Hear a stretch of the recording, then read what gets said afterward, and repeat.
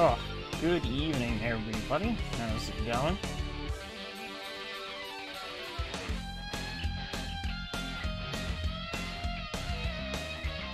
Whew.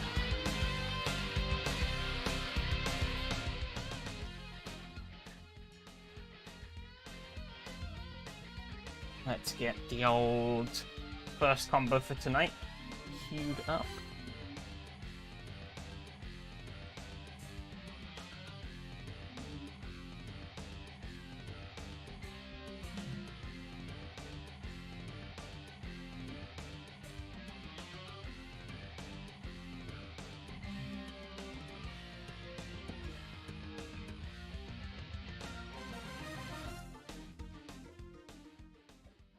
Hey.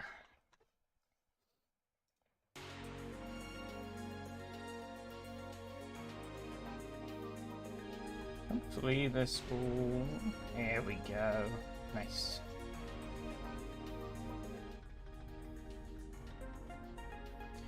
Whew. Alright, don't need to worry about setup or anything. Just do.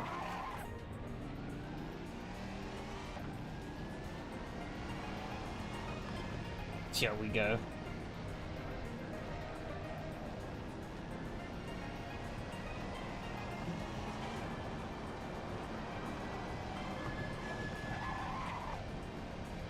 Throwing a little bit of AI in a minute as well, because I mean, why not? AI aren't the best around here, admittedly, but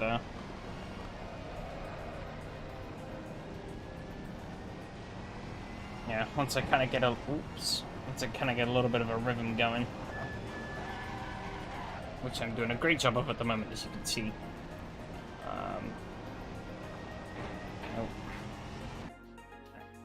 Restart the session quickly and dial that brake bias right back.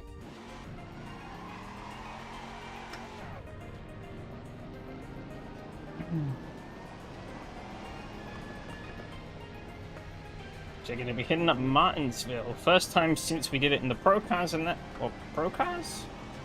Are they called the Pro Cars? No, they weren't called the Pro Cars. Top Cars, that's it. I knew it was some three-letter sort of big word, and then... Cars. Top Cars. That's it. Yeah, those are pretty fun around here. We had a pretty decent feel for that, too. That was like... probably like a year ago now or so. Crazy stuff. Time flies.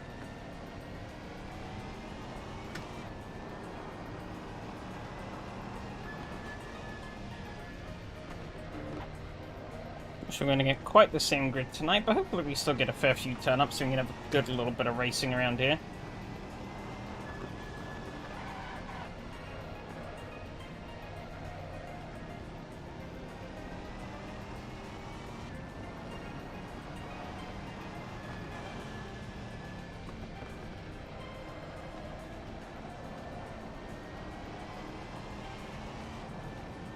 Faster this lap, but that's okay. Not far off either. That's a pretty shit run out of that corner.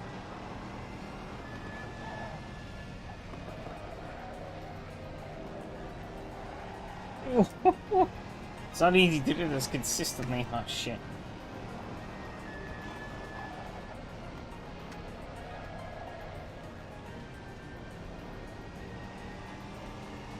If I just keep it in gear, what happens? Just roll it all in third. I think the tires are too hot. I'm gonna have to retry. Thing for optimal lap times, your tires are only good for a couple of laps really before they heat up. Of course, in the race we will have to deal with that, but not terribly hard to manage. It's all about getting into a rhythm around here and just kind of dealing with how things change. But once you're in a rhythm, it's not terribly hard to just work with the changes. Especially if you're kind of going off of feel more than raw numbers, which is kind of how I typically go about things. Yeah, okay, dropping to second is definitely beneficial. I don't know why I thought it wouldn't be. I guess for some cars it is a little, but here, no, fucked so much. Low down in third. It's just not worth it. I got a better run off the corner there. Since the brake bias will be far forward again. And I've immediately bugged it. Yeah, missed your braking zone by just a couple of meters can be pretty devastating here. So, it's something we definitely want to be avoiding.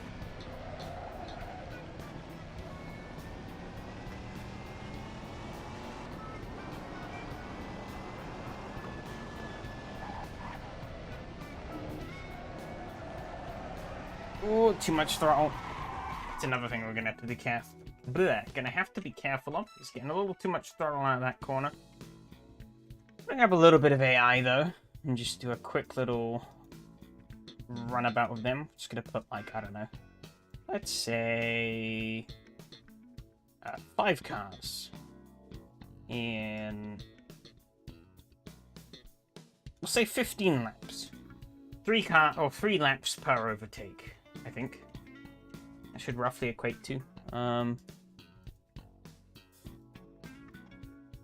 See what we can really do with that. I think the AI are going to be running the AI default setup that you can see I have here. So that might throw a bit of a spanner into things, but we'll see. I think I can still run better than the AI though, even without that.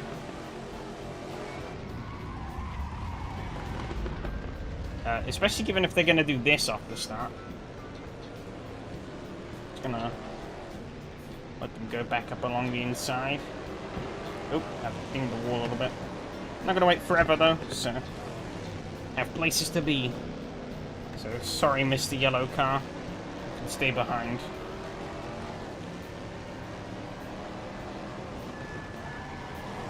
Whatever though, I do need to remember to dial this back. Maybe 65 might be better.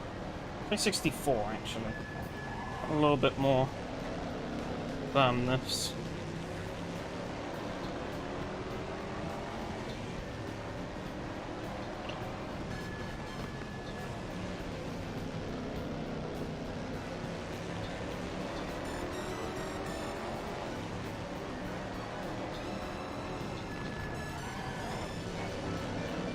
Actually get a nose up the inside here, that's good.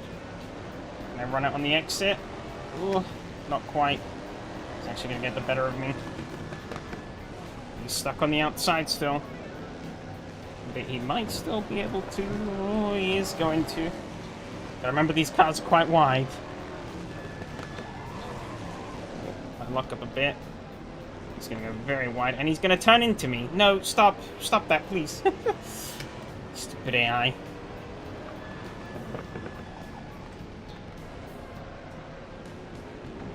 Oh my god. He's running into my back quarter panel.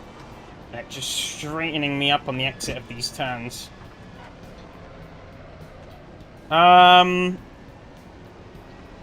It should be, but I did only let him know a couple of hours ago. Which was my oopsie. So, it's probably not.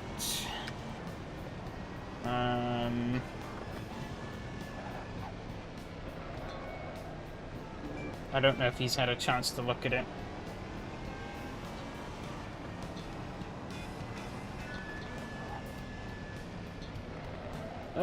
It might matter quite a bit here, to be honest.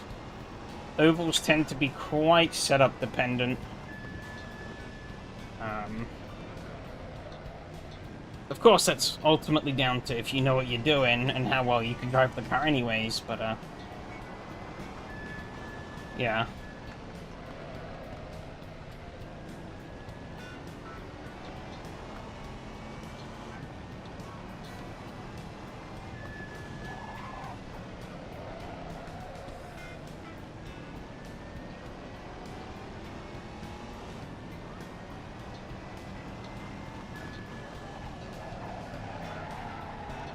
Over that one. I don't think you're going to be able to stop getting the outer tires pretty cooked, though. That's just kind of an inevitability, really.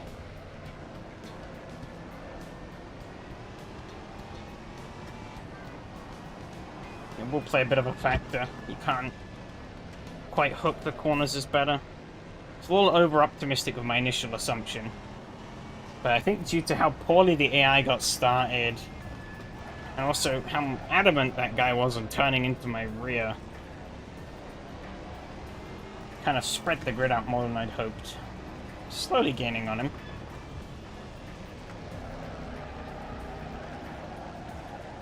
Oh, you have to watch out that rear end though, because it will go on you if you're not careful. On the throttle up on the exit of the corners. Definitely got to treat it quite gently.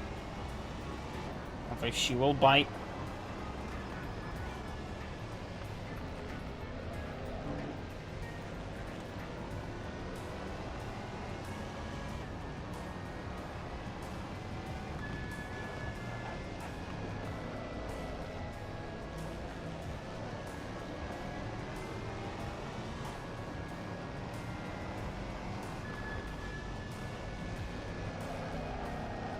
Oh, no. Oh, I should have backed down there. Rear end was sliding on the entry. Fucking AC. Tire physics. You can hear the tires are squealing all the way through the... Oh, no, wait, not quite here. Sorry. Yeah, you see, the rear end's sliding from the moment I release the brakes and turn in. And whoop-bang. Oh, the server's open. Oh shit, here it is. I haven't actually gotten the ping. Ping pong.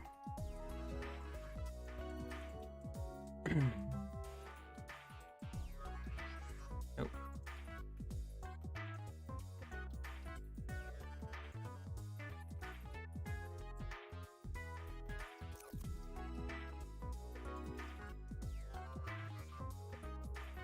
Let's see. Oh yeah, so it is open.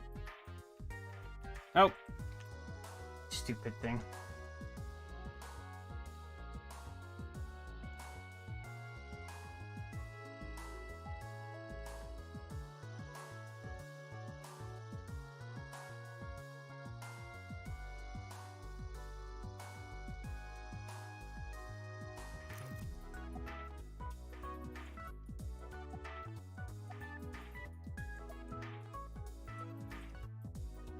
Yeah, I didn't see any response from him, so I am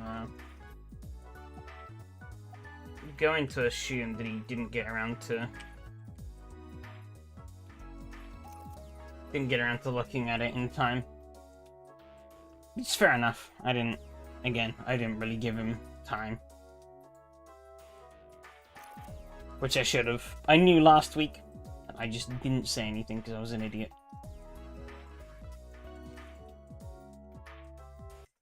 Well, what I forgot, really, but meh.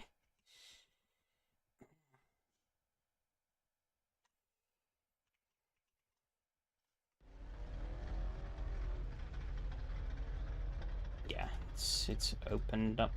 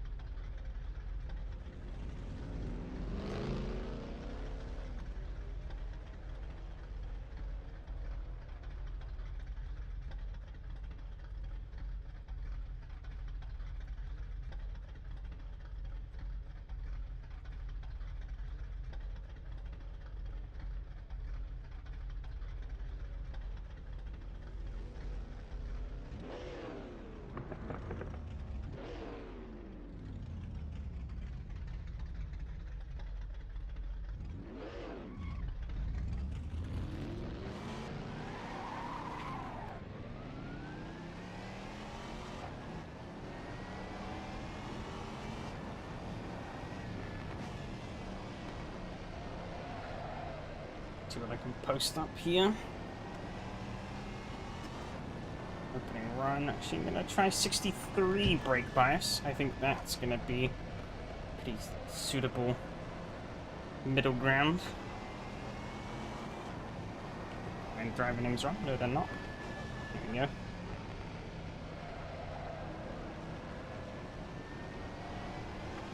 I've had a bit of brake lock in with 64, so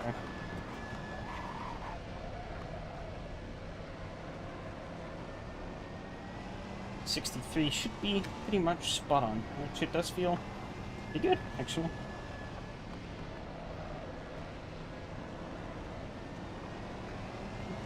Woo -hoo. Big snap on the exit there.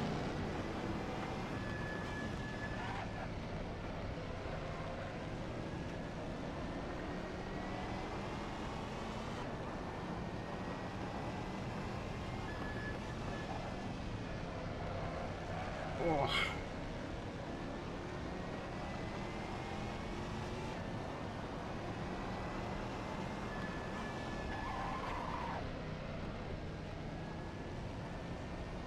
So I guess saying default fuel can actually be enough is good.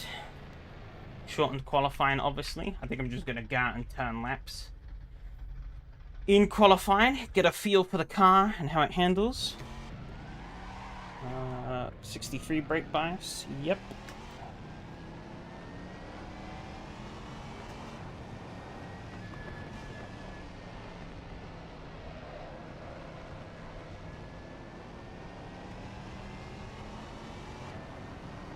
We're tight, but it's kind of hard to type while turning track. Oh, I think I might have broken the qualifying. Oh well.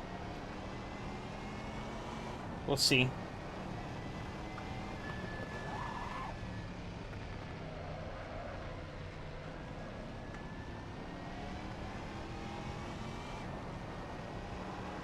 Oh yeah, I definitely have, I think.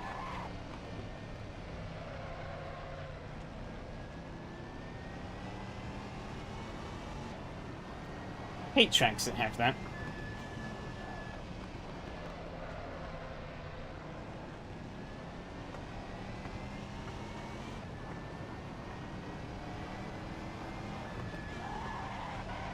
Ooh, bit of a lock up there.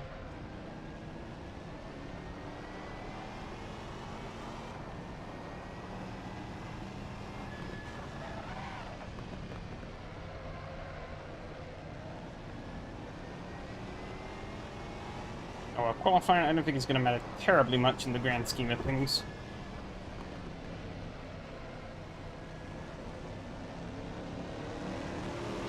Ooh, I might go hit the wall there.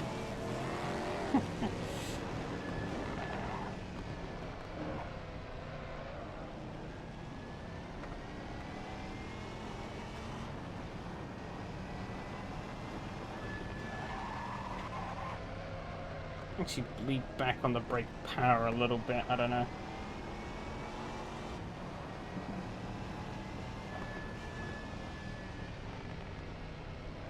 Don't need the full breadth this thing has.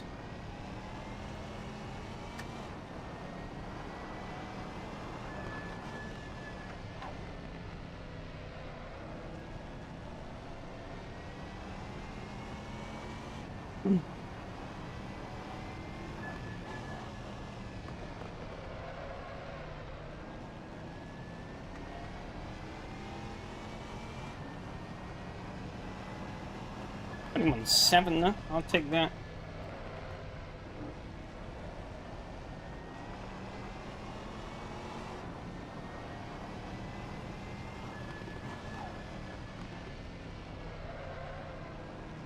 I don't think anyone's really been able to break that.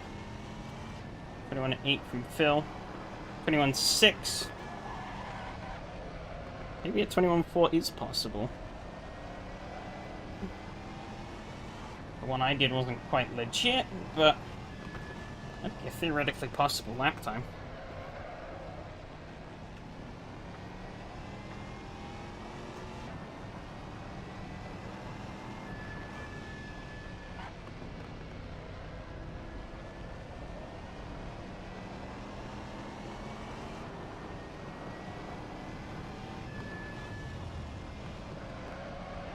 Is that really the line I wanted?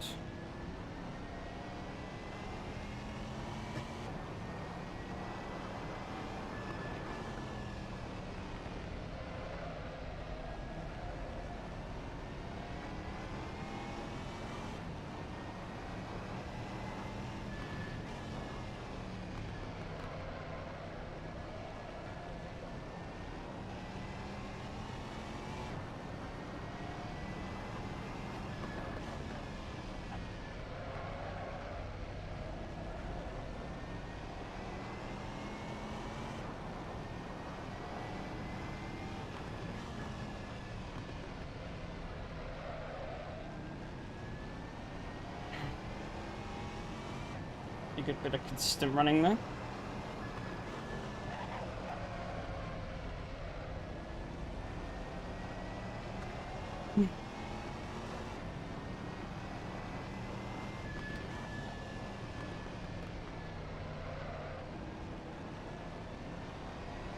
I got the groove down. Just gotta be careful on those tires.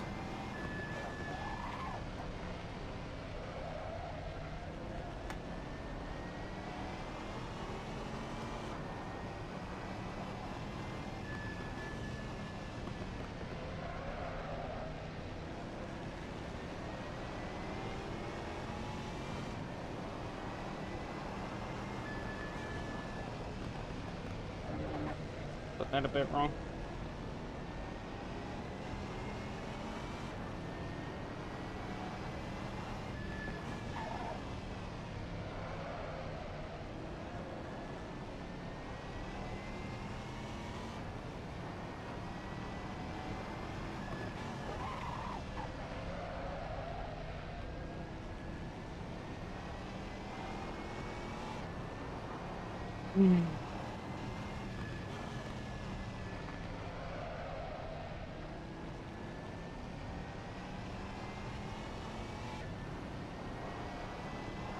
Anyone behind? Holy shit.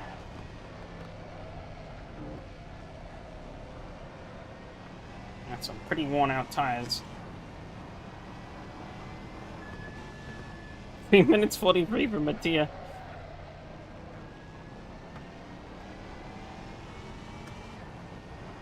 Staggering speed. It's the end of qualifying though. Actually got closer to that lap time than I thought I would. What's this going to say? 22 minutes on the fuel. We should be good on default then. Perfect. Crank that up to 63. So yeah, literally all I've done is crank the brake bias back to 63. What was that? Yeah, 21.8. That's the second fastest time. So I just pretty much need to keep doing what I was doing. I was definitely at 63.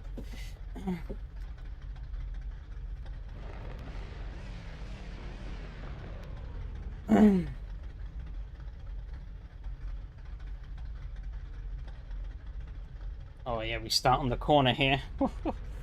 That's gonna be juicy. I don't think I ever really started from here before, actually. Well, I would have in the top cars, actually.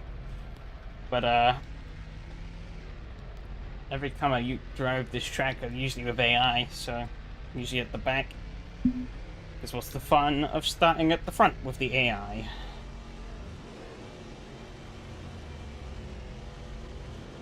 Make sure I get a good launch here. I have the inside line, so it does kind of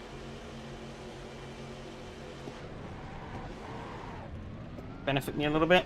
Hey, Mihal, cheers for the luck. I will need it. Oh, get a bit of a wobble. But Yari got a terrible start, and he got swamped by everyone, so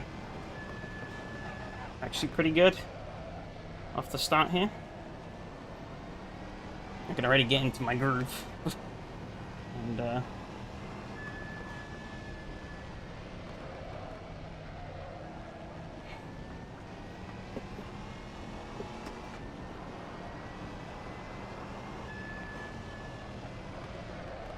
overshot that a little bit.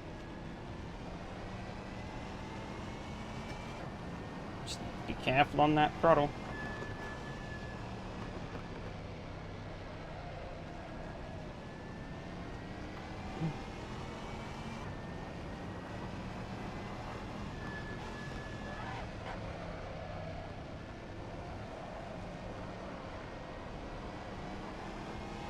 Not great. Got a bit of wiggle room to play with though, so it's not too bad at the moment.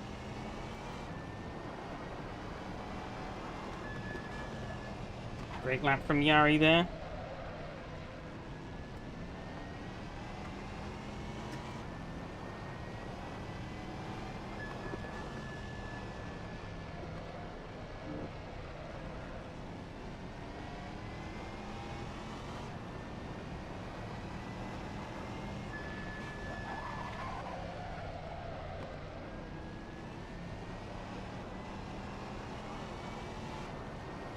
Pretty much keeping him at a steady bay, though. This might be a little bit of a dull race for you guys watching. Not for me driving, though, because I have to be pretty much inch perfect.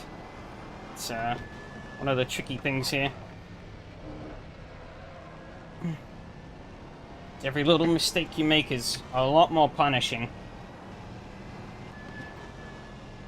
So you gotta play your cards a lot more careful.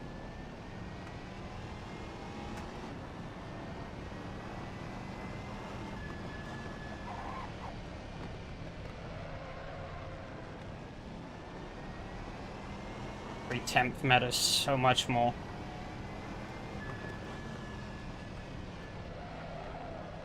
You know how hard it can be to make them back up once you've lost them.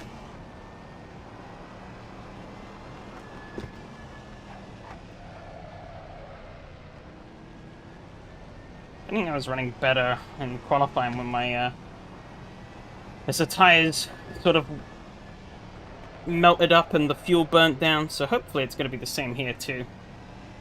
I'll just start running better and better as the run goes on. A really nice flow going in qualifying. So I'm going to kind of just run that through this race. Seems like it's working.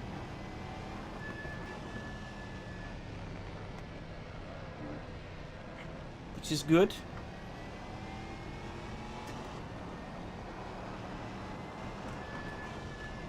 Maybe shouldn't qualify for these races.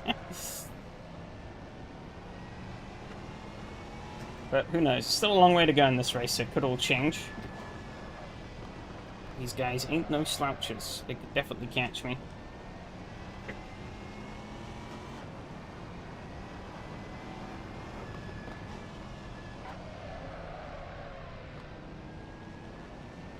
Got quite a few laps to clock through here, so they're going to be working and trying to improve themselves lap after lap, no doubt. Bit of a wobble there. All good.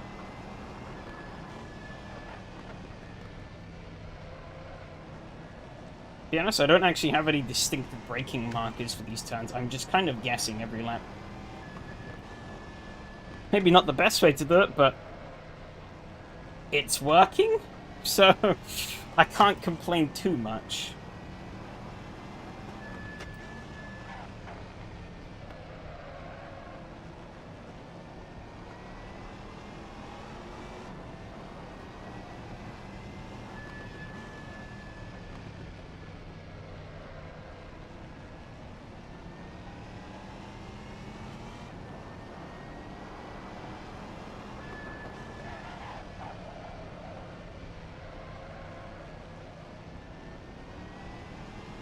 To be honest, I had a cracking race last night in the old little G-Days with Michael's series.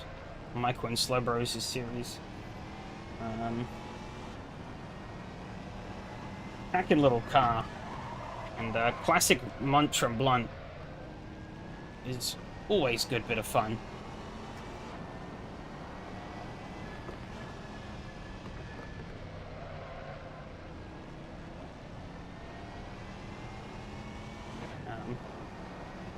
Qualified third, but kind of fumbled it a bit.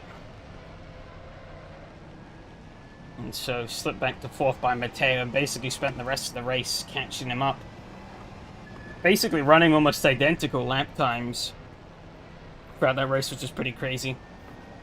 Every time I'd knock a tenth off of him, he'd knock a tenth off of me. And it was just that yo-yo for like 30 minutes. Well, like 20 minutes, I guess. Caught him at the end. We had a pretty good scrap over the last couple of battles, but he just about beat me.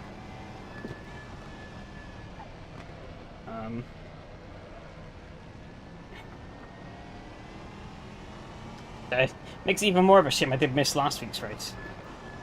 Might actually be somewhat reasonable on the point standings, I don't know. Oh, little yellow flag, someone might have had an incident. Oh, yep, someone has. It's Michael. We got our first bit of traffic to deal with, maybe.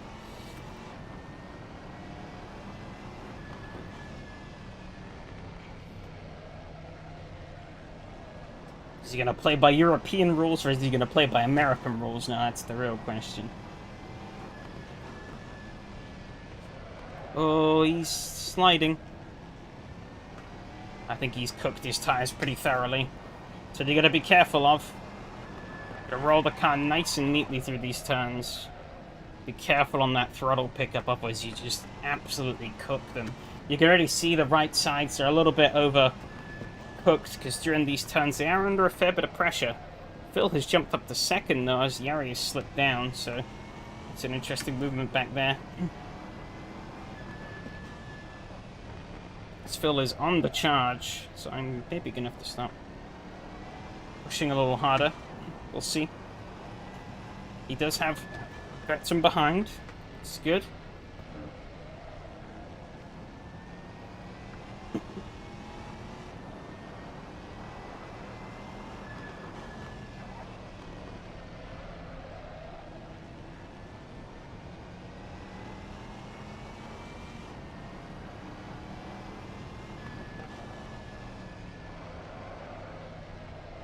I got left 11 minutes and 54 seconds.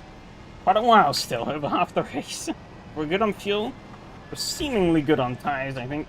I did do a long test race to see if the tires would work out against the AI around the track that was more punishing on the tires, and they held out pretty fine, actually.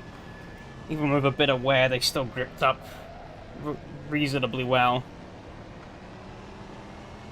The grip fall-off is very gradual, so... The lap times don't seem to waver too much because we sort of burn off fuel pretty relative to the tire usage. But I'm clear. I think I am. Just about, yep. You can see at the bottom, I don't know how clear it would be. But you can sort of see my throttle and brake inputs into each corner. It's definitely where most of the work is going in. A little bit of work on the arms. But most of it in terms of keeping this car pointing the right way is all on the throttle and brake.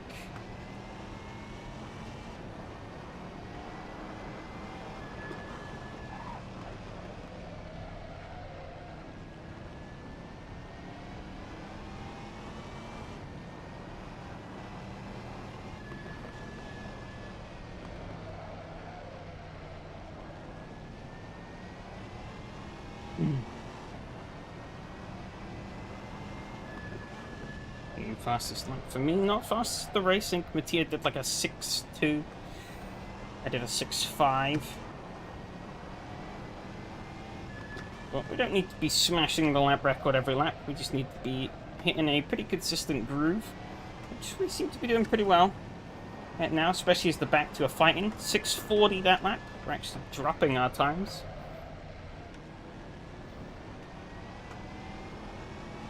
Which is good to see.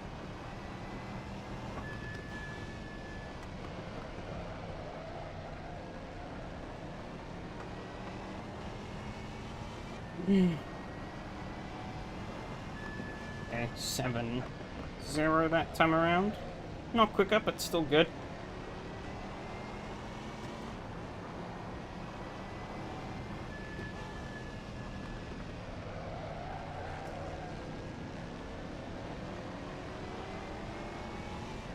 Check a bit more traffic. Dinged the wall a little bit there, but it's all good. See how Robert's going to play this.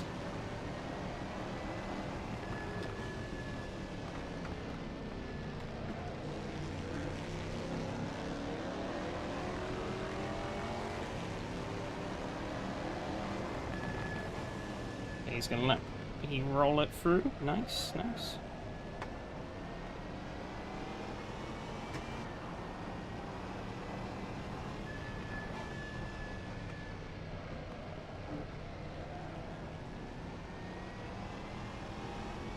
All about momentum from here.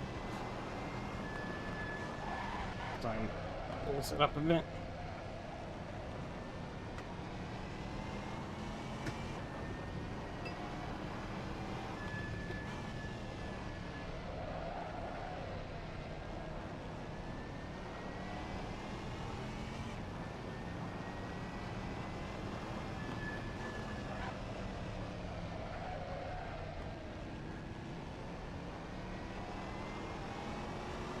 haven't really found any corners on a road course, really, that you run like a sort of short track banking. You really sort of... You don't leave it late, you just cut in immediately, pretty much. And just cruise through that line on the middle until you get to the exit, and then pick up the throttle gradually. Trying not to overstep the car too much. I guess most hairpins on road courses aren't this long either. It's a pretty short track. Obviously, it's where any... You know, the speeds we're reaching aren't terribly high. We're not leaving third gear on this car, and this car's not really a speed demon in terms of raw top speed. Doesn't get too far over 200 kilometers an hour, even. That's only due to the gear ratios being fixed at that speed, rather than the car not being able to go faster than that. But, still is pretty indicative of the speed of this track. It's not very quick. But these are still relatively large hairpins by conventional standards.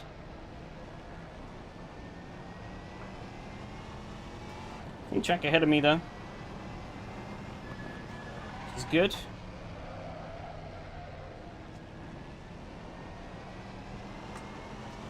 And get back into full rhythm. 6 minutes left on the clock. The bear is still ahead of Phil and Mattia. Tires are holding on still.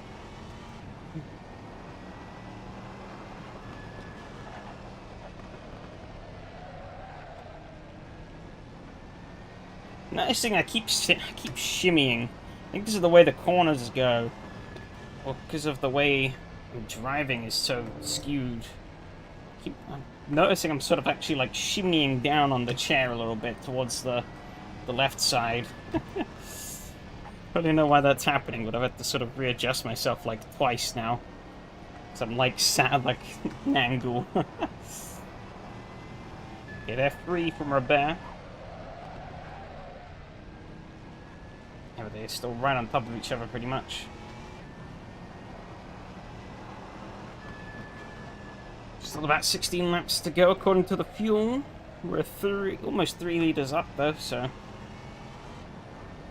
we're pretty cushy on that regard. Can't really push much harder than what I'm doing now, so maybe you could. Could be a bit more brave on the throttle, but I don't really need to be at the moment, so... Or a bit more brave on the throttle and brakes, but I don't really need to be, so... And that would negatively impact the tires, obviously, as well. As I would only cook them. So, I'm going to keep that in the tank to when I really need it. To use up those tires.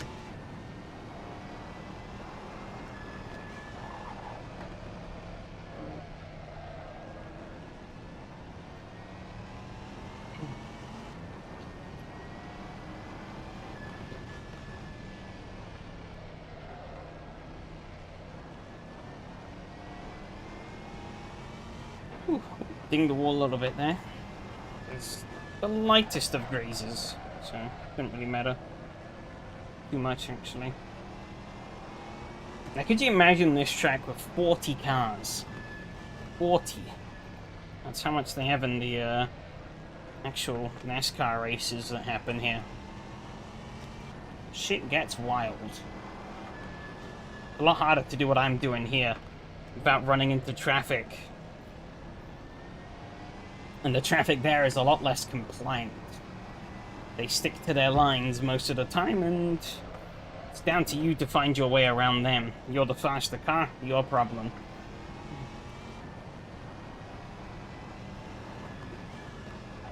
I don't have to bend the knee and let you by. I mean, they don't here either, but people are choosing to. Because they deem that that's the right thing to do.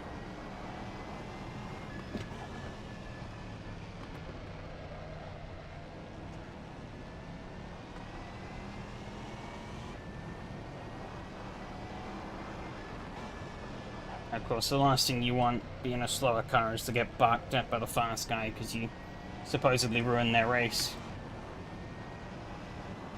Which, you know, unless there was actual contact where you did something really silly, I think is stupid.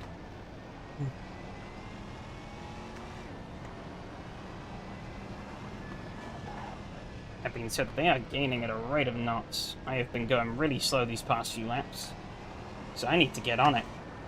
About 3 minutes to go. I'm apparently slacking.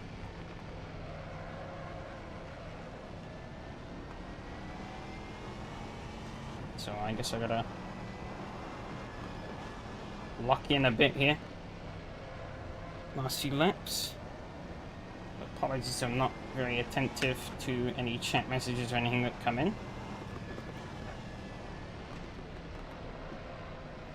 Led this far, I'm not gonna piss it all away in the last couple of laps.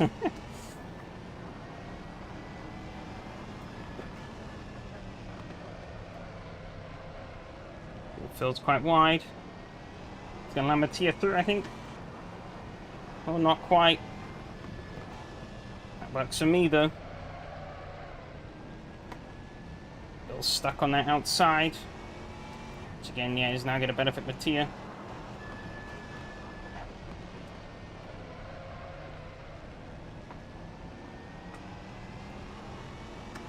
Mattia has taken the lead. 1 minute 48 to go. About 6 laps according to the top. Sounds about right, I guess, given it's about a little over 20 seconds a lap. See what Mattia can put on. Now that he's broken away from Phil a bit. Is he going to be able to pressure me in these last 5 laps? Well, if I do that, he will.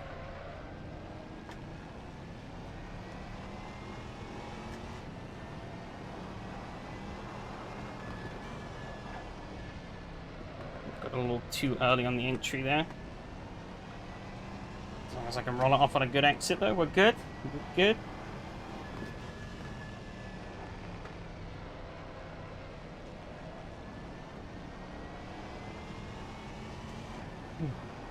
Three to go. But that is usually wrong by about a lap or so, especially when the laps are this short. But I'm gonna take what it says as gospel till I see that checkered flag. Of course, I don't have a lot of time to think. Well, the next corner is hitting me.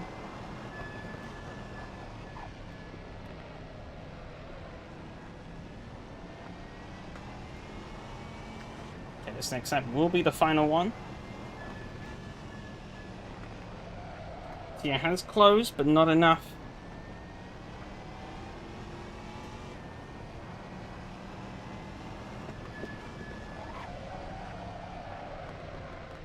Took a bit of a slip up for me, which I almost did there. Room to take this from me. Not a great first corner. He didn't get a great run either, it seems, so not really enough to capitalize. Just gotta nail this exit here. And whew! There we go.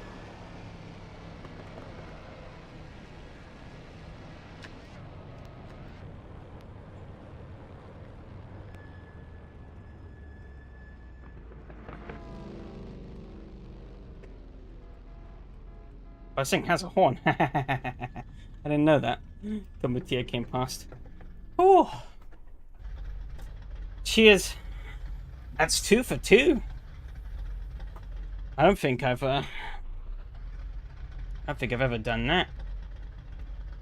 Oh, 0.1 liters. Oops. Oh no. I think Mike will run a little short on fuel. Oh.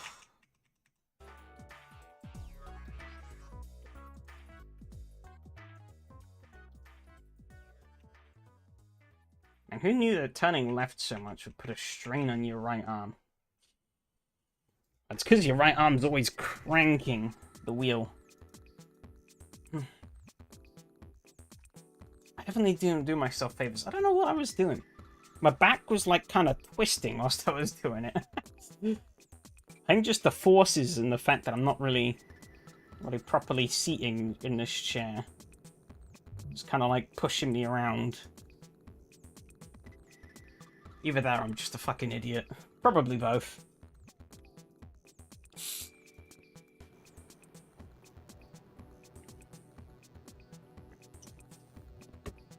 Oh.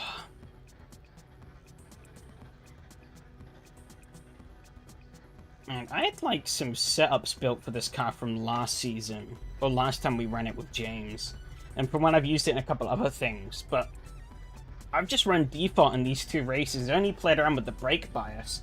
I don't even know why I bothered making those setups. This car handles like a dream without them.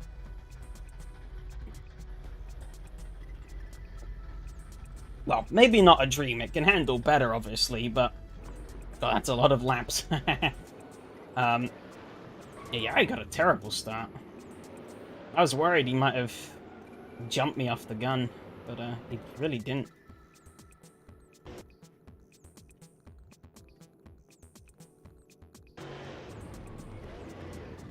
Oh yeah, I kind of did a little bit of a clutch kick, because I felt the car bogged a little bit off the line.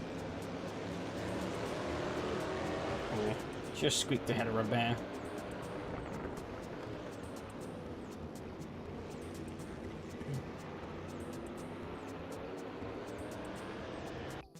These guys seem to have a bit of fun now.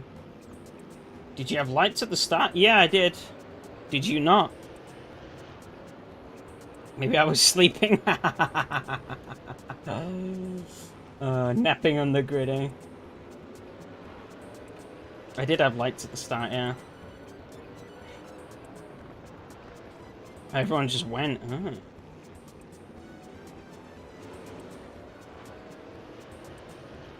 I know, weird.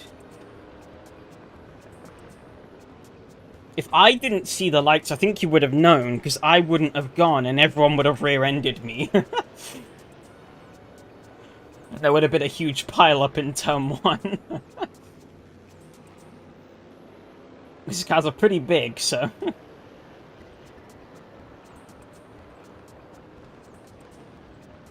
I wouldn't go as far as to say it was faultless, but it was pretty consistent drive. It's nigh on impossible to be faultless around these kinds of tracks, though. I have to be so on it.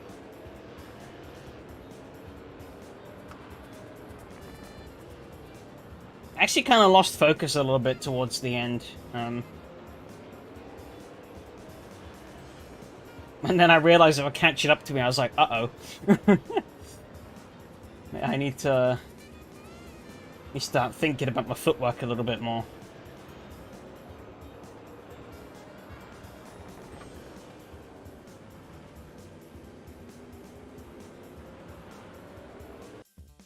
You can really get into a nice groove.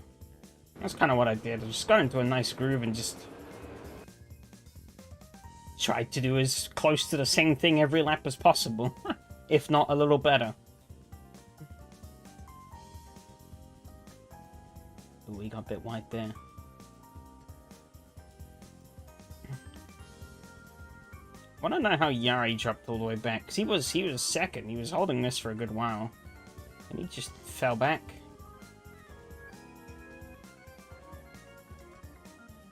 I wonder if he maybe had a bit of a squabble somewhere.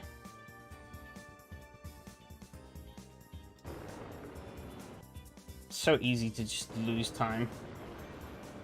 Oh, is there an overtake back here, though? Ooh. Saucy. Let's see. Oh, he gets wide.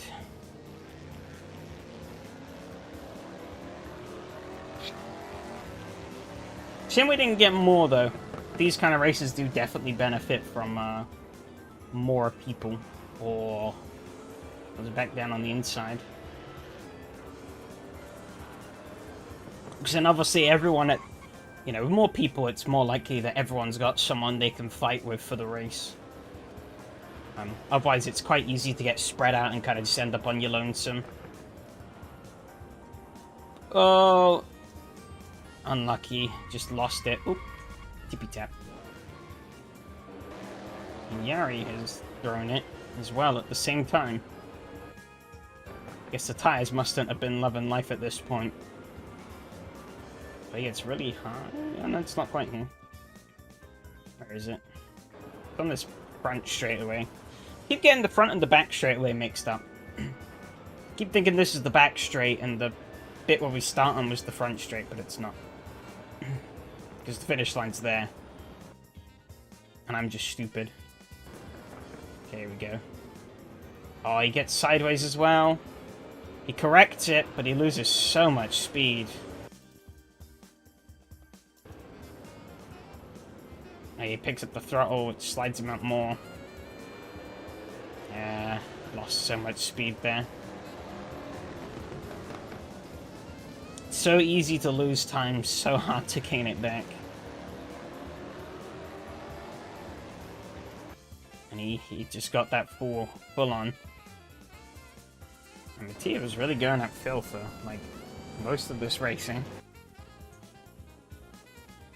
Because, yeah, there was Michael going again. I guess your tires are probably already cooked. That's the problem as well, when you cook your tires a bit, you gotta kind of ease off a bit to cool them down, so it's doubly punishing when you do that.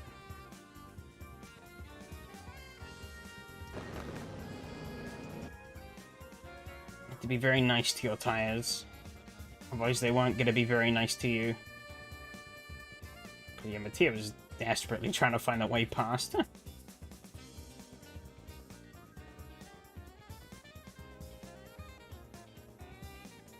Just couldn't do it.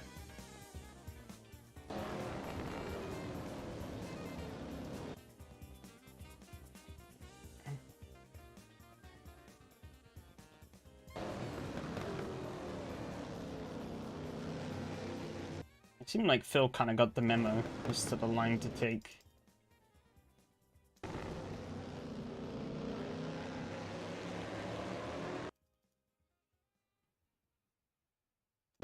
If only this wasn't AC, could have maybe leveraged a little bit of the ooh, you got a wobble there. Could have maybe leveraged a little bit of the bumper and got him past him. But you try that in AC and you just kill the person, because AC's collision and tire physics are great for this kind of stuff. He was really trying to go. Just couldn't quite get it to happen. Until later on. What was the bit that finally broke the camel's back? Guess he just couldn't cope with the pressure. I don't know. We'll see. Where did that happen? He's attacking him like all the time.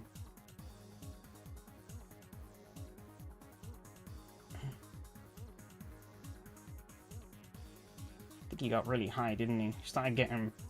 There we go, yeah, here. He allowed Mattia to spook him with a bit of a nose. And that pushed him out really high.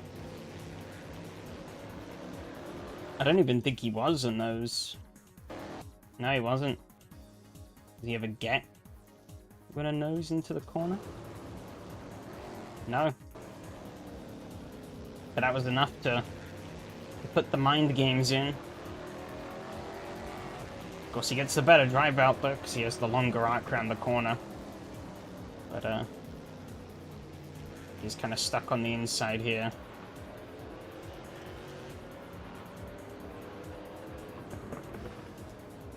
I'm guessing he just loses out here, yeah. He just decides to falter back and sit back in line. Did he hit the wall there a little bit? I think he might have cushioned the wall a little bit. Yep, little kiss. Yeah, they got pretty close to me here, but luckily that was just about enough.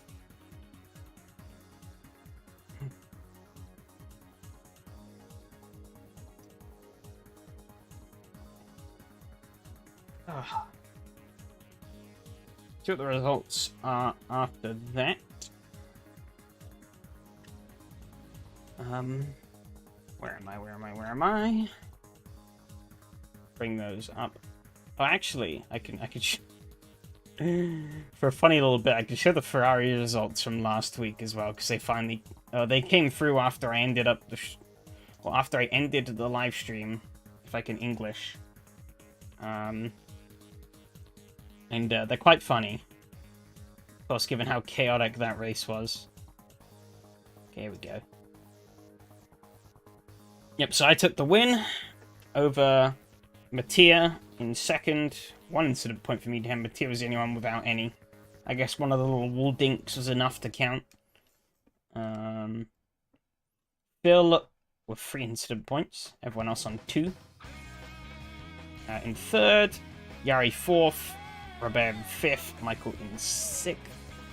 Pretty close lap time. Everyone was in the 2:21s, which is good. 21.64 or 6.4 for me, 6.3 for Mattia. So it's just that bit quicker. 6.5 for Phil, 6.4 for Yari. So Yari's about on pace. Yeah, us top 4 were really tight on pace, at least in terms of peak pace. I think overall I probably just had a bit more. I think that good start was really what sealed the deal. I was able to just get in a rhythm and just bang out really consistent lap times. Whilst they had a little more, pressure throughout all of it, which kind of probably hampered their consistency a bit. Robert with 7.8, it's pretty good still, and Michael with an 8.7, which is still pretty decent. Everyone improved as time went on. Because I think we were seeing like 22s, 23s in qualifying.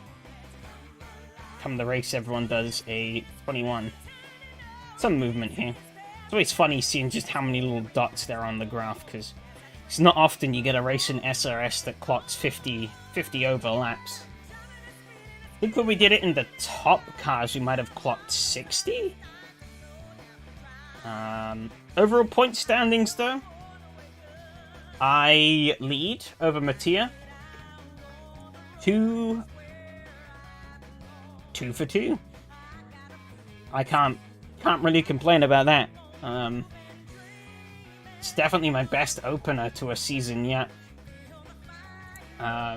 11 points ahead. Of course, still have 4 rounds to go. We've got pretty interesting mixture of tracks to come, from Kimura to Grobnik, then to Phoenix, and then rounding things off at Modena, which will be interesting. But yeah, it's gonna be tough. But yeah, I think I'm definitely this early momentum is definitely gonna help. Kimura is probably my weakest track, I think, out of the current lineup. So we'll see how that goes. But other than that, yeah, really can't complain.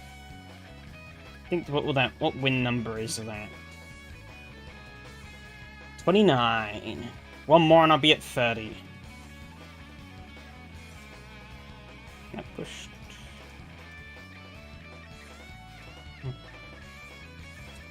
The Ferrari results from last week, though, just a little sizzler. Of course, these aren't massively important. But what I mainly want to show is this. Straightened out a little bit towards the end. We're still kind of all over the place, but that mess at the start, oh. Of course, yeah, I pole last week, then down to 5th, up to 3rd, then down to 6th, then climbed my way back at the 3rd to only lose it to Michael at the end.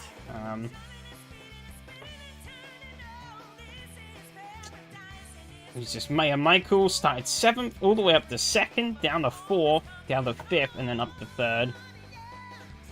Matthias started 9th, dropped to 10th, climbed his way up to 6th, then 5th, then 2nd, which he held for a long time because Yari had broken away. After the mess at the start, he held that lead for most of the race, of course, until the final lap where he lost it. But yeah. Chaos. Let's close that, though.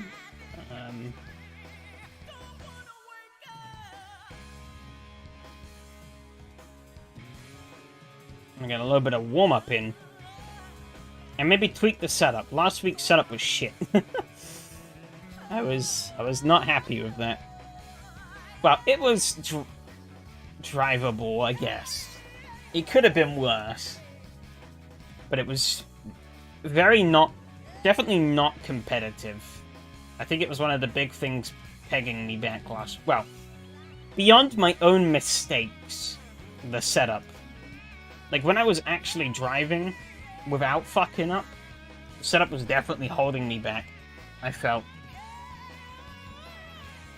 And that's no one to blame than myself, because I made the setup. So I'm not really trying to use that as a...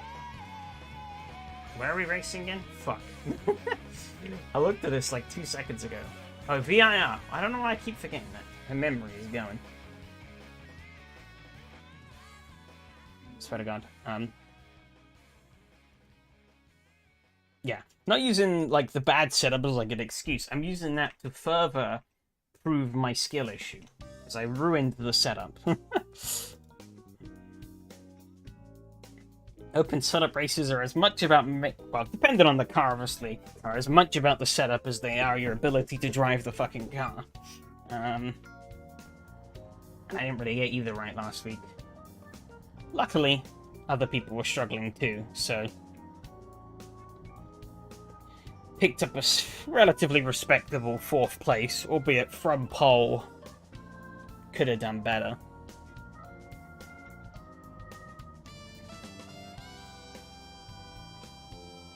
Let's see, Sebring 2021. And of course, it's gonna tell me, you know, I'm gonna take the raw base I made again. Which is also gonna tell me that it's wrong, but I don't care. I don't get that. This setup, when I made this setup was fine. It wouldn't allow me to save the setup if it wasn't. But for some reason, it's just not. I couldn't tell you why.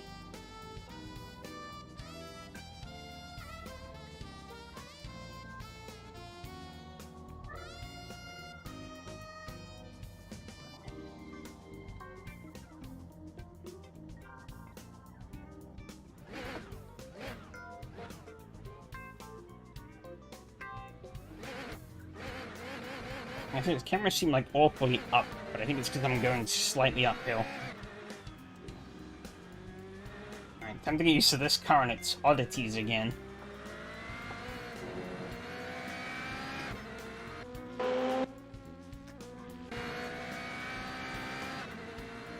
I hope everything was back to normal after I fucked around with it last week. Otherwise I'm gonna be screwed when the server opens.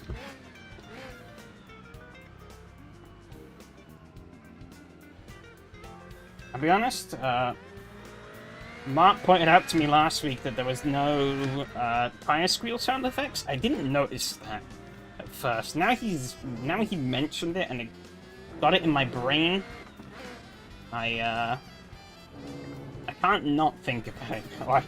I can't not hear it now. Well, can't not hear it. Just never heard it in the first place.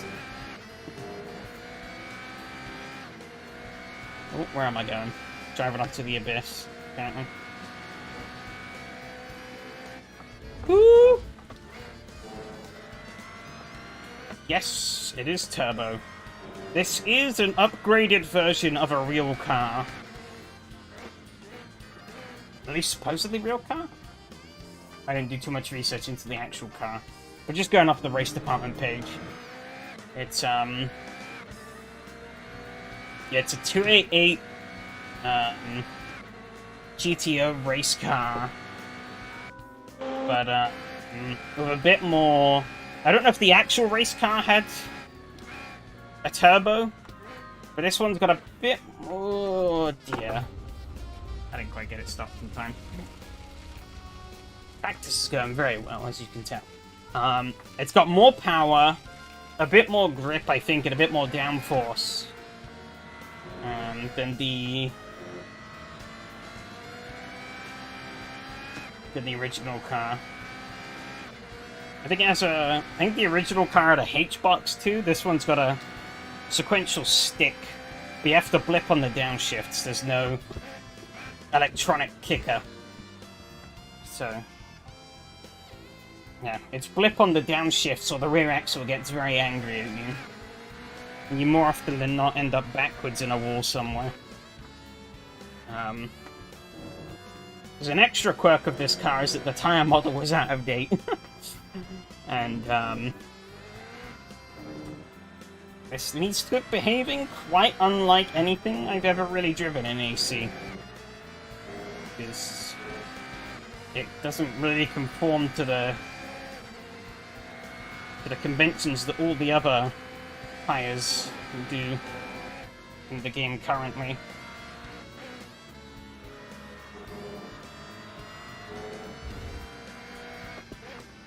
Kind of just has a mind of its own, really.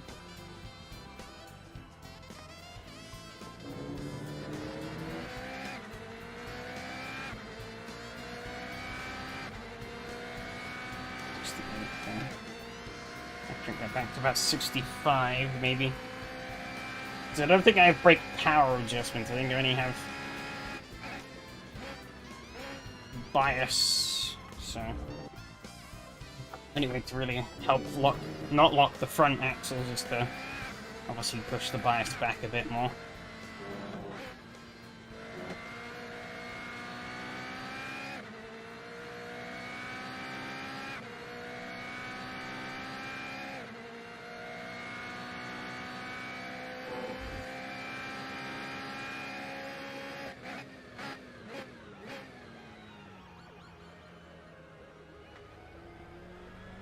Fun little car to drive, though. It will bite you if you as much consider stepping out of line. But when you like that. But when you're just about in control of it, it's a pretty fun thing to drive.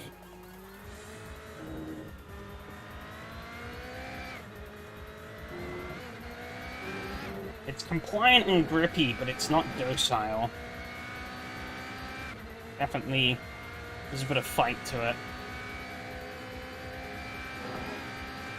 Oh, that front end kicks up.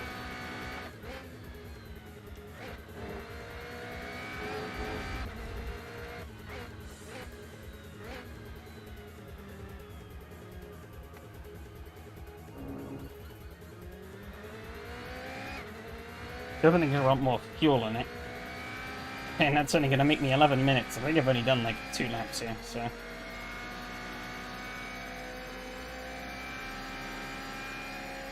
the clutches need to get a good start, and these things, yeah, definitely. As I learned the hard way last week. I tried to ride the clutch last week, and it didn't work. I fucked it up royally.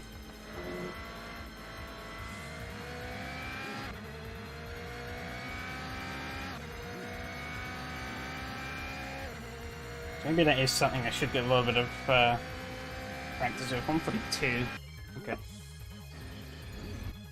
think I can maybe get away with pumping that up a little bit. Might add more fuel, so it's gonna drop the rear end down. And we're actually gonna add a little bit more diff power.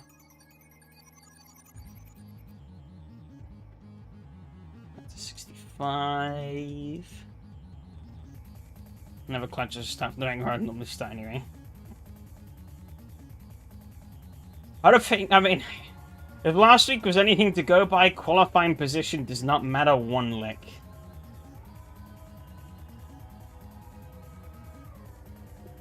We'll all be off and in the bushes somewhere at some point. And trim a bit of fuel out of this. 45? Yeah, 45. Should probably be about good.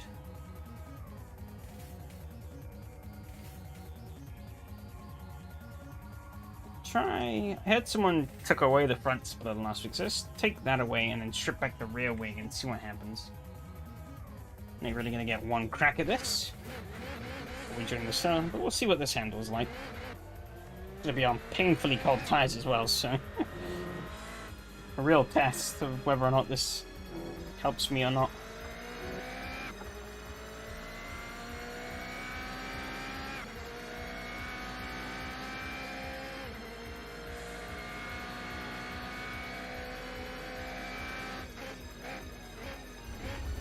go, tire lock, and I got on the grass, and we've...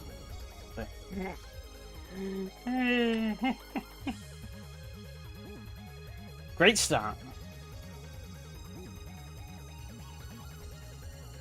Probably a server time, though, I think. Yeah.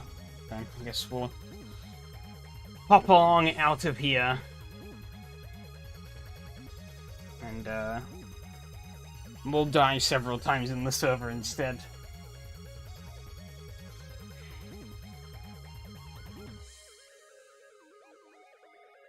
Saw there were 9 registered, so might have just eclipsed the... Might go into the double digits, I think, because that was like 10-15 minutes ago. Maybe not also. But as summer's winding down there, I'm seeing the numbers going up again, which is pretty good.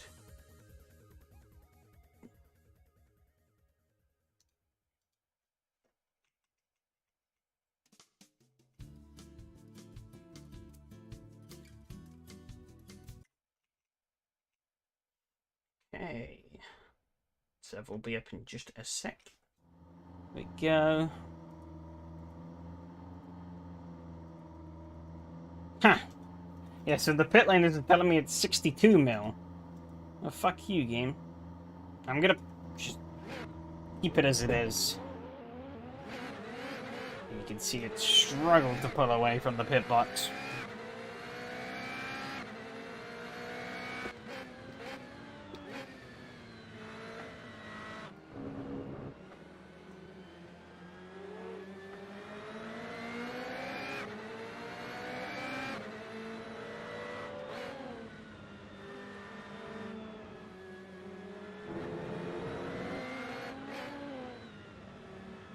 Oh, bit slidey.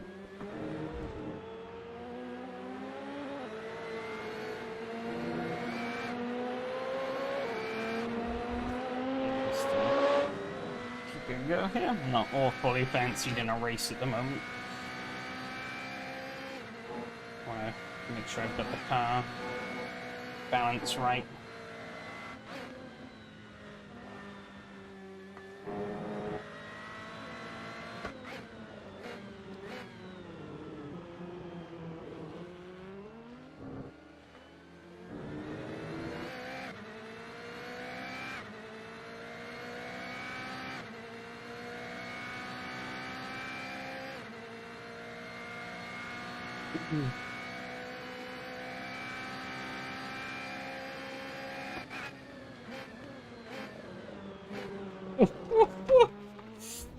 Oh dear, I overcooked that big style.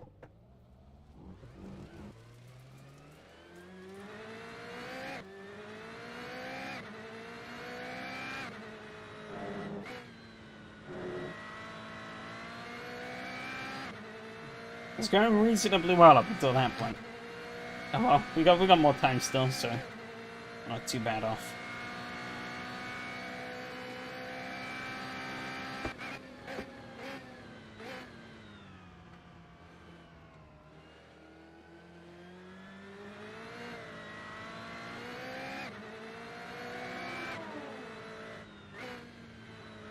Driving this car is a good exercise, though, in reminding me that version 10 tires... Well, we have a 10th version of tires for a reason. That's for sure.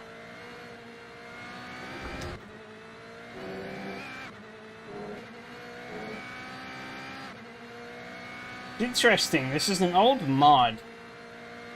I think it's one of the only old mods I found that came out between the Fmod sound update and the V10 tires update. Of course, I don't know, I have only picked up AC in 2018 after all the updates are finished, but sort of seeing some things from playing around with some older mods, there's typically like a few key things wrong with older mods that haven't been updated into the current day. First one being obviously older tire model, like this. Probably the least impactful. Because, I mean, this is still a drivable car. Works perfectly fine. It just drives a little quirky, is all. Broken sounds, of course, they added that update which added, like, sort of... From what I could tell, they added an update at some point in AC which added Fmod support, which is like a sort of sound platform for dealing with like audio and stuff. Yeah, adding that, old car mods, you'll see they lack interior audio, so when you're sat in the inside like this, they won't make a sound. When you go out into third person, they will. It's either that or it's the other way around. Actually, I think it's the other way around. They make sounds on the inside, but not on the outside. Something like that. But yeah, it completely breaks the audio on old cars.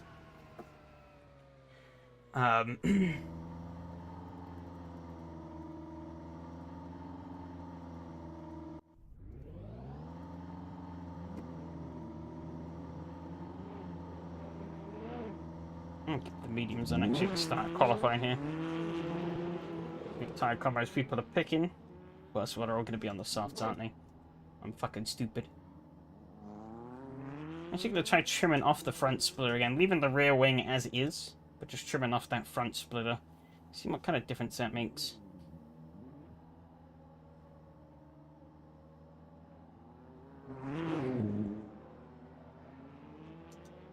Try plumping that up a little bit more as well.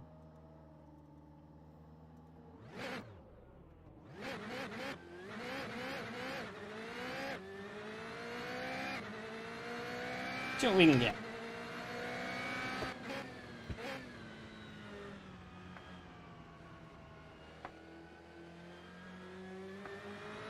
But yeah, so yeah, broken sounds is another thing that mods can have. And lastly is broken internal cameras, or just broken cameras in general. There is some update that seems to have fucked with how cameras work. So some old cars have cameras that are just all kinds of broken. They're like all in the wrong positions and stuff.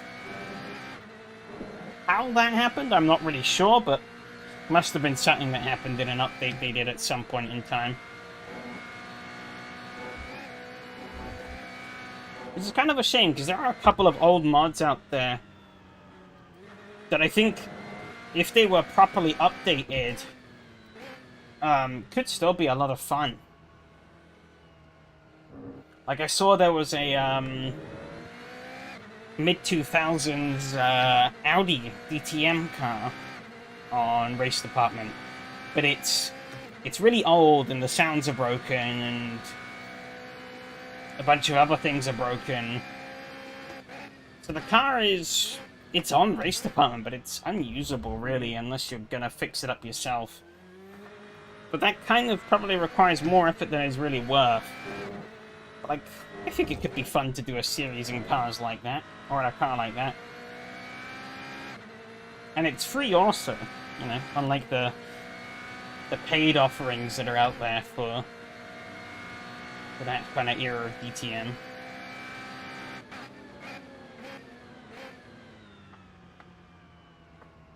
Which most of them are, I think.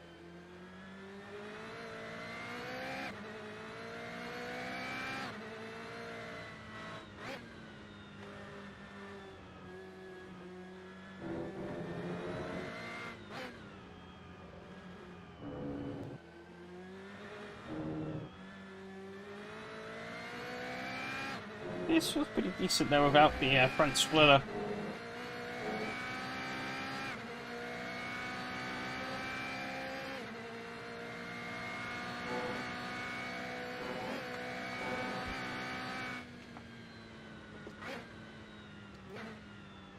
Oh crap.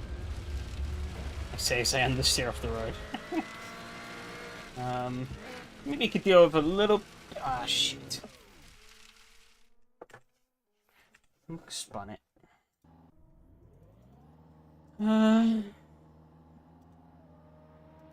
Try a little bit of a rear wing trim. Also a little bit of a boost in the power on the diff.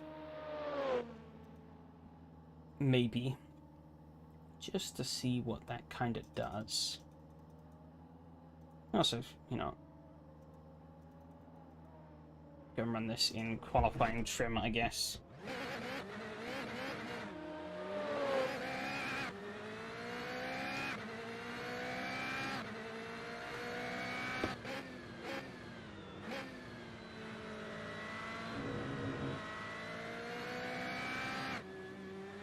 Get a feel, I guess, for how these soft tires wear through. And so we can get an idea as to whether or not we want to use these for the race, or stick with what we have in the mediums. Mattia did run the softs throughout all of last race, so definitely seems doable. Mediums didn't wear that much, so the softs might... they might start to fall off a little bit at the end, but they might be fine, actually. And I'd maybe hazard a guess and say that Sebring's a bit more... I don't know, actually. Sebring is maybe a bit more abrasive than VAR, but I can't say that with full confidence.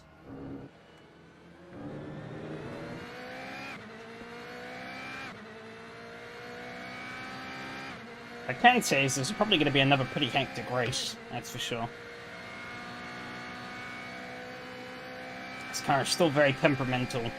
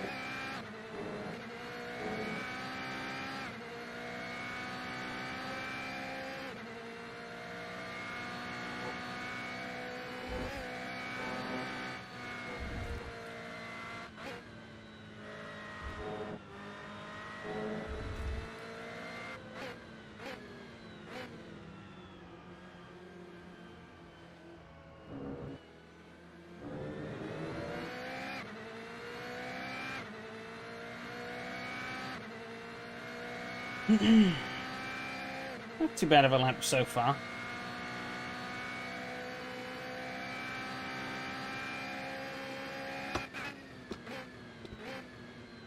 And this is where it all goes wrong. It did for Jim.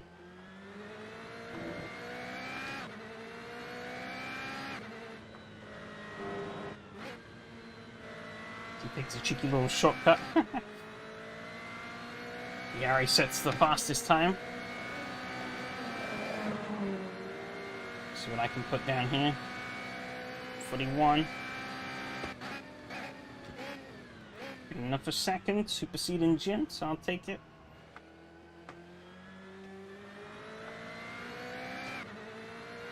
Soft tires haven't really seemed to have worn down, so seems like these could be pretty viable contender for a race tire.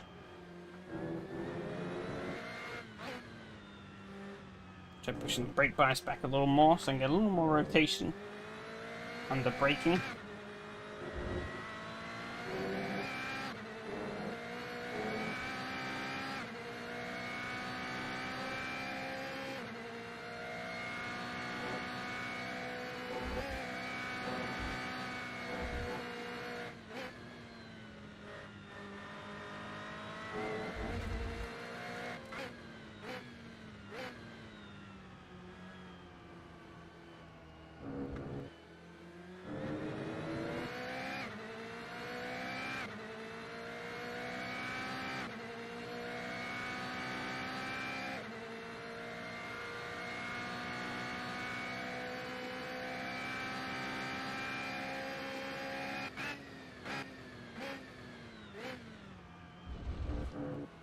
Wobble there into the braking zone, but we're good.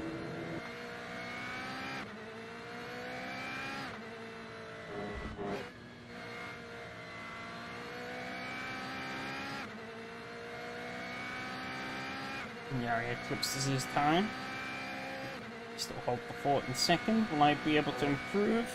I do. Have a chance at one final run.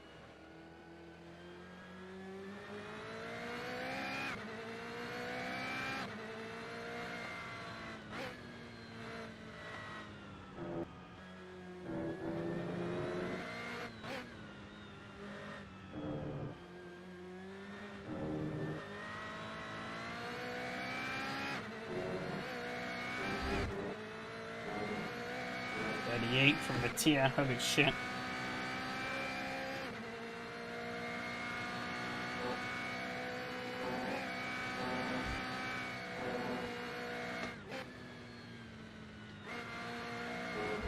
Oh, overcooked it, goddammit. Guess there's no point running it through.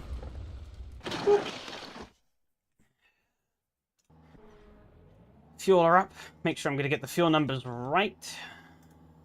25 minutes, that should be good. Car is still sitting a little high. We might be able to turn that down a little bit though, if needs be. Shrink the diff coast down to 30, but I'm gonna pray that the car doesn't murder me when we go for the race. That's even bigger step. I think I'll leave it where it is. I'm pretty happy with where the car is sat currently. I've just gotta... I guess we could try a quick start here, can't we? That's kind of bad. Skins unavailable. Carry on.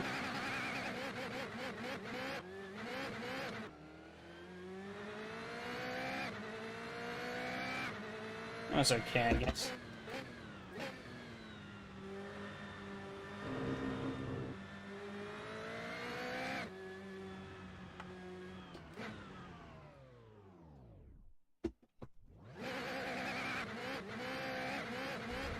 Oh, on the grass. Okay. I think. Probably still gonna fuck it all up, but we'll see. Cheers for the luck, I will need it. Now it's time to make the choice on the tires. Well, let's first check the ride height. 62 still, so I think we can... Let me trim a little bit. I'll go down to 60. Click down on all sides. I don't want to drop it too much, otherwise that might fuck the balance. Medium, soft, soft, soft, medium, medium, soft, soft, soft. Compelling. Mattia and Miko have both gone with the softs. So I think I'm gonna go with the softs too.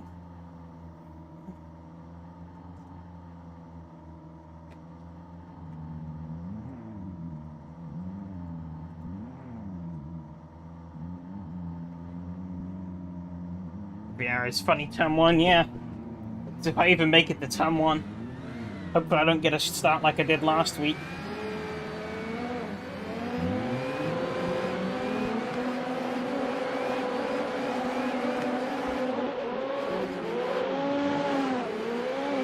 I got a start like last week, hell yeah. Actually, it wasn't quite as bad.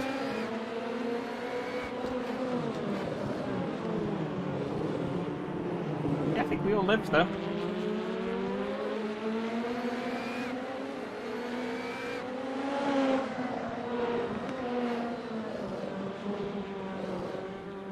Okay, yeah, not as bad as last week's start. That was dreadful on all counts.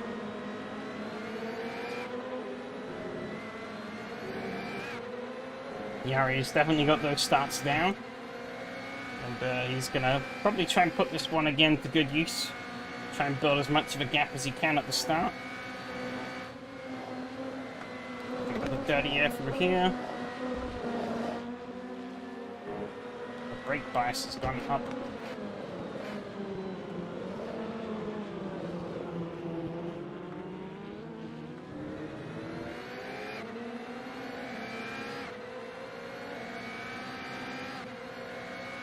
Go 63 as well.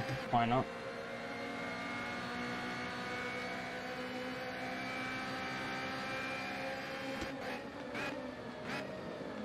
$60 was the golden number last time. Why can't it be the golden number again here?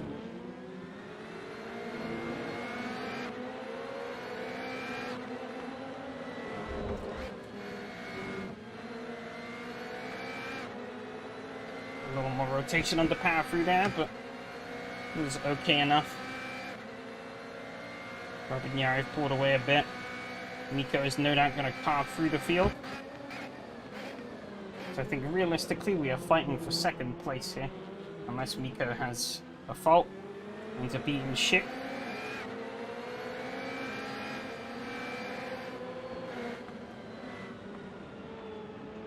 Look at that, all kinds of weird.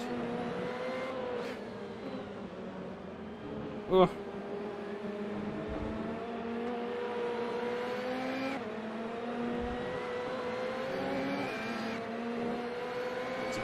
Go.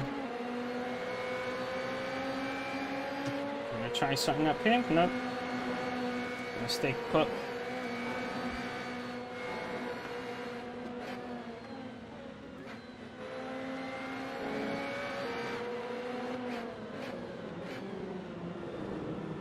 Ooh, Yari and Rob are really close. Cut a bit of the grass there. Is he gonna run on me here?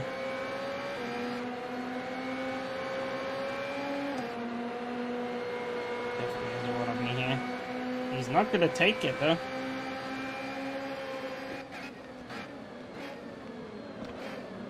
So why I was just gonna kill myself into here? Probably. It's a fair shout.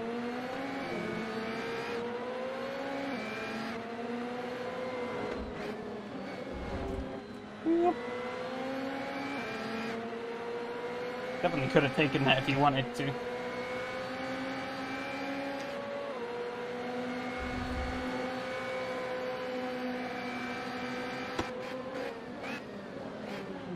Oh yeah, he's blown it.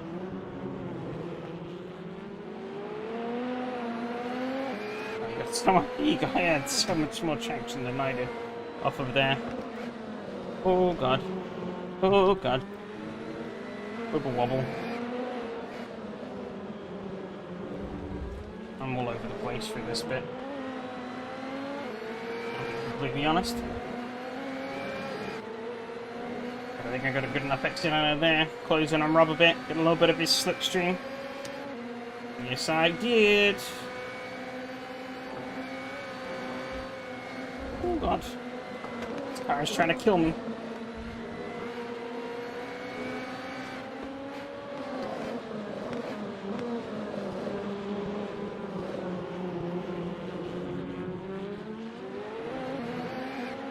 Got a better exit than I did, I think. Farm Rob slipstream a little bit. I think I'm out of it though. Yeah, I think I am.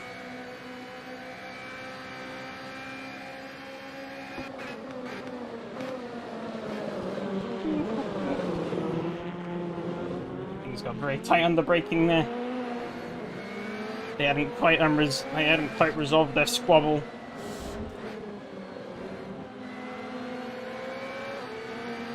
Kind of ended up getting caught right in between.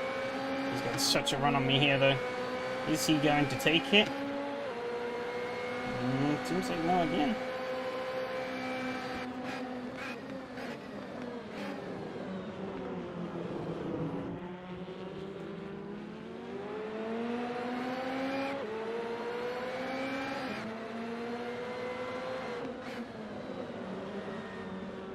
Well, that kind of worked. It wasn't intentional. It kind of worked.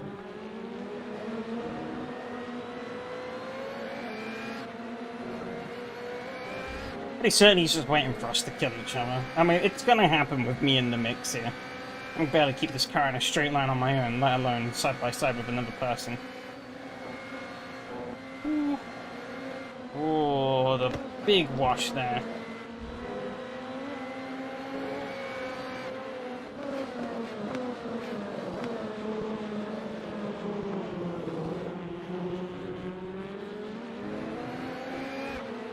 Really in Rob's wheel tracks now. Got a good exit.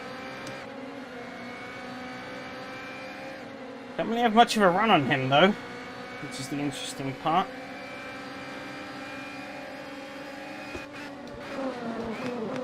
I could trick him into breaking all late. He's gonna open the door. But God knows what. Nico's gonna try and take a look around the outside, but there ain't no space. But I'm terrible for this corner. My car pushes so hard. Using the wheel tracks there behind.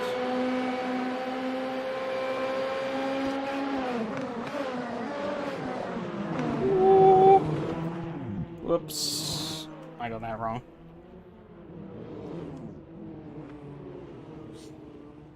Eek.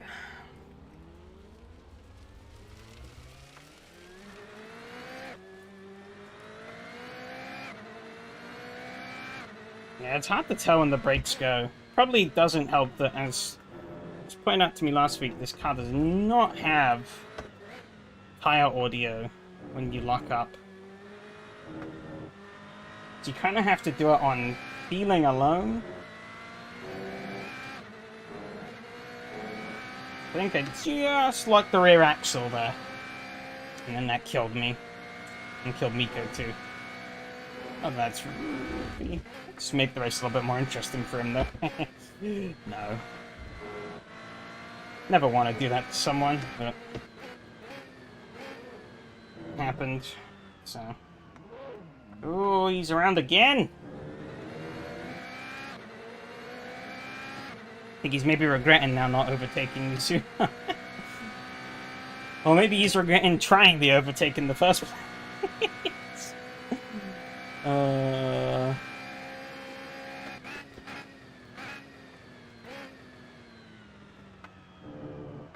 Yeah.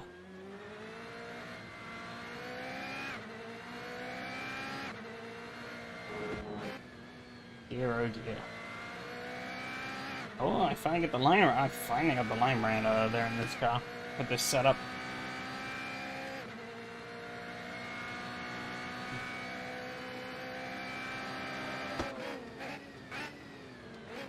Oh, I don't know. It wasn't too bad. Thought I'd overdone it on the downshift a little bit. But we're good. Let's see what we can claw back to. I think a top 5, maybe? I don't know, actually, Miko's got to get past me, because he will. I'll still try and aim for a top 5. We got 11 minutes, so... I had decent pace. Decent enough pace, at least. To not have him walk past me, so... I think I should have time to catch up to this little gaggle up ahead. Start giving them a little bit of trouble, hopefully. Ooh, my water bottle fell off. I'm going drifting. Where the hell did my water bottle go? I can't see it. Oh, I'll sort it out afterwards. Hopefully it hasn't leaked.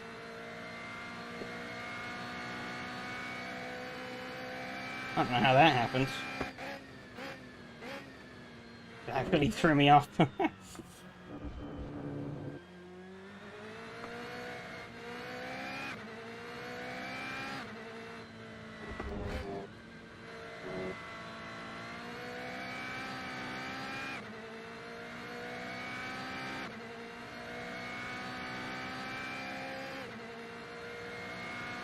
Did it go? Oh shit.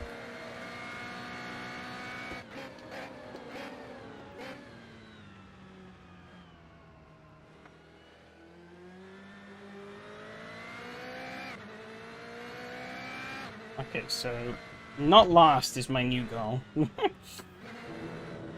And find my water bottle. So the last thing I want is if it's leaking. I don't think it is. But obviously there is a risk that it could be. Don't want that over all the electronics and shite. So... just me driving like an idiot, that's why. Trying to balance looking at the car, or looking at what I'm doing here, and looking at everything else.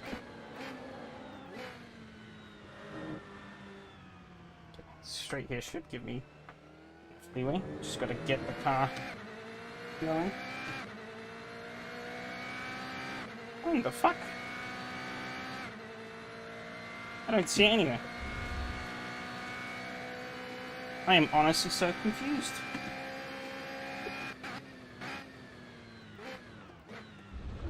Ooh. Shit.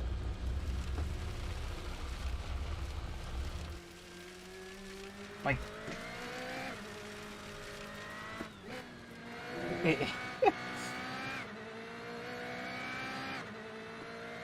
Oh, it's right underneath my feet. Ugh. Okay. Problem solved.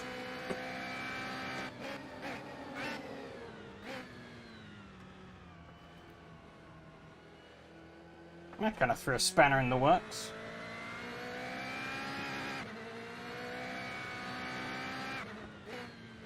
Oh, Michael's gone off.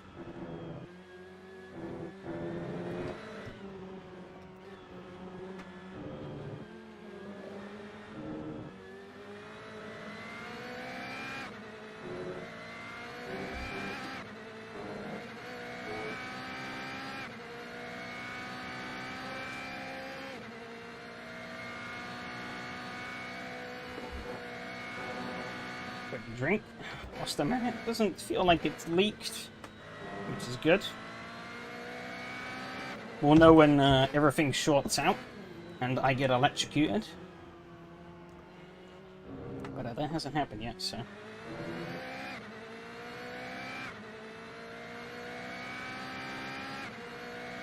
Yeah, seems like I got away with that.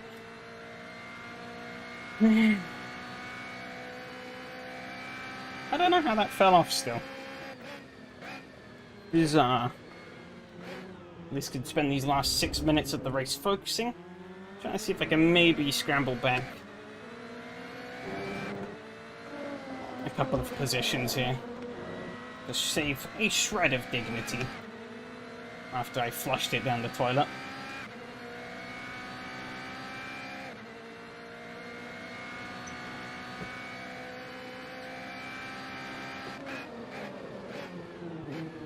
It's gone deep.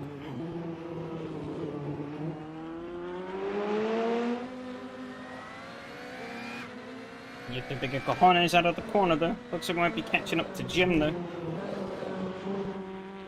Oh, I'm washing. Not quite.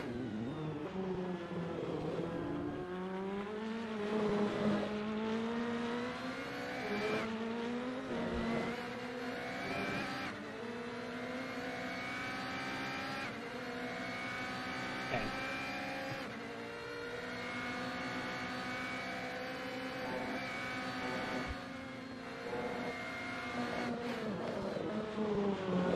It's so much slower through there, holy shit.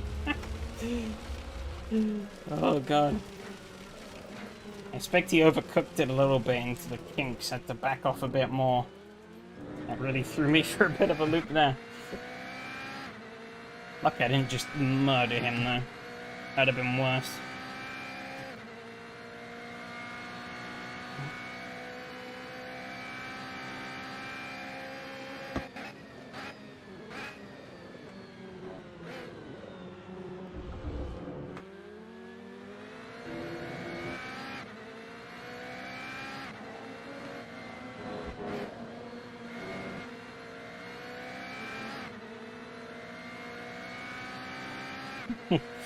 Yeah, his race has gone down the toilet, it's safe to say.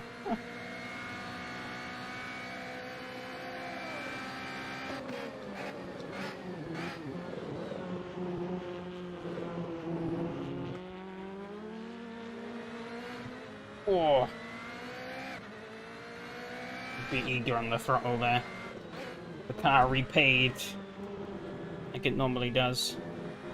Soft tires do seem... Given how much I fucked up in this race, soft tires do seem to be doing a pretty decent job, though, at not unliving themselves. So, I can't complain too much about that.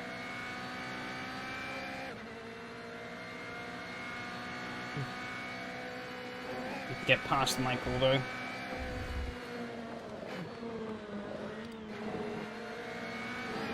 Oh!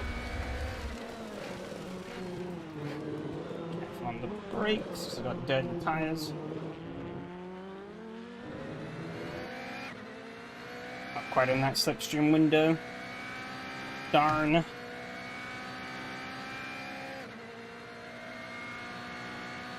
About 3 laps to go, though, according to that. So, got time.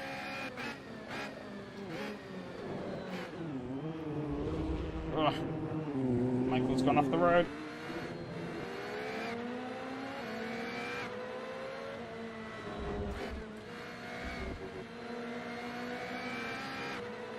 I have time to make sure that he can't replicate last week. He beat me at the line.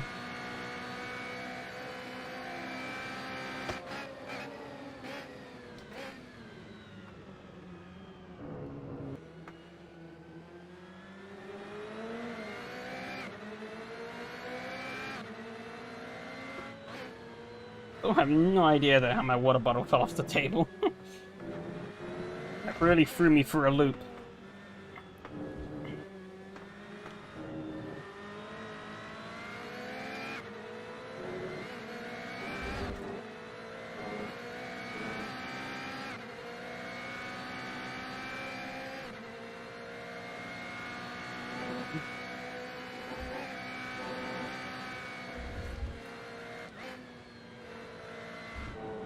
Oh, overspeed.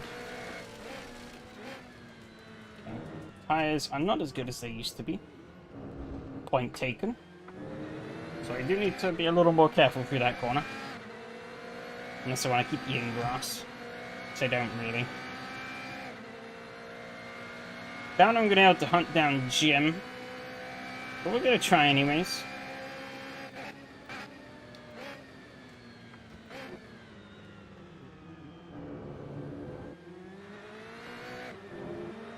Give it our all. And close that gap down as much as humanly possible. Put me in the best place for if he does go off the road. I could profit from that. 141 from him. Am I going to clock in this time? 39.9.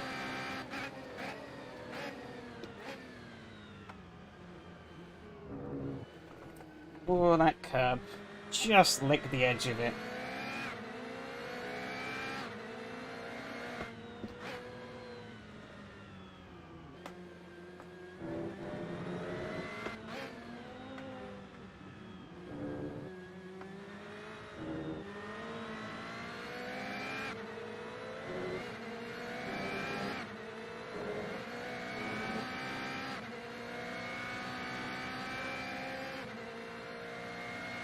This might be the final lap.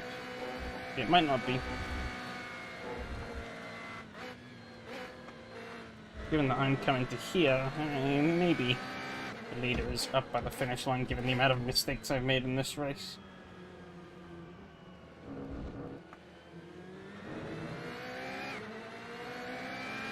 A little bit gutting, to be honest. Both weeks I've had podium potential. Oh, no, this is going to be the final lap. Yeah, both weeks I've had podium potential. Last week maybe even had win potential. And I've pissed it down the drain both times. Due to floundering. Not good on the brakes in this car. That's for sure.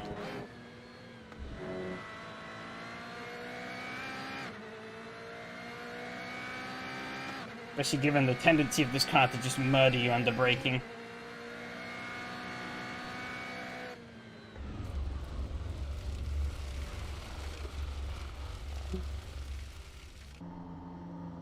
Oh.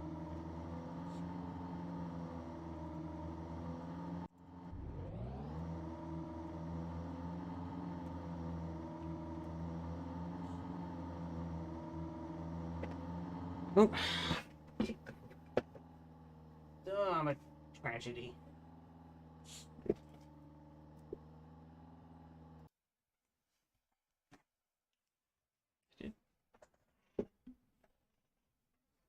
Okay.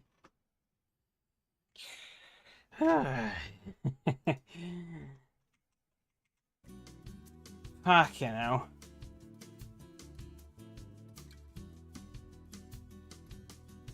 So tonight is a great education on how to execute a race, and then immediately after how not to execute a race.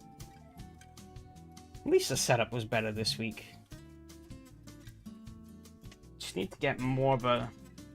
Maybe by the final race I'll have a hang of this car and the braking. But,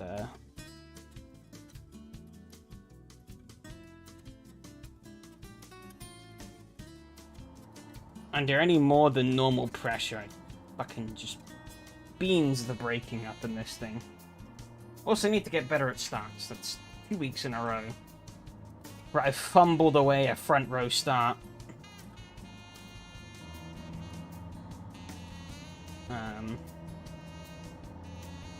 Through just sheer incompetence on the launch.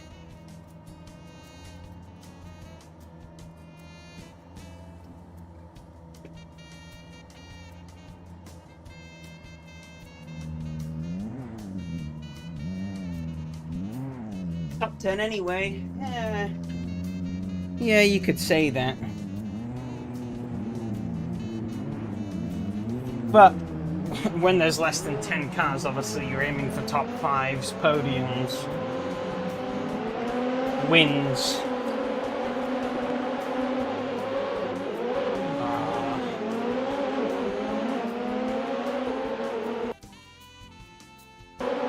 It went, and then it just gripped. Look at that. Decided to have P1 for 1/4 of a lap. Nice. Nice. I fumbled it at the start yet again, and then fumbled it again. Yeah, I royally fucked that one. Got past it, Michael, pretty quickly.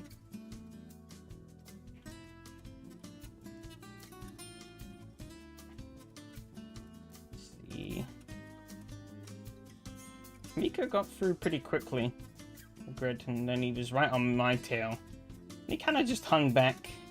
I feel like he probably should have taken an earlier jump.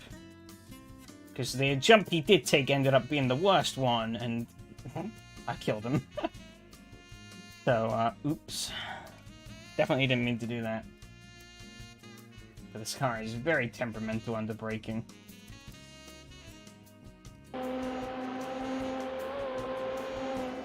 And I'm an idiot, so...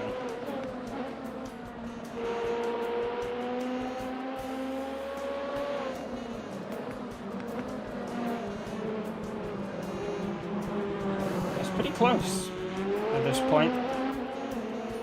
Michael and Mattia weren't too far behind either. Wanted to watch the action. I think had that have kept going, I would have just snookered everyone, to be honest. Apologies again for taking you out. I did not mean. And Mattia caught up, yeah. I just fucked it up big time, because I am a very good driver.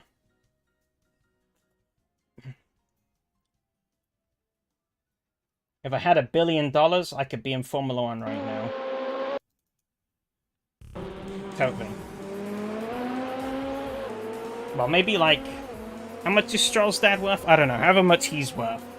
If I had a dad with that much money, be in Formula 1 right now. Easy.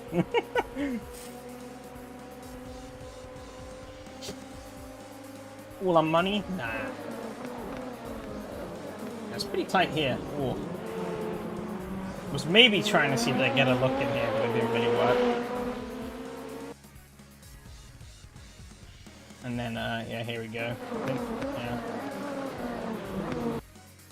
Even really. I can tell.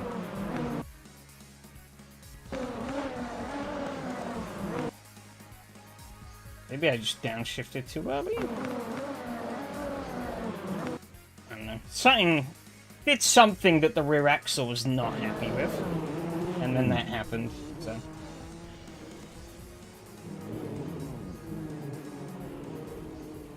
happened to you then after that?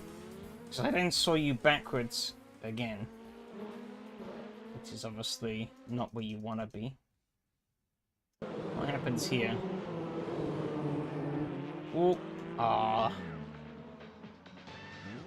Yeah. So hard to save this car sometimes when it goes. It does, yeah.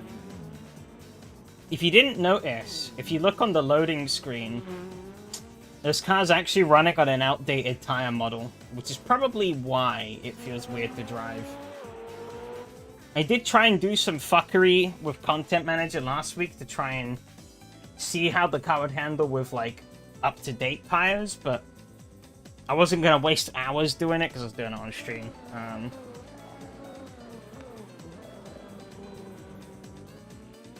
Yeah, that happens. If you have a huge pace difference on someone, you catch up to them and then you just die. If you, like, jump, like, yeah, pretty much any emergency braking in this car and it kills you. The rear end is very sensitive to any kind of, anything, really. Oh, yeah, there you go. Yes, here I wasn't really paying attention because my water bottle fell off the fucking desk. I decided it was a smart idea to look where it went. So I got off the road here, all wrong under braking, and then around she went. And then I was like, uh-oh. I'm gonna just stop before it skidded back on track.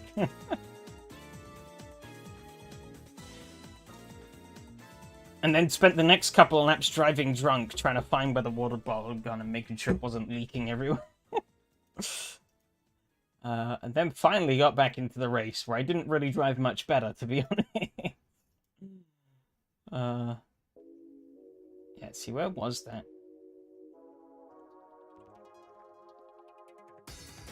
I mean, at least I didn't die, and I didn't muddy. I think it was here, yeah. Yeah, whoa. Had I have had more grip in the car, I maybe could have made that into an overtake, but I think just the line that I'd committed to wasn't going to let that happen. So I just had to jam on the brakes. But I don't think I ever fully... Oh, I do go off for a split second, and I'm like, uh-oh. He's going slower than I thought he would be.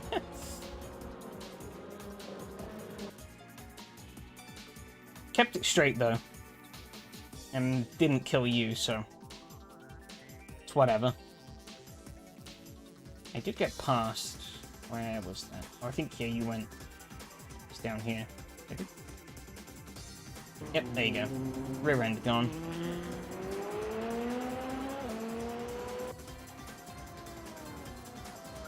See what was going on up at the front. Of course, after I shift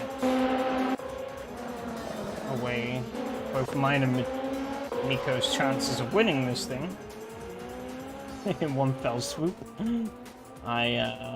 these two obviously kept going. Pretty close.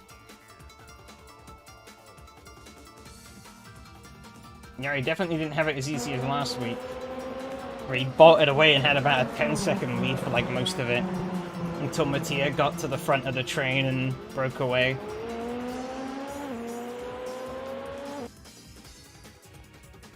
Mattia was right there as well. Let's see. Oh, nice. Around the outside. And then around the inside, I guess, in that corner.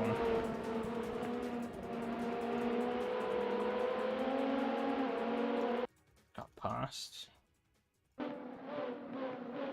Mattia's going to make the move into turn 1. Bottom my foot, the turn number there. And then given by what you were saying earlier, I'm guessing it wasn't terribly far before he got past you. It was about half a lap. Made about, I'd say, oh yeah, basically most of a lap really. Yeah, almost a full lap in the lead. Just down this straight. What speeds was he hitting? 180, 183.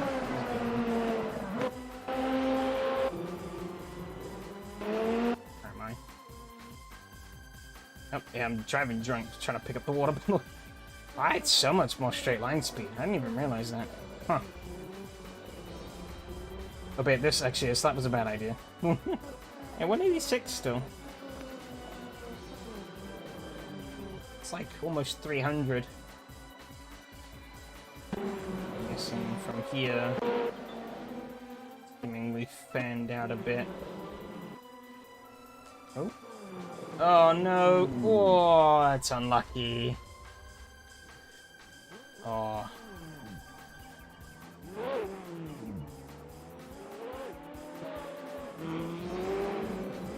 Miko did well to recover. Got back up to it.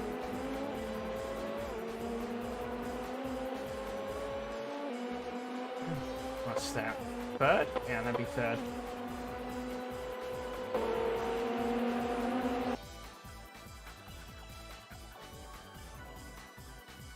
And I'm guessing these lots stayed as they were. Let's see where... Did Yari get past? Oh, he did. Yeah, that happened. Guessing just he had more speed out of here. Yep. Big room. Gets inside and job done. So this is actually like a bit of a vent under the window at the back there. Huh. Never noticed that.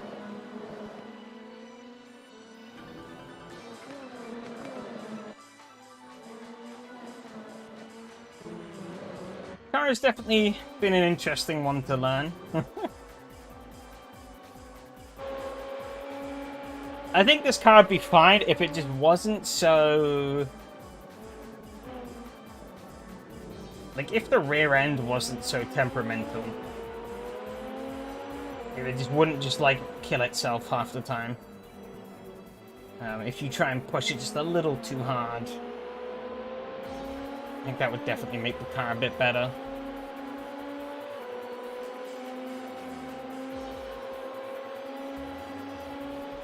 But who knows, maybe there's some kind of trick we're missing, or I'm missing, that sort of helps fix, or helps work around those problems. I don't know.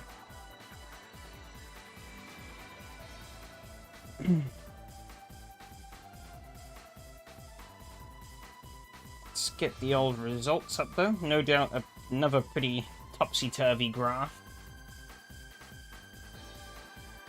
Like last week's.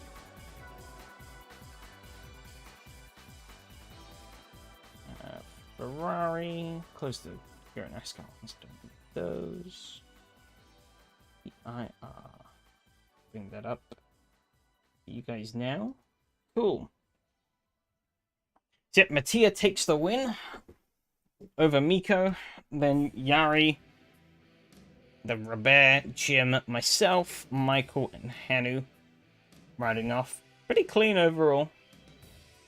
Highest incident points was 3, but everyone else got either 1 or 0. It's not too bad. Oh, look at that. It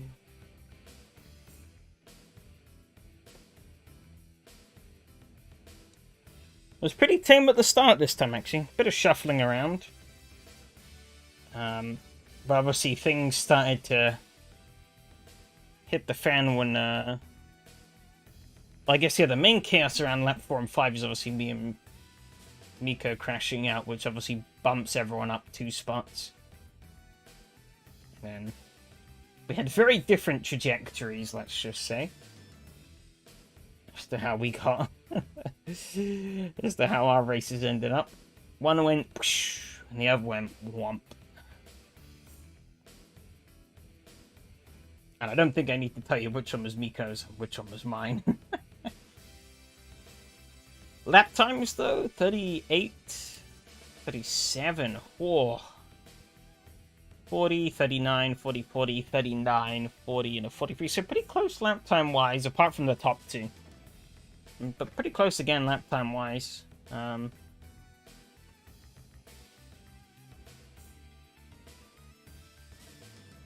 Even if there is like one or two people who are like just way faster than everyone else, the lap times these days seem to be pretty tight around like the sort of main blob of the grid in the middle, which is pretty good to see. That everyone's kind of, well, we have a sort of group that are relatively equally matched.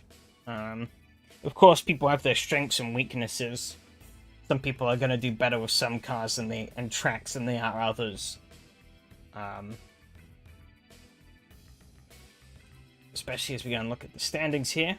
Mattia is 2 for 2. I'm all the way down in 6th.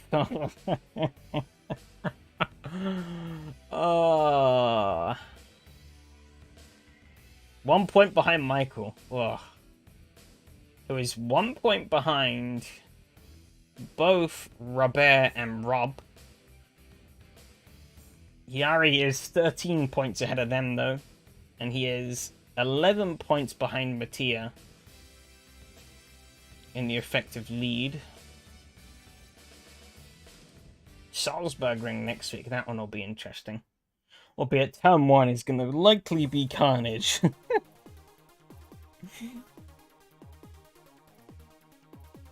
Straight line into a chicane?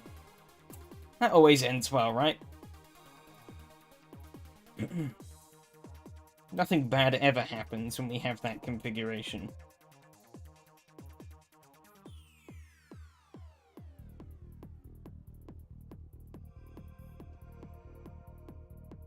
But,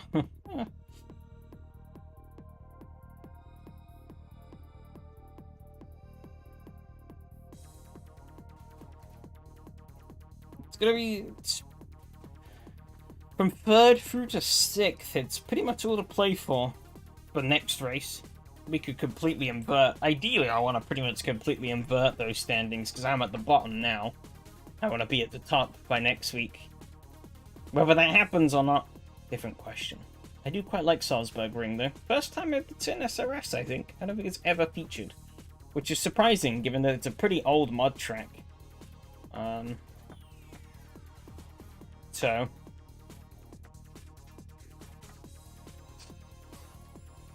But yeah. Then we have Daytona, Rome, and then Algarve to round off the season. Which will be interesting. Pretty big variety of tracks. Well, we've got a... Salzburg Ring's kind of high speed. Daytona is pretty high speed. And then Rome is not high speed. Quite a lot of slow corners on that one. Then Algarve's sort of in the middle.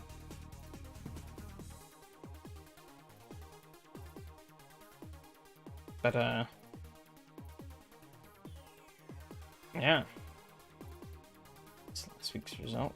Oh, no, wait, that was this week's result. Yeah, this was last week's result. Still find it funny looking at that chart with just, yeah, everything's everywhere. Whew. That was a good bit of fun, though.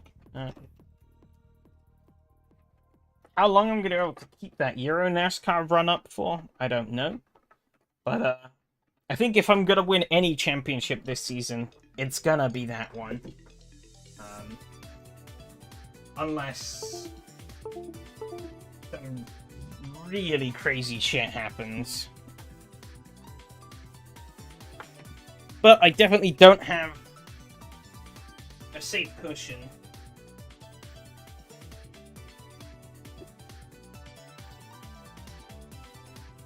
So, I'm gonna have to work my ass off in Euro NASCAR these next 4 weeks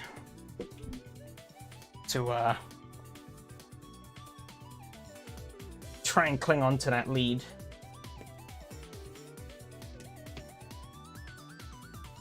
And by work my ass off, I mean sit around and do nothing for a week. And then hope it goes well when the race comes around. I mean, it's worked so far. So, We could do it again.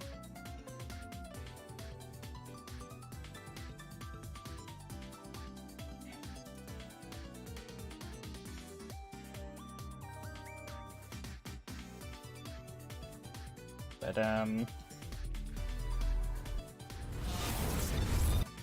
pick this up again. Why not? It's pretty fun last week. Might as well play a little bit more.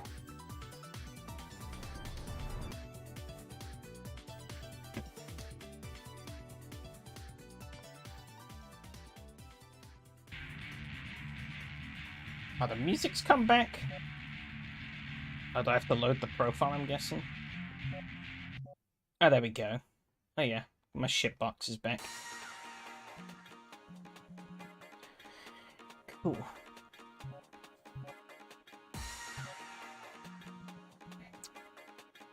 Oh yeah, that Ferrari is definitely quirky.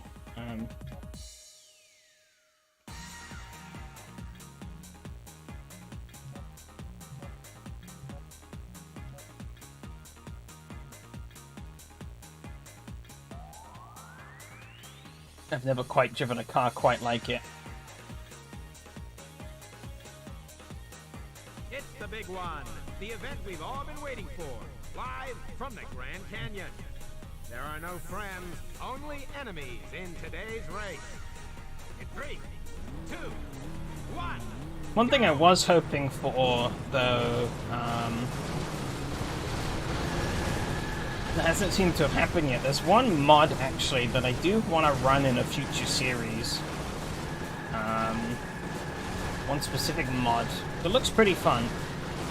And I was waiting to see if it got an update that might have made it more viable. I was hoping it was going to get one pretty... I can't English. I was hoping it was going to get it relatively soon, but they haven't done the update yet, at least last time I checked.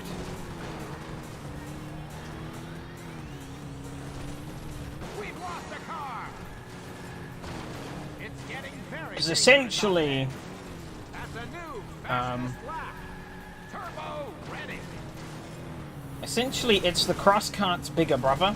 If you remember the Crosscart, I ran a few series back, which was pretty fun. But this one's a bit bigger, a bit more power, lots more slides.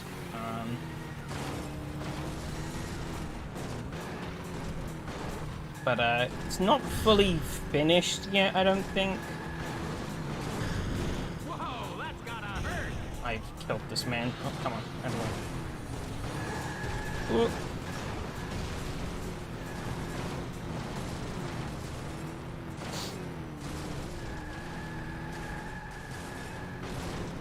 But, yeah, definitely been sort of keeping an eye on that to see if it does get updated a bit more. Oh.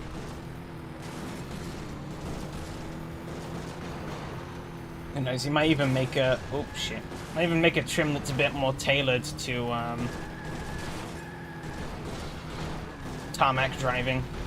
Because the kart one is very dirt focused. Oh, the bloody oil slick there.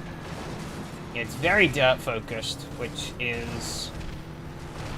makes it not the friendliest to drive on tarmac. In the sense that it has pretty much no grip. Paying C's off-road is not great anyways, so... It's not... And there's not a massive selection of tracks. It's not like I could just do like an off-road season either.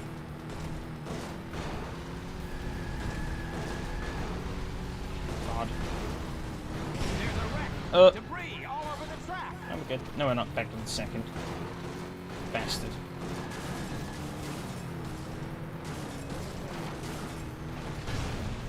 Oh, I'm on fire.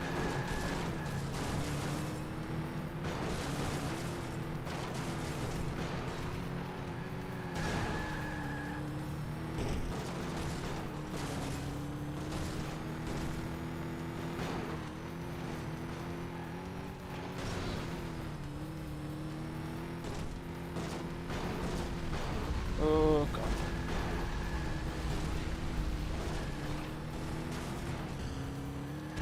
We've got a wreck.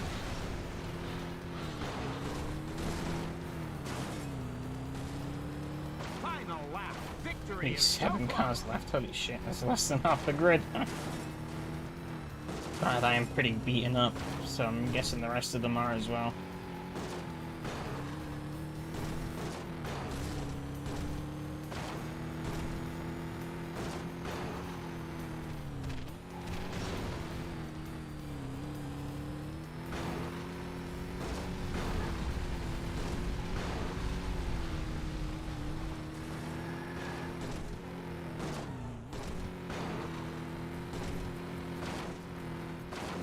There we go. It's all over. We have a winner.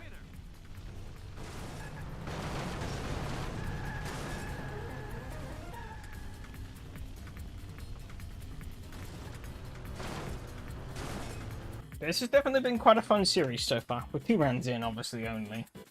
We've still got a long way to go, but quite enjoying this season.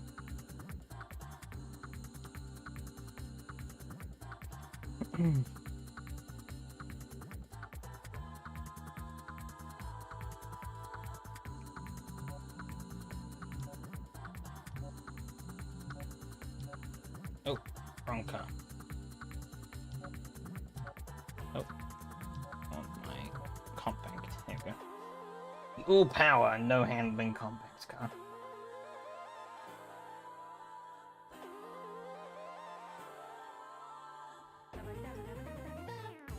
Los Angeles plays her 3, 2, 1, go! Oh my god. It's kicking off already.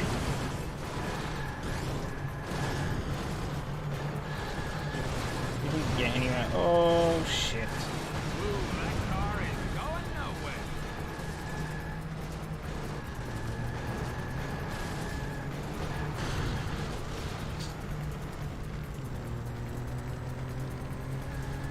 Turbo ready.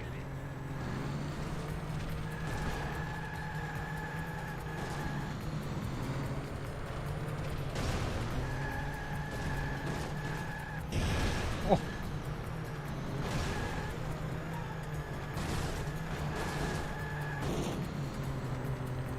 We've got a wreck. Oh, The driver looks okay. No, stop it.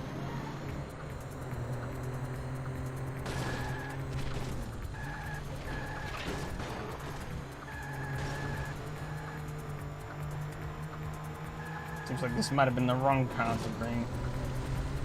And that I just invested in power and nothing else. The 7th, so. Going up to 6th.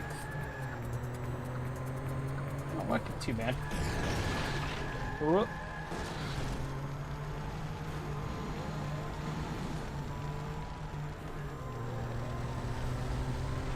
Fastest lap. Background music is something, but I can't put the in-game music on because I'm pretty certain it's Ooh, that car is going nowhere. all copyrighted. Well, granted, copyright doesn't really mean much for me as a small content creator, at least now, because I'm not making any money off of this. Final lap. The one risk that it Victory can is run moments away. is that it can lead to videos being geo-blocked, which is the sort of the big problem, really. I want the videos to suddenly become unavailable in like a bunch of countries We've lost a car. because it What has an like event. one song We in it. have a winner. Damn it, I lost.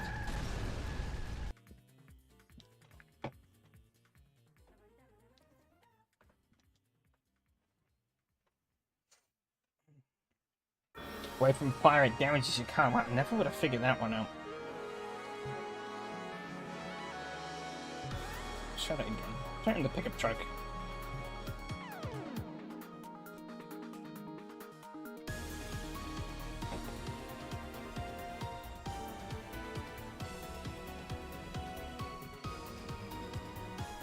It's time. 3, 2, 1, go!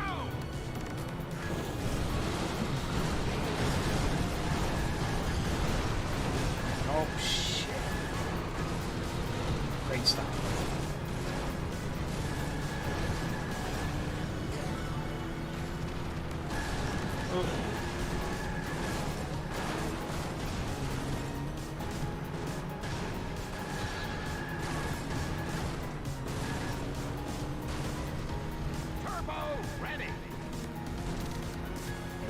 handles a lot better.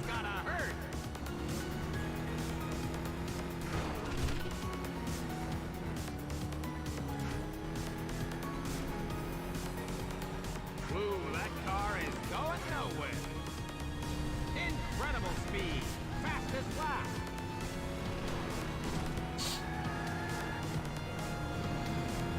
Whoa, that's gotta hurt.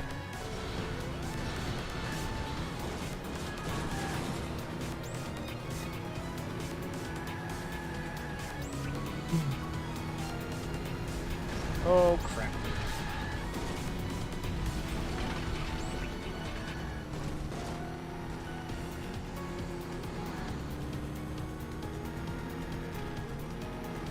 One thing I have been thinking about recently, though, Is the driver okay? is in regards to SRS, obviously. Oh, that's a lot of fire. Ow.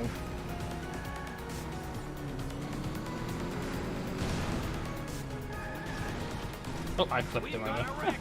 The driver looks okay.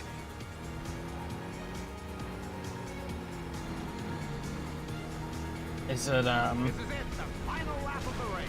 oh crap.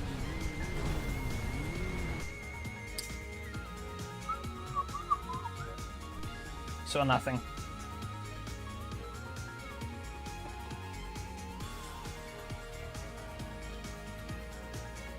But yeah, I was sort of thinking, Wow, 3, 2, 1, go! I wonder what would be the, oh god. I wonder what the effect of bringing on a,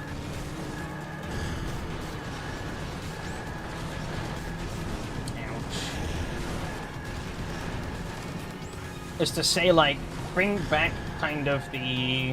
So if you remember a few seasons ago, Turbo ready. the Boss Man tried out a system where the top 5 in points for a season That's all she wrote. would be guaranteed, or would be granted the opportunity to host a slot.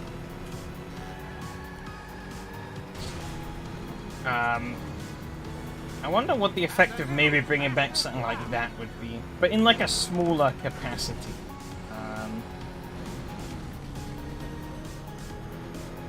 Because like I don't want to add too. At the moment, I don't want to add too many new series, because that'll only dilute things. But maybe having like 1 or 2 extras that maybe are like picked out by members of the community. Who knows? Maybe like a community poll to put together a championship or something. I don't know. I'm just throwing random shit out here. Of course, it's kind of worth effort to manage every season. I wonder what if we had like an extra series on the board. What that would really do.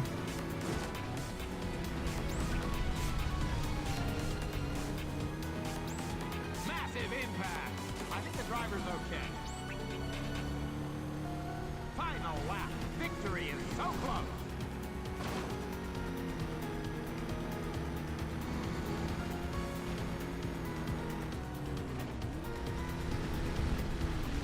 It could be more or less one more series end of the week. Now all races are comped up Monday and Tuesday. Yeah, exactly. Who will survive? It's all over. And that's the thing, if you can't race on Monday and Tuesday, then you're fucked for the week. You've got no other option. But if there was an extra on like a Friday, maybe, or so, then I don't want to restart. Oops. And who knows? Maybe we could. It's a bit more choice, really, without overly diluting things. That's obviously what I want to avoid, is diluting things, but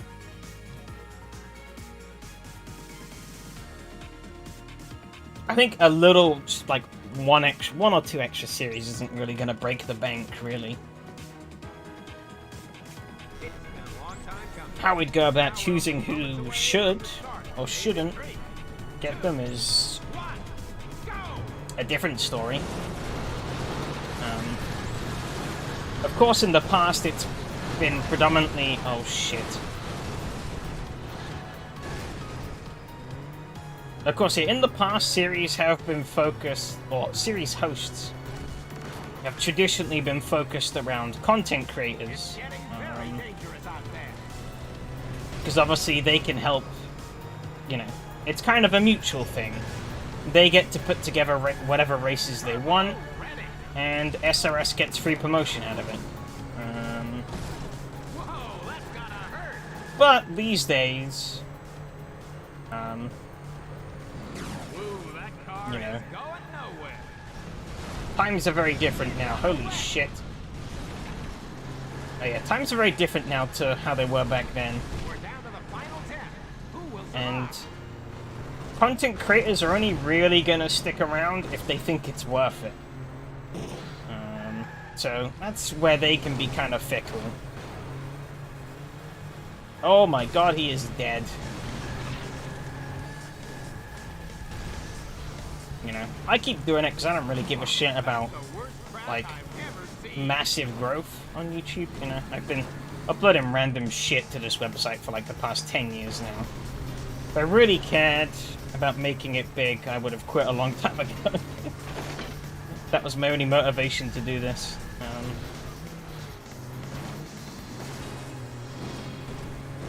But it's not really. It's just a bit of an outlet for me to have some fun. And if I can share that fun with others, mission complete. Oh shit. Touching the oil. Like, yeah, I don't know. I think...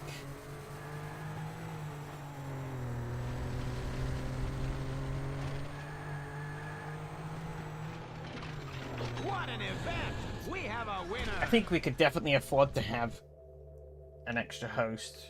I'm not sure if whether or not having a consistent host or a community consensus or some kind of points-based system or whatever like we had originally, or like we had for the top 5 and stuff. I don't really know what would be the best method.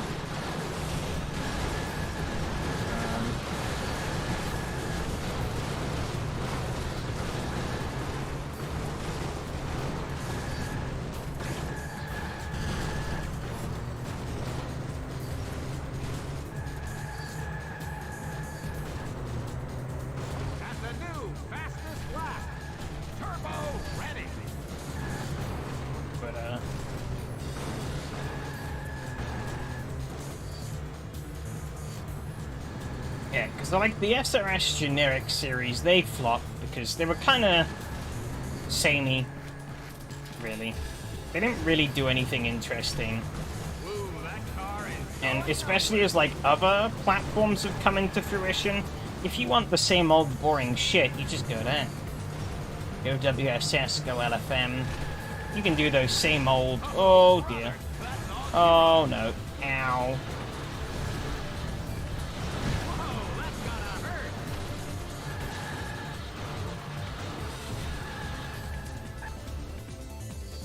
God damn it. But you want like your basic bitch stuff, like you go to like the more populated platforms, obviously. Because why wouldn't you? You know, they got more people, so. Welcome to the 3, 2, 1. Sure, in some of those the driving standards may be questionable, but people are gonna go where the people are.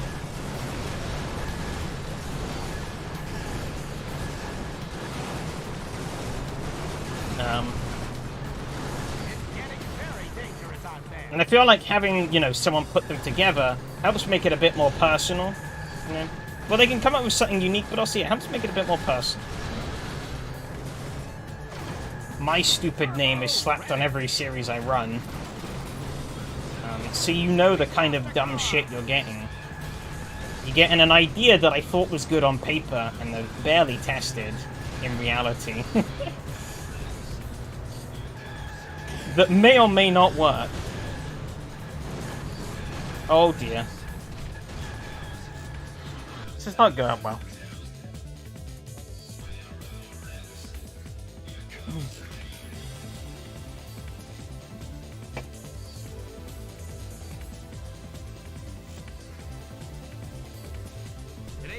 is Rodrigue.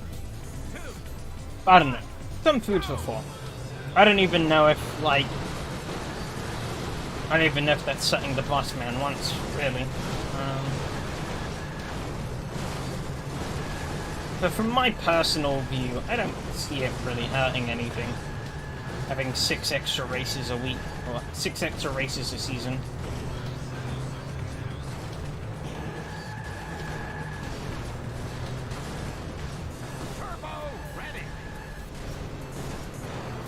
Helps add a bit more variety as well into the pot, because different people are going to have different ideas.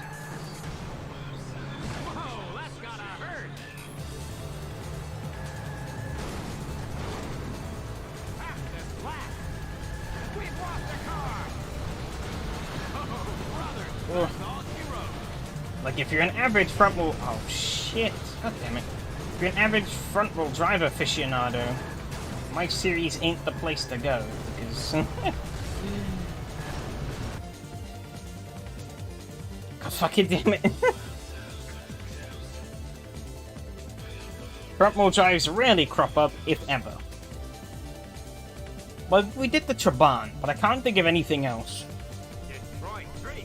Did I do any others? No, I think it was just the Trabant.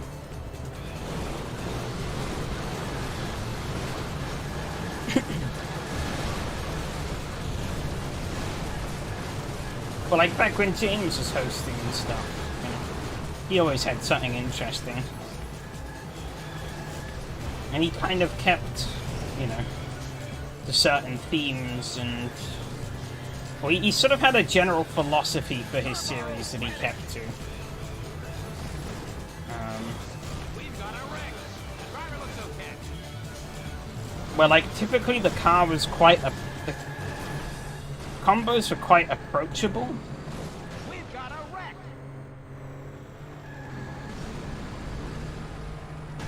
We've lost a car. You know, it was never anything with, like, insane amounts of power. Or something that was going to murder you all the time. You know, they were pretty approachable cars. Which meant that they were... There's a pretty great... Shit. Oh my god, everything's on fire. That's all she wrote. There's a pretty great series to kind of get into SRS with, really. Or get into more competitive online racing. Whoa, somebody Oh, called shit. 911.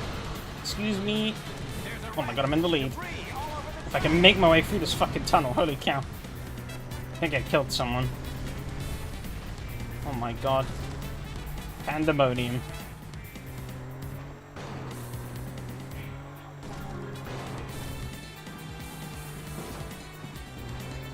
Okay, I'm actually pretty clean. Okay, right now. That's because, like, 3/4 of the grid is dead, but we'll gloss over that thing. final lap. Victory is so close. Remember we did 3 races a night at a point hour apart first time in these races in Erica Saras. Yeah.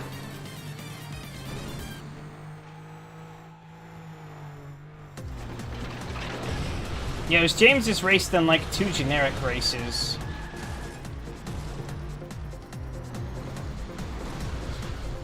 The 9 PM and the 10 PM slot. We have a winner.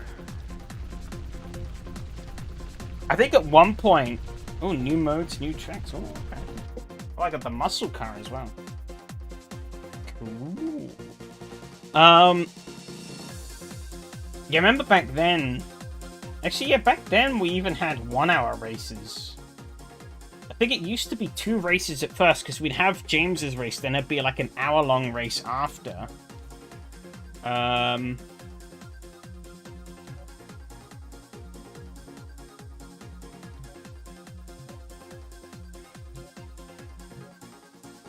And then after that, I'm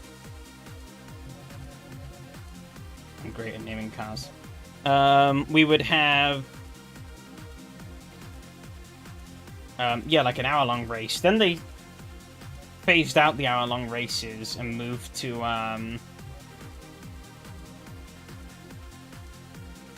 what'd you call it? The 20-minute race, 20-minute race. And then after a while, the 10 p.m. races, or the 9 p.m. races, sorry, died out, and then that's why I took up doing 2 series. Because I wanted to still do those 2 races. Because I liked doing a race after the main race. And without it, it felt like I didn't really have much to... Oh god, that's ugly. Felt like I didn't have much to do in the live streams.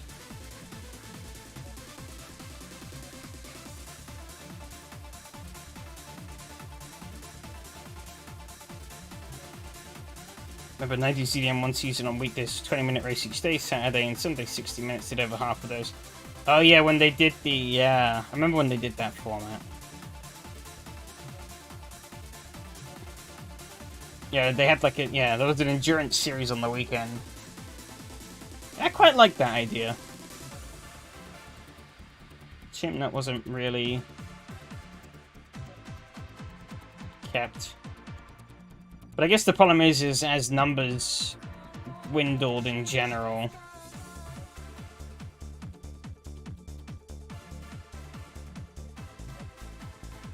obviously there was, you know, things had to start getting cut because there was not enough people to go around, really. And that's kind of the ultimate crux of, like, online platforms, really. Is you live and you die by, you really live and die by your online population. As soon as your population goes, you got nothing.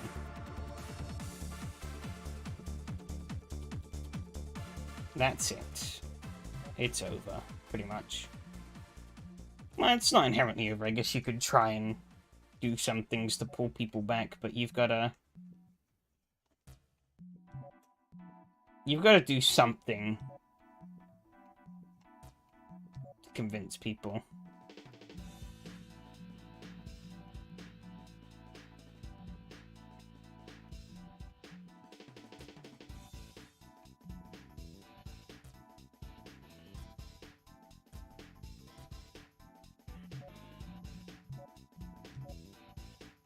I can't buy anything for this? Oh, okay.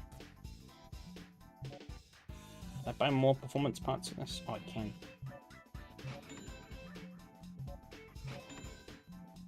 I'm just gonna make this better than... I have no idea.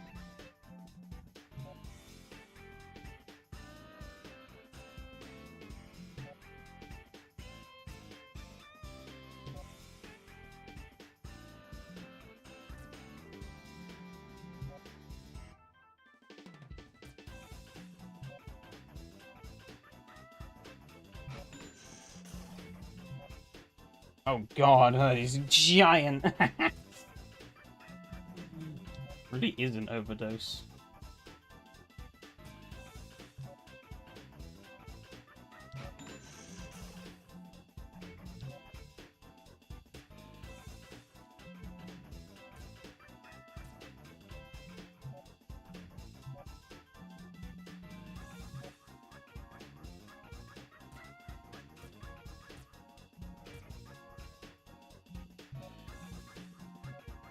I'm conscious of my money now that I have 3 cars.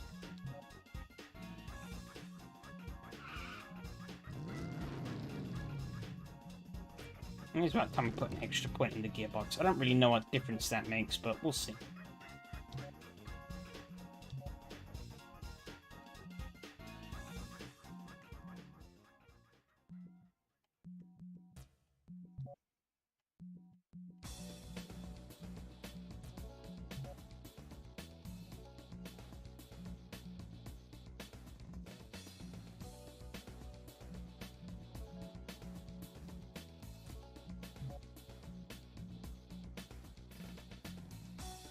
But yeah, that's why I was pretty grateful to get the, to get pretty reasonable participation numbers for the those special events I did back then, or last year. Not back then. It was only last night. Just last year.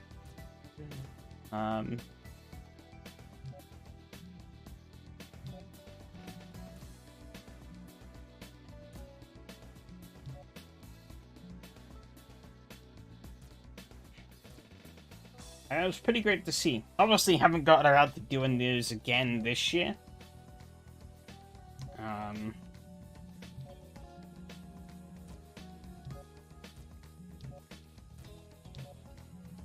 But is what it is, really.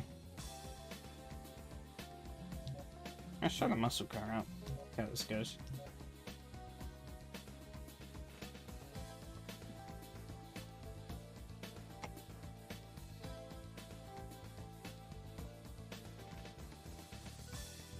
But I think at this point, my Today's action-packed event.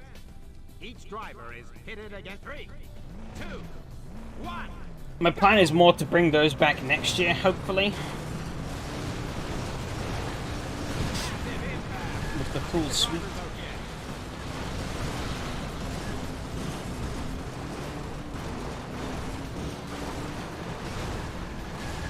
Oh my days.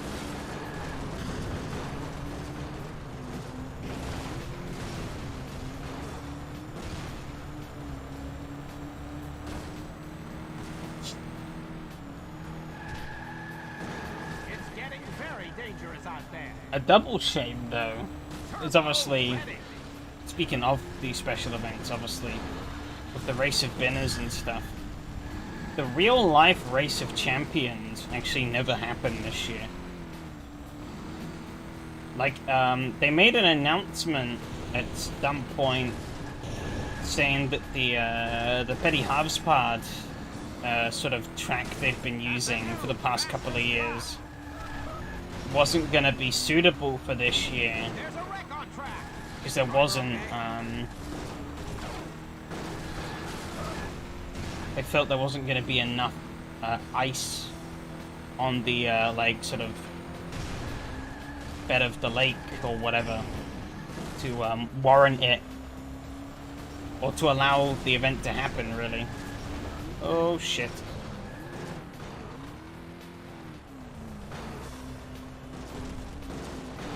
But they never ended up announcing any replacement. So it kind of just didn't happen, which was a shame. Oh, brother, that's all she wrote. Hopefully that doesn't mean it's done for good, and it's gonna come back next year. As much as it is, like, very gimmicky and a bit silly, it's kind of why I like it. Because it's something... Whoa, that's gotta hurt. It's the one time where we just can take racing not seriously at all, and it's perfectly okay.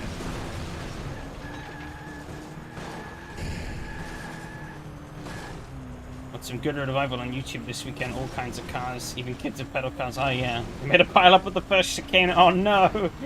There's a wreck. Debris all over the track. I haven't seen any of Goodwood Revival, but I know it's on this week, yeah. Or was it last week? Might have been last week. I don't know. Yeah, there's usually some good stuff there. With the Revival. Seemed like they got peak British weather, though. Especially during the weekend. With lovely rain. We did get hit with a lot of rain last week, though, so I guess I can't say I'm too surprised by that fact. White flag, the final lap.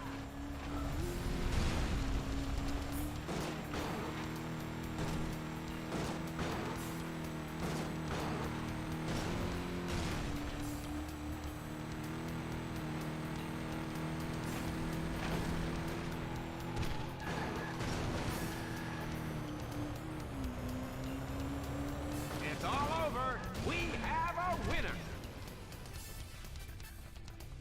Funny that they tack up points for these single events, given that, well, it's only one event. So much air over the jump.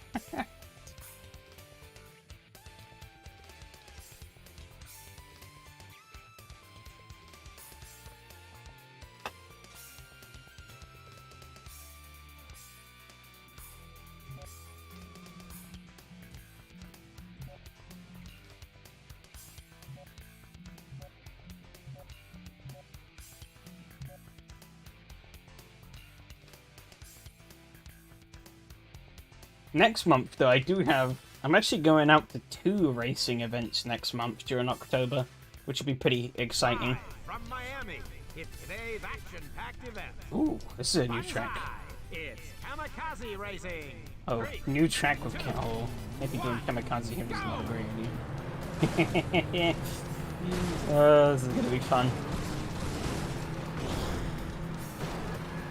But, yeah, so I'm actually heading to the BTCC finale at Brands Hatch at the start of the month. Oh, dear. There's a wreck on track. Is the driver okay? Oh, God.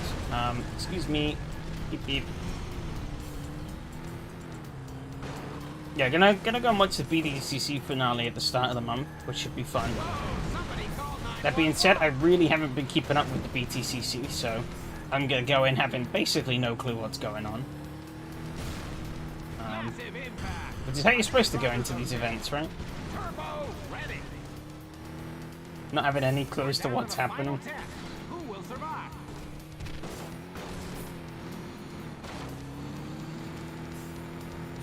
And then later in the month, I'll be heading... Well, yeah, at the end of the month, really. Wow, that's the I'll be worst heading wreck to I've ever Silverstone. Jesus. Be heading to Silverstone to go and watch the old Bucket Relay, which I've been the past few years to watch. It's pretty fun. Little event. Get to see all kinds of wacky shit pedaling around Silverstone for 6 hours. seen. Whoa, that's gotta hurt.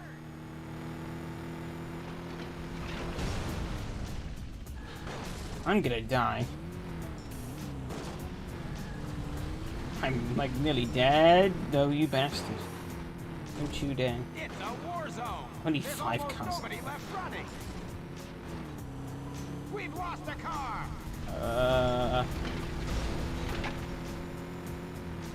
3, only 3 cars? If I die, it's gonna be 2.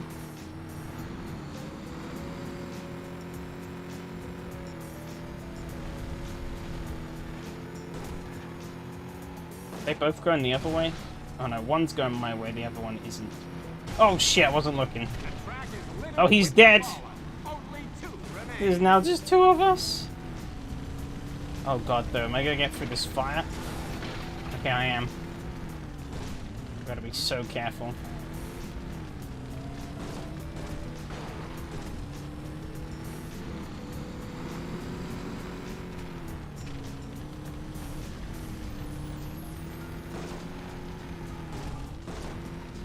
Okay, I got a good lead on this guy, so I can afford to ease back on the throttle a little bit. This is it, the final lap of the race. At least you there one more time. Incredible speed. Fastest lap. That was the fastest lap of this race, really? Holy shit. Oh no, I got beaten. Oh, the car stopped burning. Oh, brother, that's all she wrote.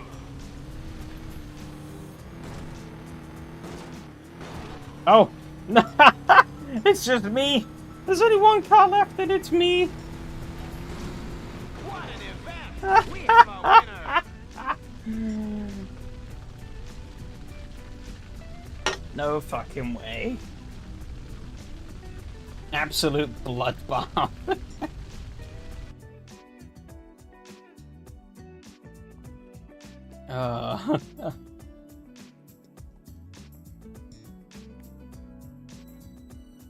Man, this game is fucking wild.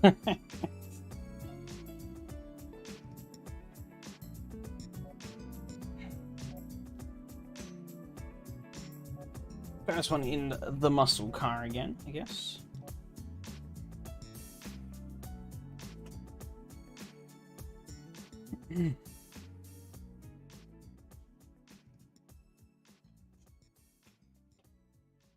San Diego plays host to today's event.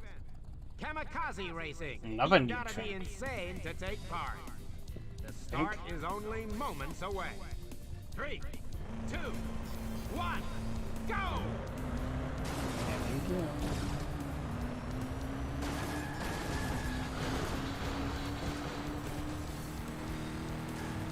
I wonder how they work out the weather positions shake up.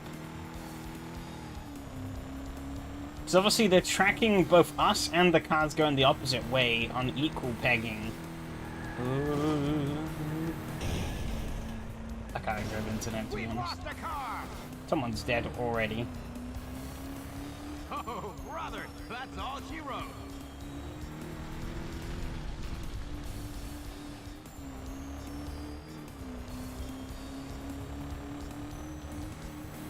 Fastest lap.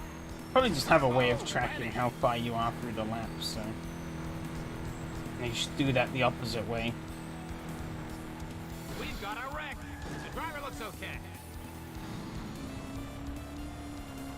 There's a wreck. Debris all over the track.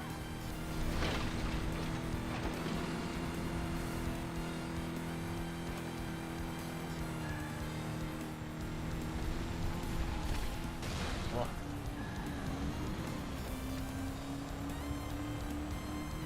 We're down to the final 10. Who will survive? That's a new fastest lap. We've track got is a a little wreck. big for this mode. I feel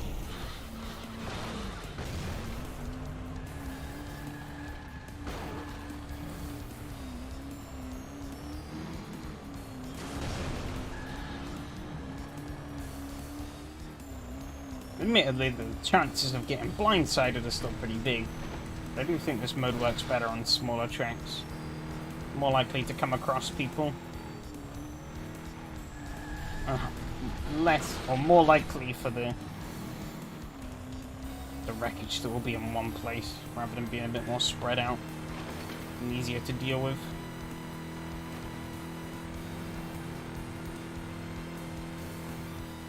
Oh, brother, that's all Ooh. she wrote.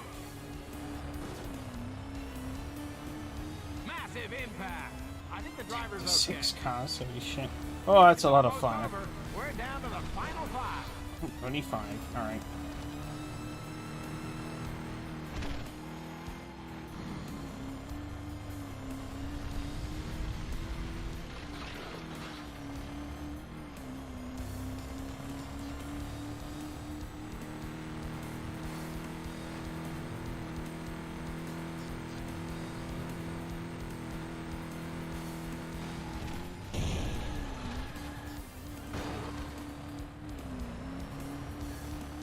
Actually doing pretty well on health, so maybe I can afford to just slip someone a little bit of a...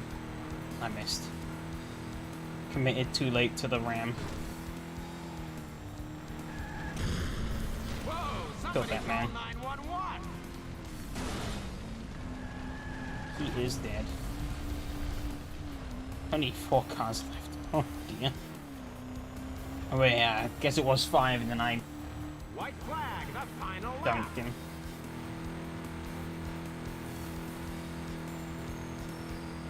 Just gotta make sure I secure the dub, so I don't have to replay the event.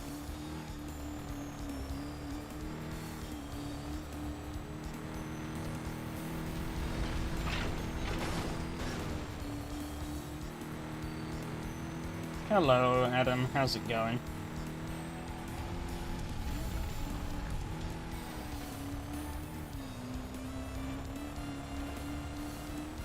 How's tonight? Pretty good. We have a winner. Fucked up the Ferrari pretty big time. Because I got a bad start, then lost the rear axle and accidentally took out myself and Miko, and then my water bottle fell off the desk, and so I made a few more mistakes trying to pick it up off the floor. Well, find where it was and pick it up off the floor. But it was a fun race still. The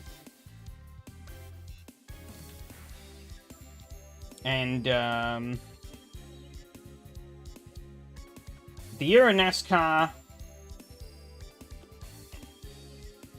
was good. But maybe I liked a little more battling. But I can't complain really about how it went.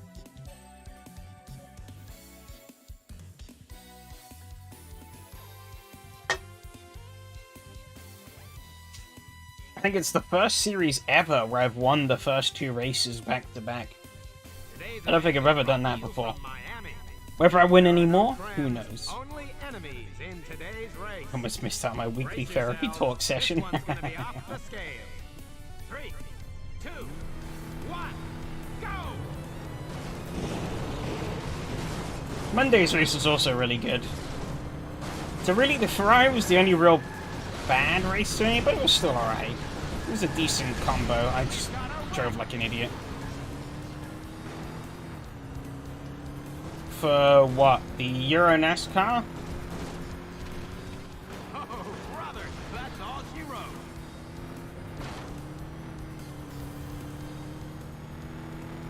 We had pretty good numbers on the first week Turbo ready. at Most. It's getting very Oh, he's dangerous out there. exploded. Holy shit.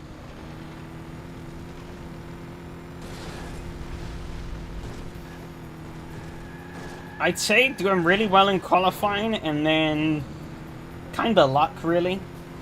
Doing well in qualifying, getting a good start, being Incredible consistent. speed. Fastest They're pretty boring wins, to be honest.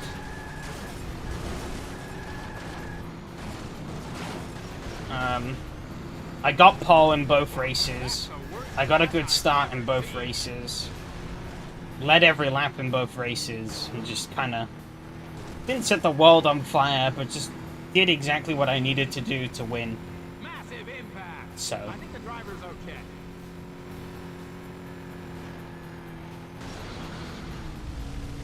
I accidentally cheesed qualifying at Martinsville.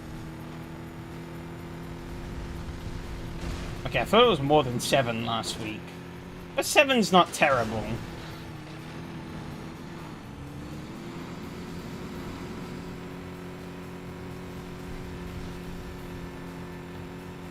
Six is okay for an unconventional track, I'd say. By today's standards. I'm not gonna finish or win this, am I? Holy shit.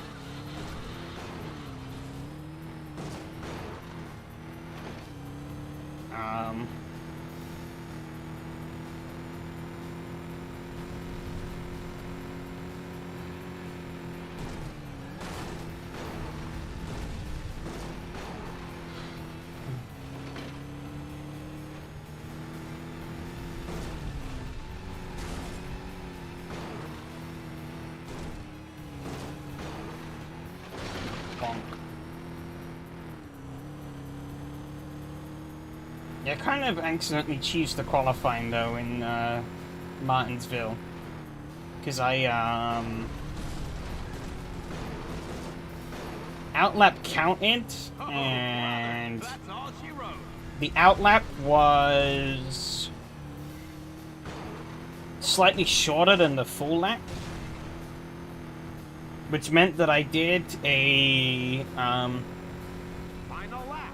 A Slightly- moments away.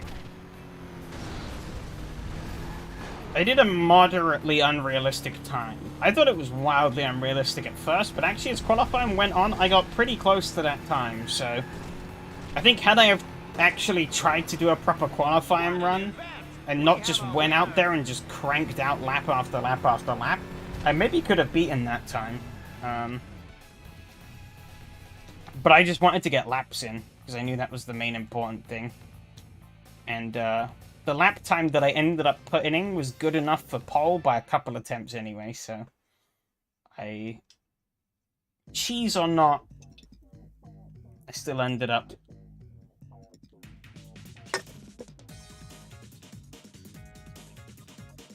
I don't think so, because... 2, 1. A, you can't really... It's very easy for it to happen accidentally in some cases. Like, I just went out without even thinking, and then it happened, and I was like, ah. But also, my second fastest lap, as I just said, was fast enough to get me pole pretty comfortably anyways, so...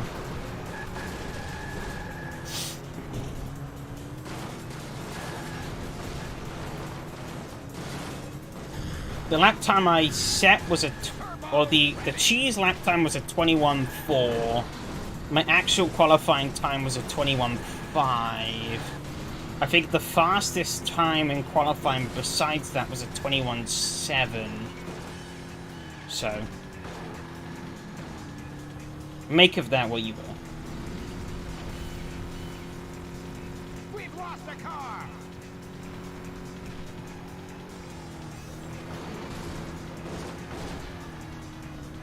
You just bind the lines the time you go out and check you already started the lap. Maybe.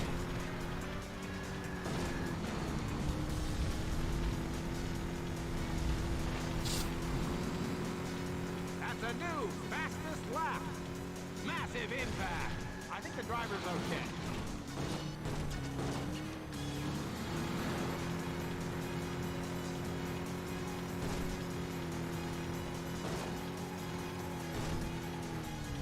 Honestly, it sounds really weird, but nailing ovals is quite satisfying. Like, even though it's literally just the same 4 corners over and over and over again for like 50 laps or so. Like, how pitch perfect you have to be is... And the fact that you can kind of get into this kind of... You can really get into a rhythm. Oh, shit. Makes it feel quite satisfying. To just kind of pick off laps out. Oh, brother, that's all she wrote.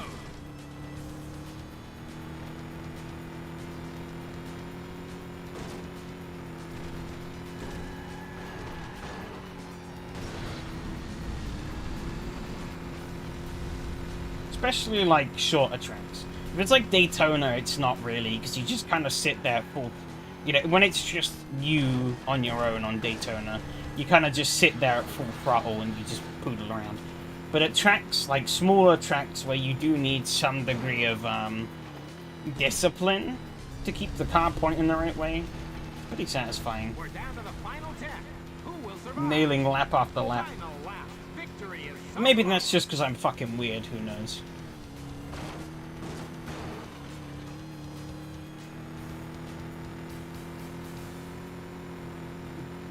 Might just have... Ugh. Oh, I'm on fire. Oh god. Go. Okay, we got the win. That's the worst crash I've ever seen. This one's over. We have a winner. Like, it's pretty boring to watch, but I had fun actually just driving that race.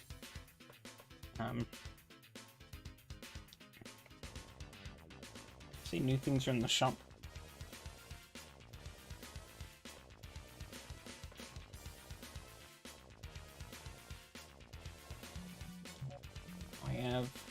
I have upgrades for the new scale.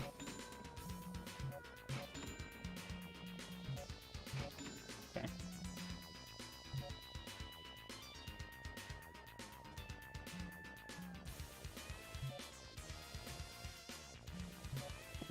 Oh dear. I guess maybe that's not as bad when combined with everything else. I don't know, I don't think it would really work with all these bits.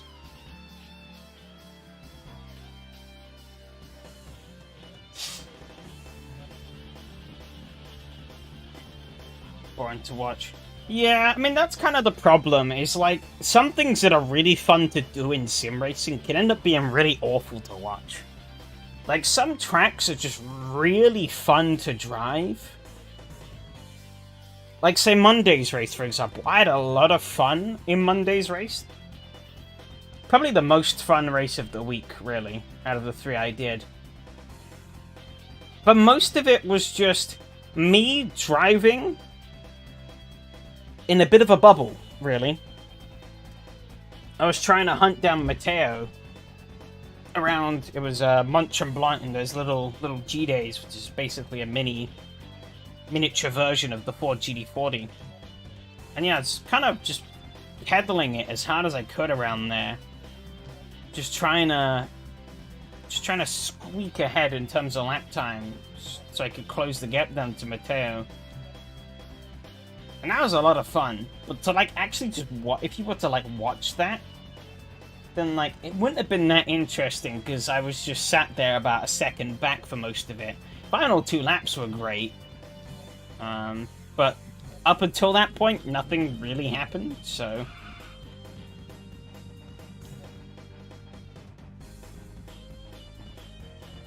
Well, nothing really happened that was, like, view-worthy. Besides me almost dying on, like, lap 3. And somehow not stuffing the car in the back or off the road.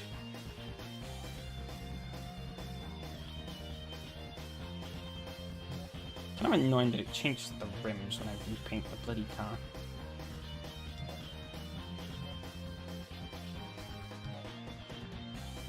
These are decals.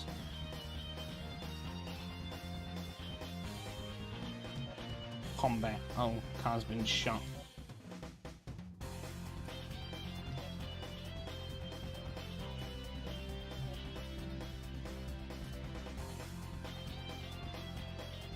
My intent to watch people talk about livery submissions and driving cars, yeah. The driving, it really just feels like that battle and the funny bits stand out. I mean, it's because it is, really.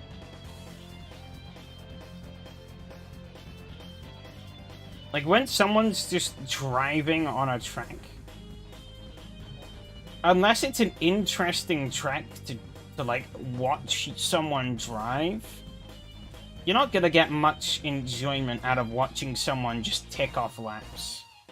Really.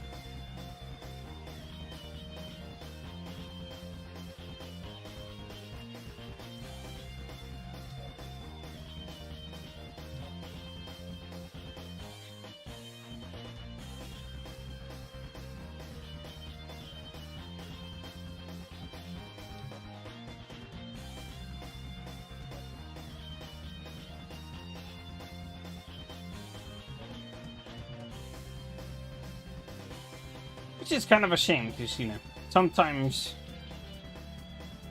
Yeah, it obviously does lead to, like, a pretty huge... or a pretty sizable disparity between... you know, sort of what's happening from the content creator's point of view and what's happening from the viewer's point of view. You know, you could be having the time of your life whilst your viewers are falling asleep. Sort of deal. Which obviously is not ideal.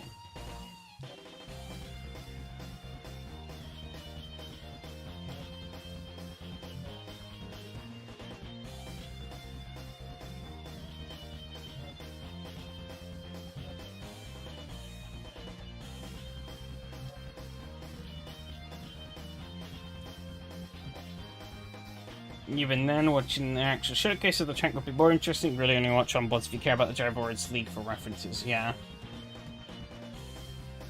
You're not completely wrong there. See, I'm making a 21st Street. Am I being dumb? Is there a reference I'm missing here? The answer to that question is probably yes. So I'm waiting for you to point out the very obvious reference that I'm missing here. Oh, Need for Speed Carbon? Oh, yeah. Yeah. I know what you're on about now. Yeah. I was being dumb.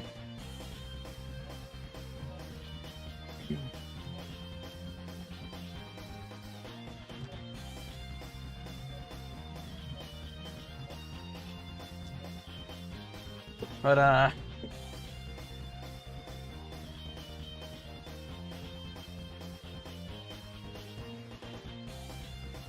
mean, that's kind of one of the tricky things about live streaming, really, is...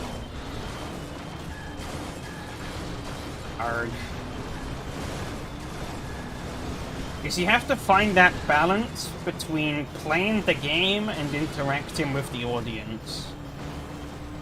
Which, when doing something like sim racing, can be kind of hard because, you know, the game can be very demanding.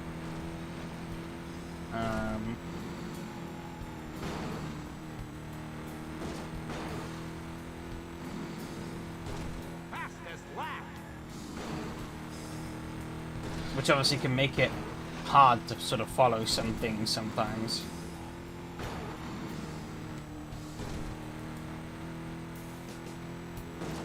There's a wreck.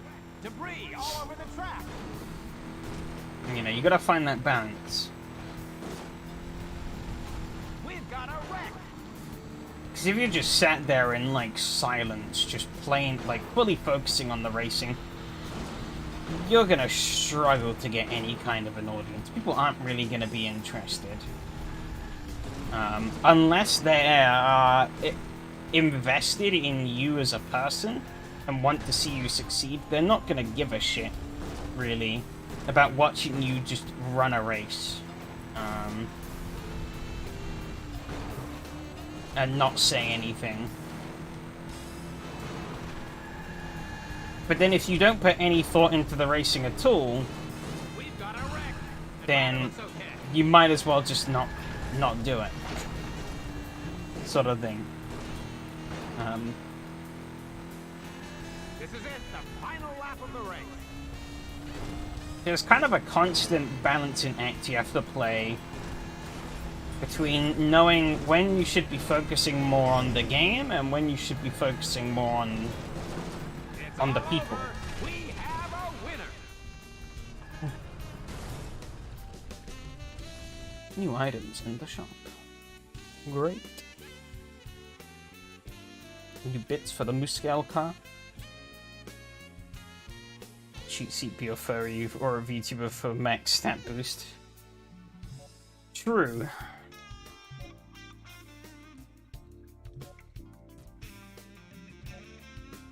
No, it's the same things. I can buy an upgrade though. All three. Oh. Wrong pickup. Wing. Oh, that's a weird wing.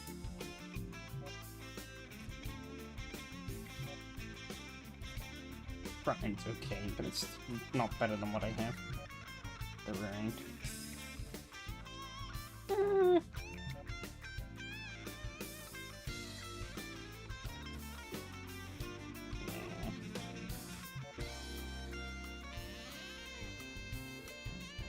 I'll buy this first. They kind of work for this.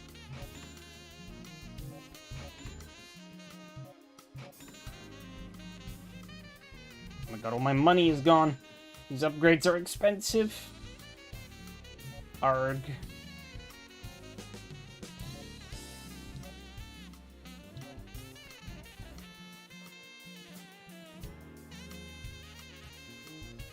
Stats, okay.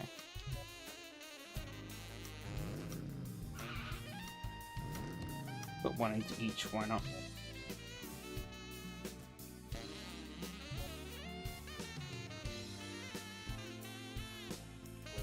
I don't know if I'll be able to return to regular streaming. Not with Sim Racing, that's for sure. Fair enough. I don't blame you one bit. Bump up the engine a little bit. Seems to be lacking. Pretty balanced setup on this car. Kind of missed the wing on the pickup though.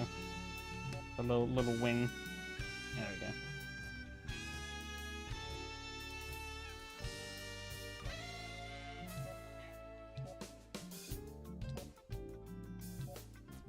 Okay, so that's all of those done, so I guess the GP series.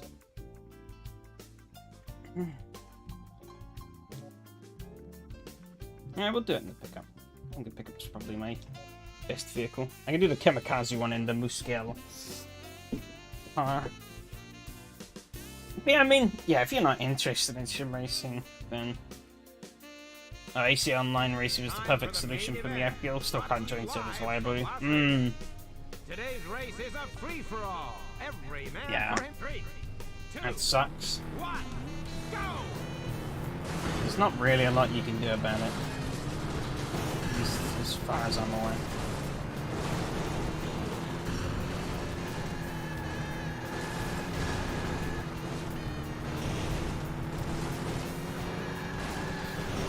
That's a new fastest lap. Oh god. Oh, ready.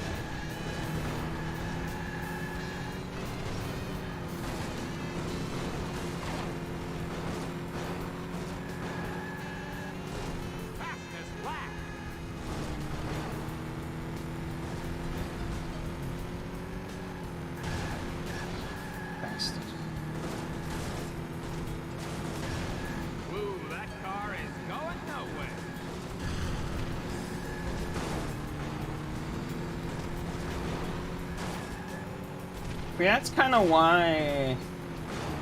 Well, yeah, like when you stream, you gotta... We've got a wreck. The driver looks okay. You gotta do something that you want to do. Or just sit there and talk. Really. If it's something you're not really invested in, then you're not really... Not much is gonna happen either way. Nowadays I work at morning, record, edit, prep during afternoon, maybe relax during the nighttime, and it tends to feel like I'd rather relax. Honestly, same. That's why you basically... I mean, that's why I basically never upload. We've lost the car. Like actual videos outside of these live streams, you bastard. Go away. There's a wreck on track. Is the driver okay? Because, you know, I'd rather just kind of Victory is moments chill away. in evenings. That's one of the things I do like about, Down to the final 10. Who oh will damn, survive? I wrecked. One thing I do like about starting the streams earlier is it actually gives me a little bit more time to relax after the stream, usually. Before I go to bed. I just have like an hour or so to kind of just cool off and then go to bed. Which is nice.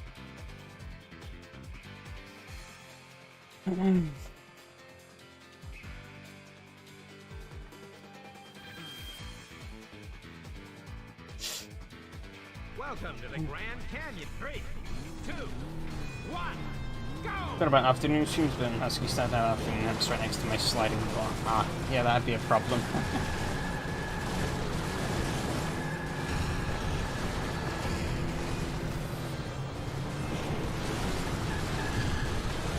Yeah, the problem is with live streams, I feel, is in order to get them to work, you have to do one of two things. Oh, he's dead. You either have to, one, get into a consistent pattern, or two, do one every now and then, but like really pipe it up, so that people know it's happening. And that's kinda... Yeah, in some cases, it's not really feasible. But just doing live streams, like, randomly, it can work, but it's not really gonna get you anywhere. Really.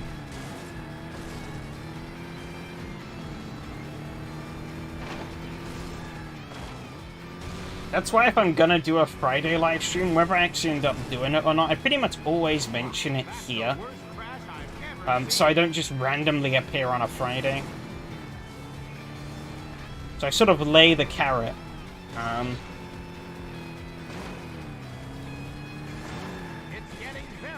Of course, sometimes I get to Friday and I'm like, wow, I really don't have the effort or energy to actually do this, so I'm just not. And then I don't do it. And then Tuesday I come around and people will be like, oh, where did Friday go? I don't know.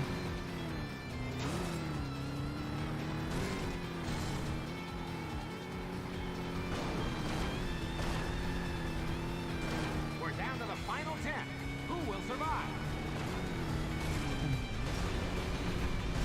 Oh.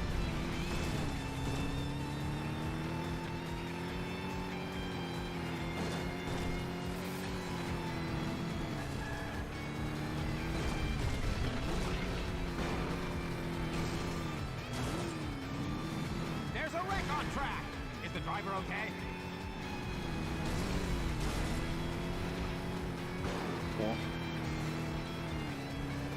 Oh, just missed the T-bone.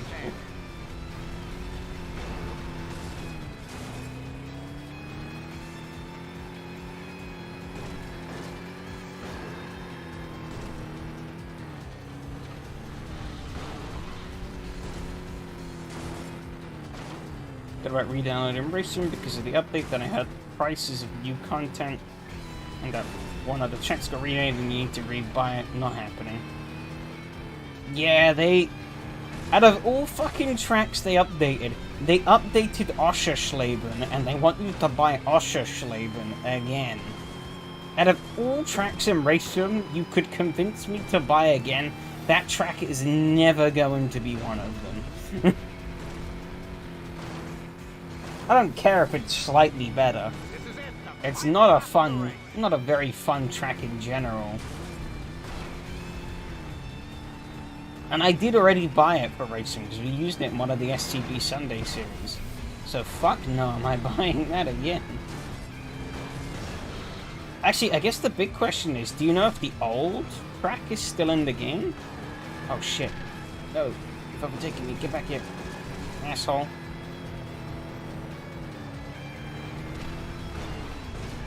Oh no, slick. I spun him out. We're good, we're gonna win. This one's over. We have How pricey is the new content as well, actually? I heard it was a bit more expensive, but I forgot how much.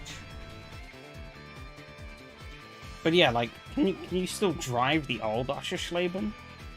Is it like iRacing, where it's like a legacy track that you could still use, or have they just removed it? They already barely use the old version of rotations. But now we're only moments away from the start of today's event, live from San Diego. 3, 2, 1, go!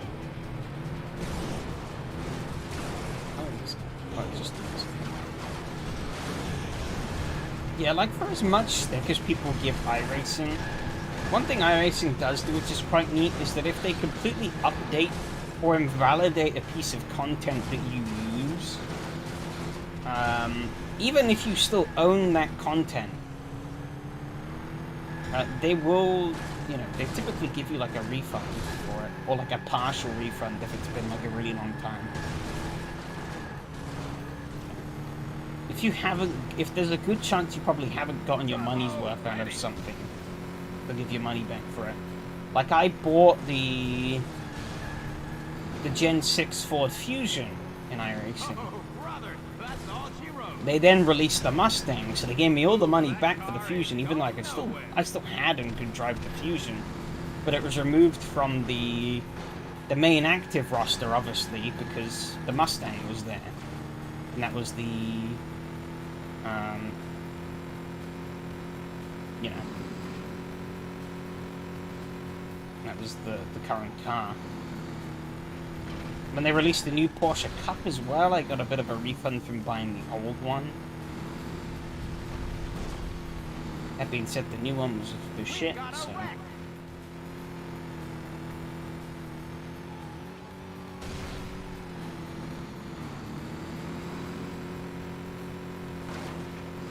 Like, yeah, for as much shit and as much things wrong there are of iRacing's monetization model, that's one thing that I did like.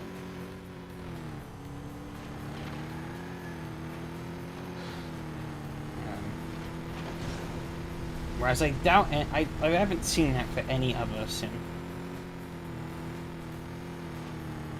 Crazy to do all these nice things, but also completely cut your access to them if you start paying monthly.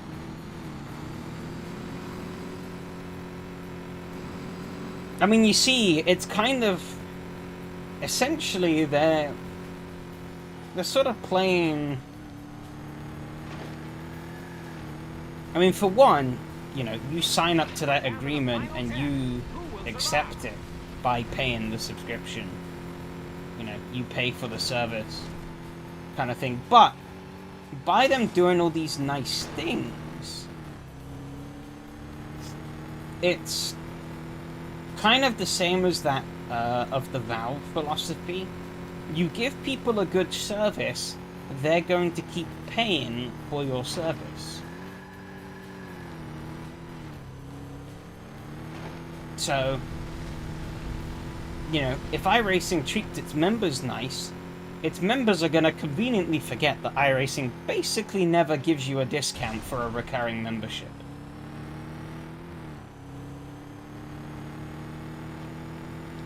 Apart from Black Friday. That's the only time they do it. And it's only if you buy 1 or 2 year subs.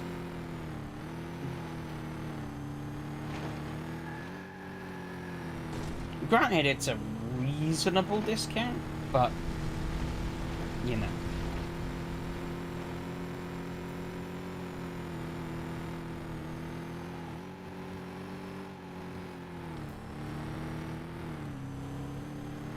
That's the thing, yeah. Who knew that a great way to make a lot of money from a service is to just provide a good service? Modern game companies could maybe learn a thing or two.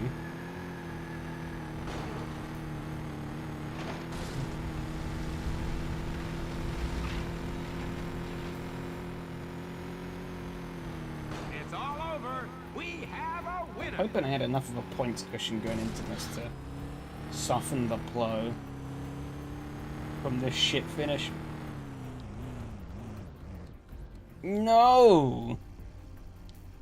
You motherfucker, I lost. Yeah, well, I gotta restart the series then. Bastard.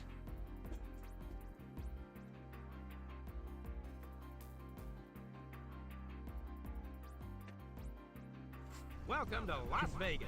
3, 2, 1, go! But he did learn that not everything needs to be a live service, yeah.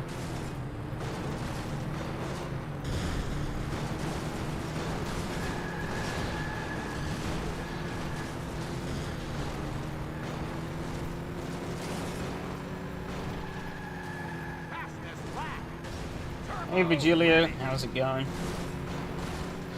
Speaking of like modern blunders, have you heard about the did you hear the recent news about the PS5 Pro?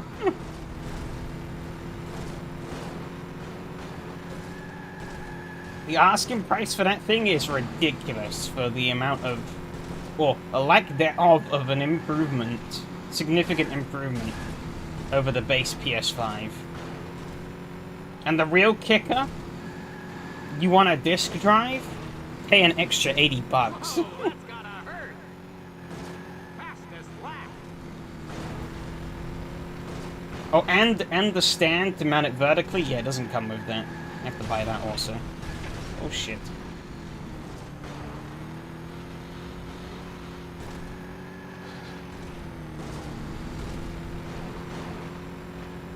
An extra fuck you. Now granted, I haven't bought a console in donkey's years, and probably won't, because I'm satisfied enough with PC gaming.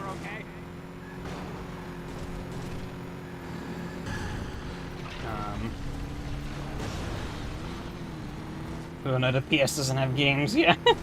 Final lap. But like, you know, I'm all for the games industry being less shit. Because, I mean, well, it's quite shit at the moment. This one's over. We have a winner.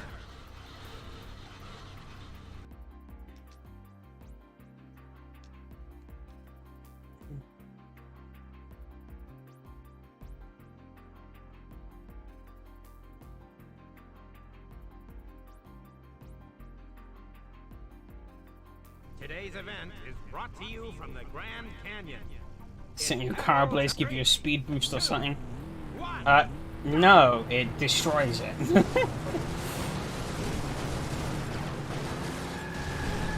But it's kind of hard to avoid sometimes.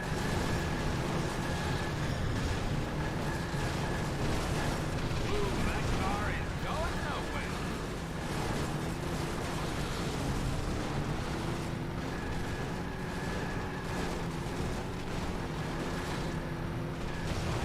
You only get one shot of boost here, which comes at the end of the first lap. If to survive lap 1, then you get a boost charge. Fastest lap. And then you have to leverage that for the rest of the race.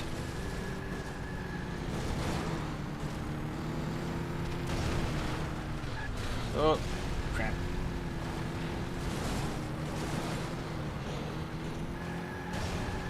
There's a wreck. There's gotta be adrenaline to the driver so the way it would give boost. Yeah, I feel the life flash before my eyes. Fastest lap. I mean, after this, we've got the Kamikaze series to go through. So you're in for another Kamikaze championship to go through. So you're in for a real doozy there. There's a wreck on track. Is the driver okay? Oh.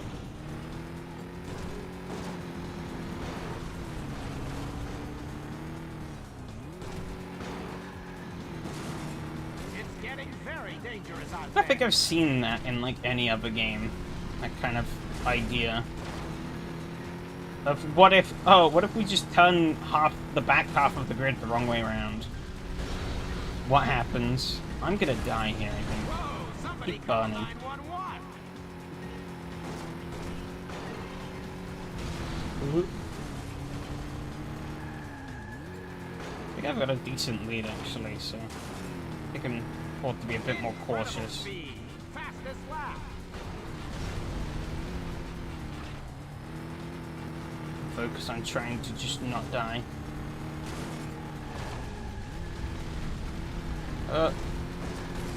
On fire again, on fire some more. Oh my god, I'm nearly dead.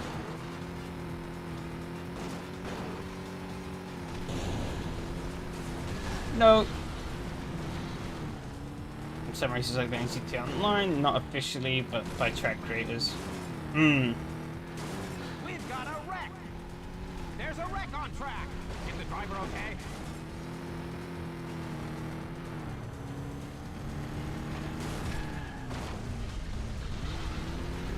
I don't know, the cheap pocket with a couple of these corners. Just sort of get burnt to a crisp.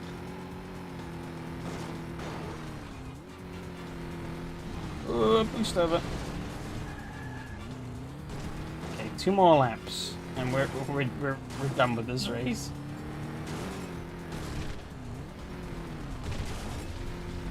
But I have to be very careful.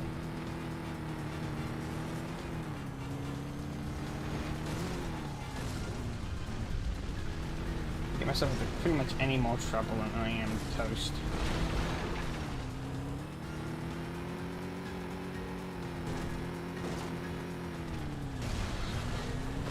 For you two established gentlemen to go through. Was HP remaining for in Latvia? White flag. Exit out. Well, we'll see. I'm hanging on so far. I have a lead, so it's a little easier than I thought. Alright, that goes over the top right. I panicked for something I didn't even have to panic over.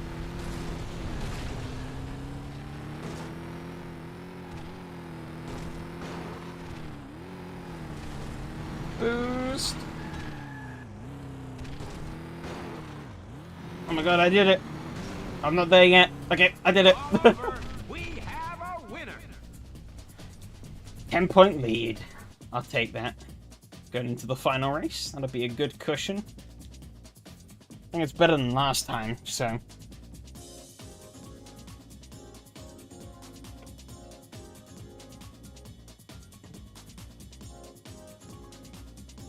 San Diego. 3, 2, 1, go!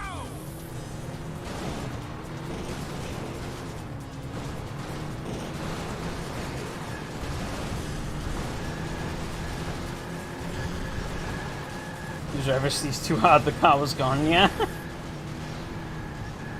Oh, you... Oh, God. Whoa, somebody call 911. Ooh, that Oh, the car numbers is are going dropping. nowhere. That's gonna... Oh, it's gonna be pain getting through that section next lap, then. I think 4 people just died in, like, It's one getting spot. very dangerous out there.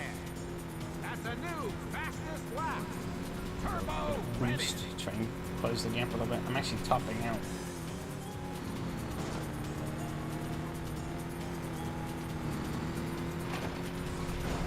Whoa.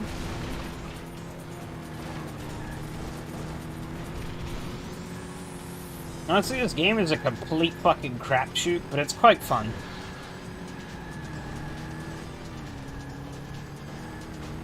Track design is very simplistic,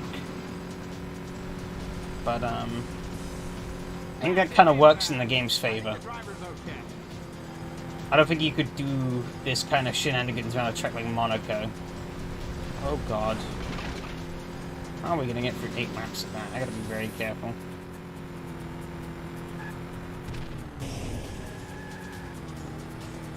So just gonna mention this, I'm restarting my liveries, like I'll be remaking them or the bottles different, more consistent. Fair enough. Fastest lap. Okay, it's so fast. No way to dodge this fire here. I guess stay here. There you go. Hull wrecking and the narrator are giving me strong rock and roll racing vibes. Current draft includes about 400 names, not final number. Jeez.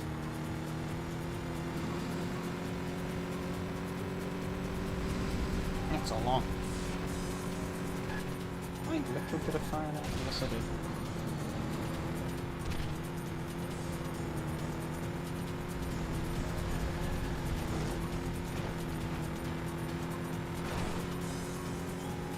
He's just a little too quick. He has more grip than I do, definitely.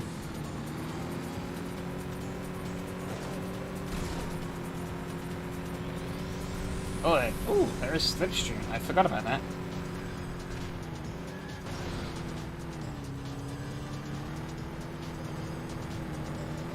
You'll forever not be a huge bugbear of mine how often overlooked Slipstream is in like more casual racing games. Well, he is almost dead. So am I though.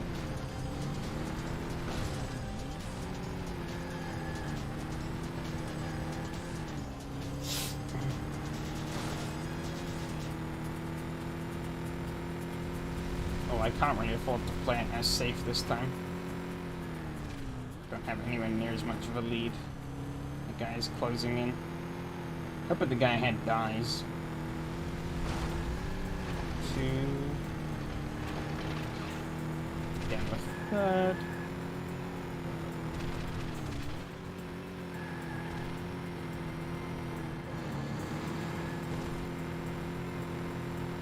Final lap. Victory is so close. Forced him to drive through a lot of fire. Oh, bastard. Go on, yes, kill yourself. Oh. Okay, that fire did like no damage to me. It's interesting.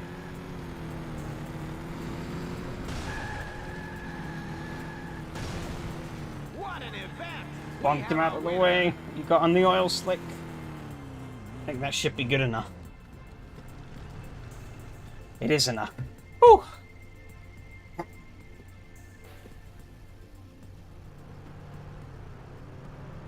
Merge new tracks, new items in the shop. There's between 2 new names are based in DT and VTuber losses of the attached accounts for enough. A flaming car stopped burning after going through more flames? No idea. I did notice in a previous race though, eventually you do just kind of stop burning. Definition of type fire with fire, yeah. I did notice that you do just kind of stop burning after a while. Maybe you've burnt up all the stuff there is to burn. I don't know. It's a bit more acceptable than what we had last time. Oh, that's the wrong thing. We have a spoiler. That's still a bit gaudy. Your end? Fucking drags the parachute up in here.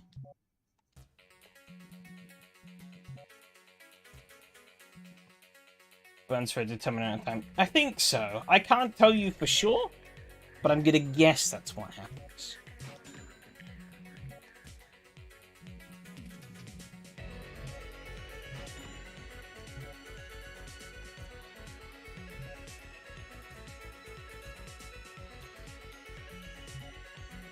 I've completely neglected the hatchback, but I feel like that's kind of necessary given how expensive everything's getting. Oh dear, what on earth? That's some cursed shit.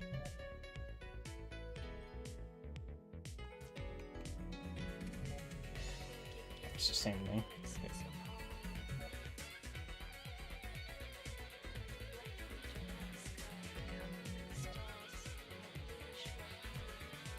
Very aerodynamic. The fugly BMW compact.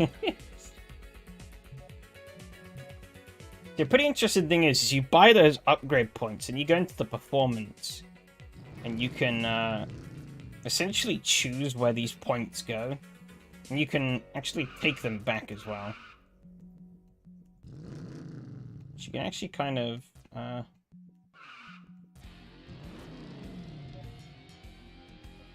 dynamically sort of tweak up the car.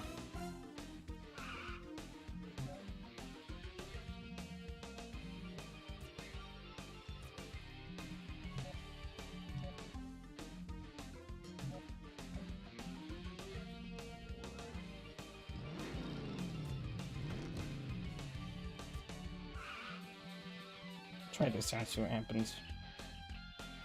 So I'm not really sure what the gearbox does. I've been neglecting it to high heaven.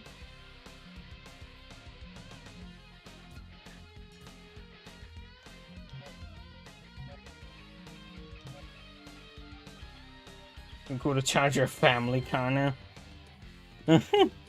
True. I bet the many families started charging back in the 70s, probably. Kamikaze GP. Really? Ah.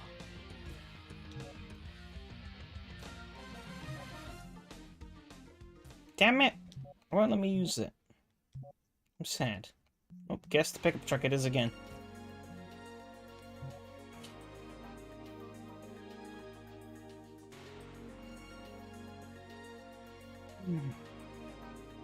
Family. I don't use the family mobile. Else they murder other families. It's Kamikaze Racing. The waiting is over. It's time. 3, 2, 1, go!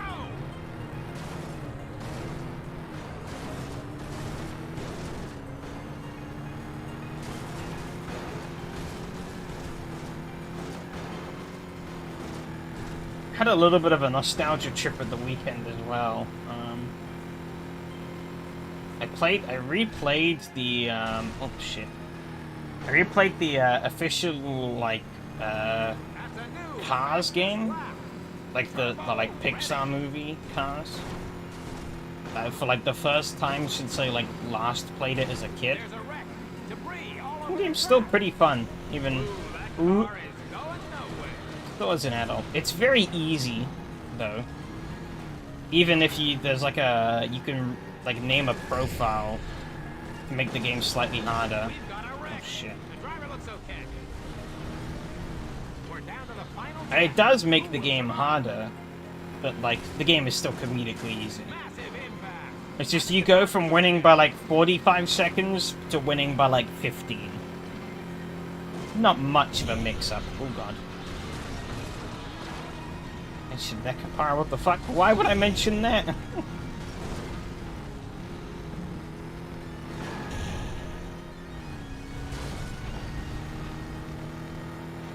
I mean, I played that game a fair bit as a kid, the old Cars game. And it's fun to go back through that. I ended up beating it in pretty much one sitting, really. Took me about 7 hours. Didn't 100% complete it, but I did all the levels of all the mini games. The only trophies I missed out on was collecting all of the postcards, which was kind of tedious.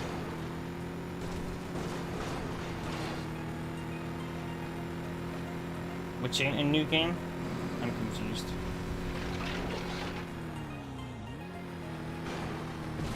Oh jeez. Yeah, there's only 4 cars left.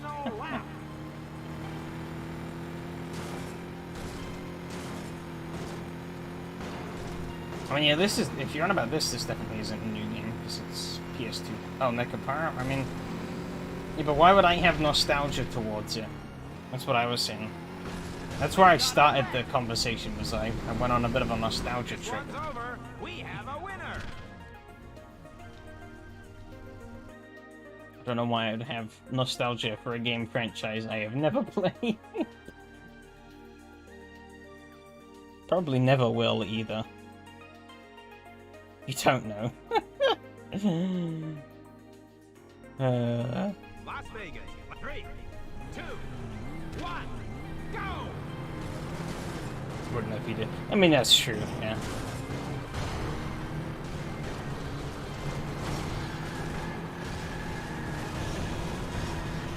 Massive impact. I think the driver's okay. Many people block out memories too. Debris all over the No, I had a pretty tame... Oh, jeez, I was not looking. We went flying. Get out of here.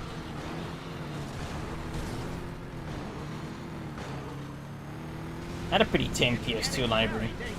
So.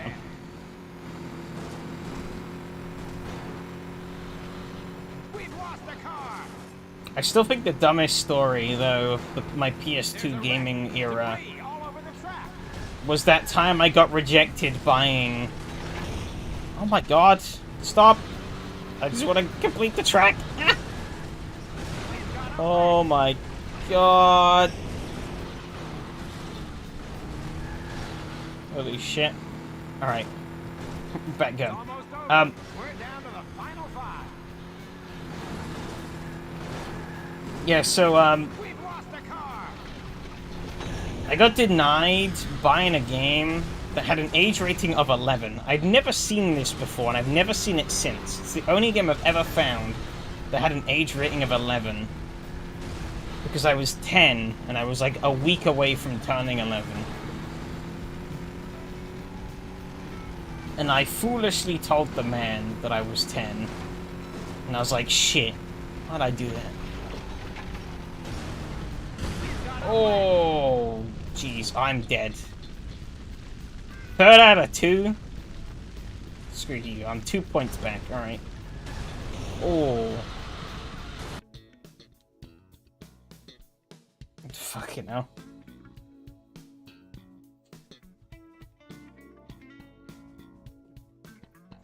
But it's like the fact that you even question me as well. And just go, yeah, whatever. It's time for 3, 2, 1, go!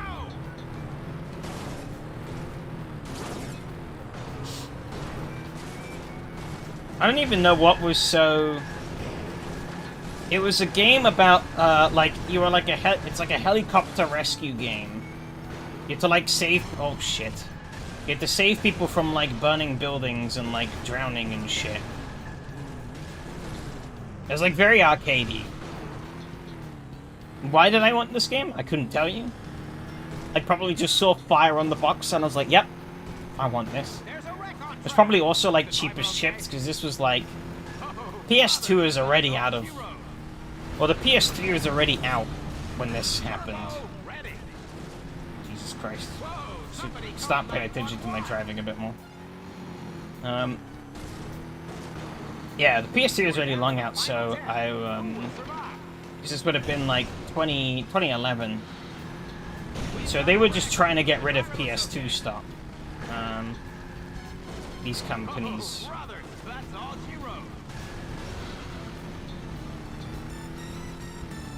Shit wasn't like a car, fuck's sake.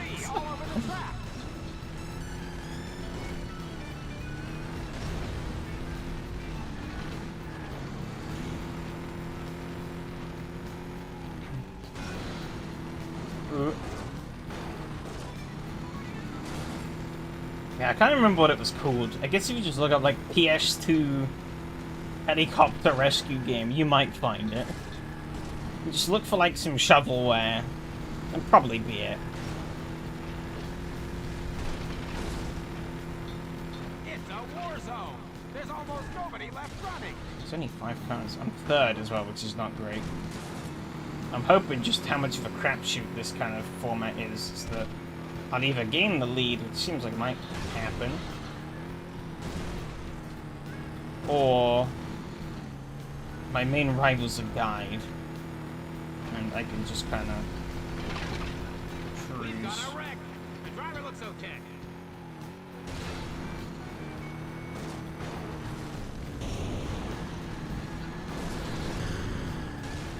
Oh no! Is the driver okay? Bollocks.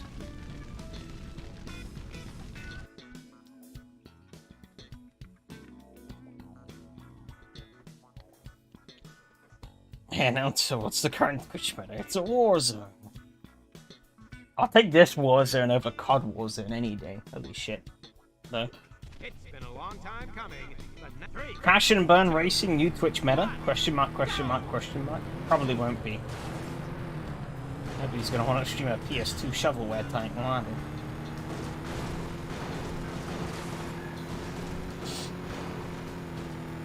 they? Woo.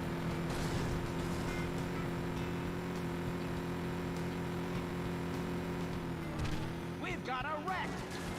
Whoa, somebody call 911. Fastest lap. Turbo ready. I feel like calling this shovelware might be a little bit disingenuous though. It was a budget game and was sold at a budget price, but It has one very clear idea, and it executes that idea pretty well. We've got a wreck. The driver looks okay. I've played many racing games that have Fastest lap. had much more resources poured into them Who will survive? that are way less fun. So, Wow, that's the worst crash I've ever seen. oh, It's getting very dangerous out there.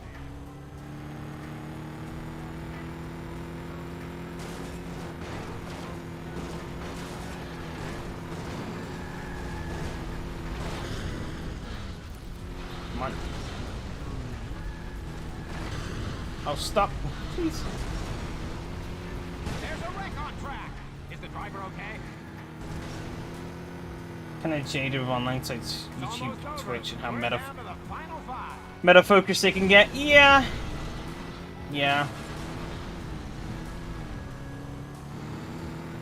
I'll be honest. I've noticed there's like an arc with content creators.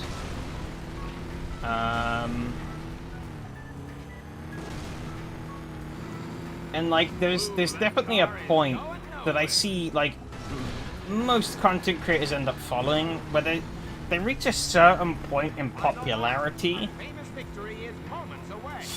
where like they then start to hinge, they stop just doing whatever the fuck they want to do, and they begin to start hinging onto the meta more.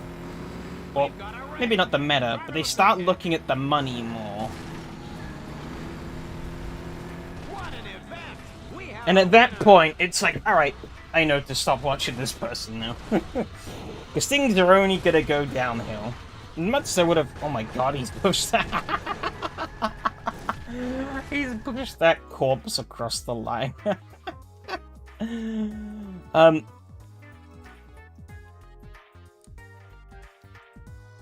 Yeah, like there's a point where they start chasing the money, and at that point it's like, no, I'm not really interested. Because like at that point, they're making stuff that's gonna make the most money, and they typically tend to just lose what makes their content, what made their content special and interesting to watch for me in the first place. Oh shit. It's getting very dangerous. And say like, you know, if they were heavily opinionated, they tend to be more... Fastest lap. Yeah, they tend to change up their approach so that they work things in a way that's gonna get them more clicks and more ad revenue and stuff, and it's like, don't like that. We've lost the car. Wow, that's the worst crash I've Oh ever dear. seen. Oh, No good game to play full auto. I've vaguely heard... I'm stuck. Oh, here we go. I've vaguely heard of that game before, but I don't remember ever seen. what exactly it is. Oh shit. I just... Oh fucking hell. It's not going well. Come on. Here you go. I'm gonna slide right into that fire. It's a war zone. There's almost nobody left running.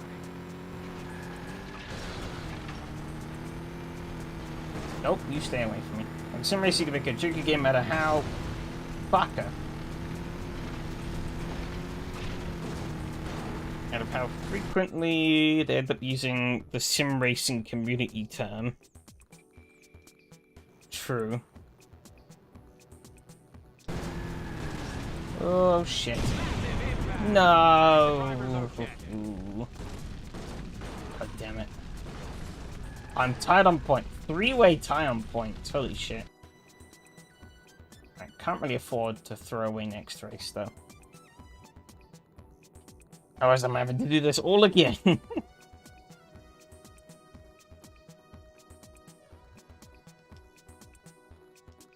3, 2, 1, go! End up creating different audiences and then need to switch, yeah.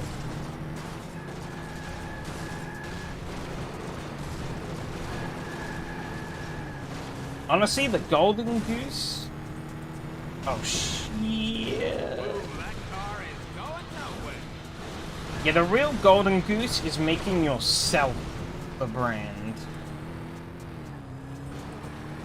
If you can make yourself the central like attraction of your live stream, and not like you and your personality and the way you interact with things, rather than just like a one-trick pony kind of thing, like, oh hey, I'm a professional player for game X, Y, or Z, or whatever. You know, it then... Please! Oh my god. Just wanna get going.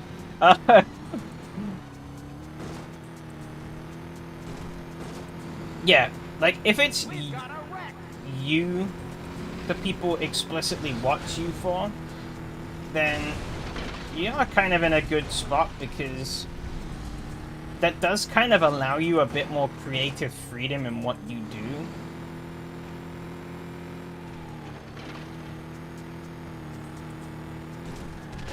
You donkey.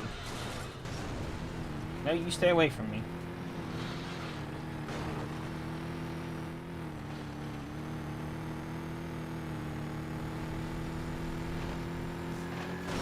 Oh, God.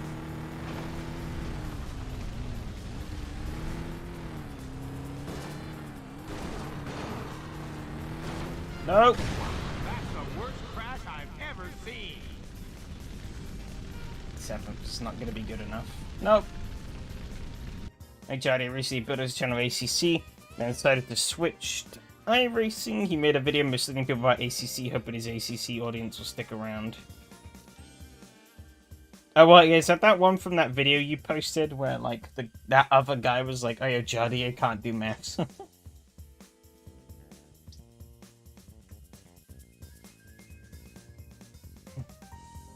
It's 3, 2, 1.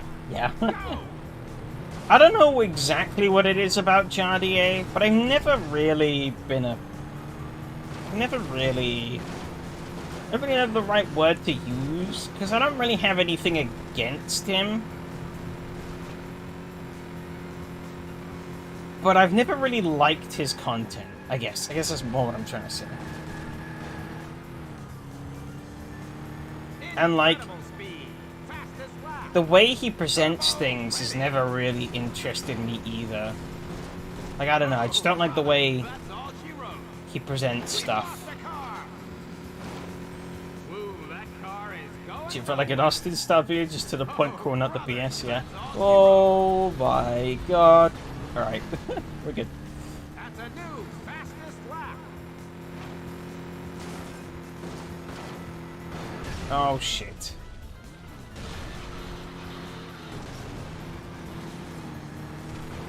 Why did I drop low? I am a fool.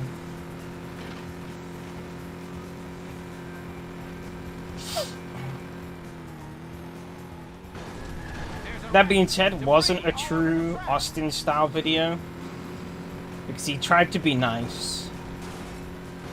Austin usually doesn't give a fuck if he's hurt people's feelings. He just says his piece and then goes.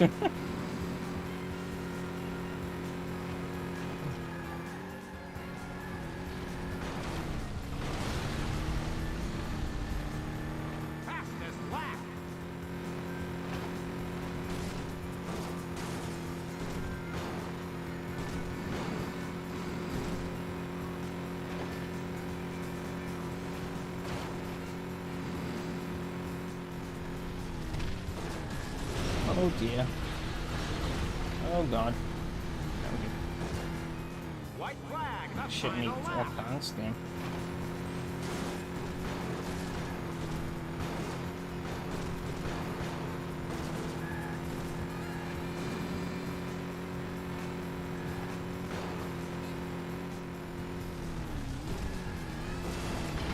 The fire! This one's over. We have a winner. What do you feel about Jardier? See some of his streams and I somewhat needed to Mason like the battles he had, but never stayed around for long periods.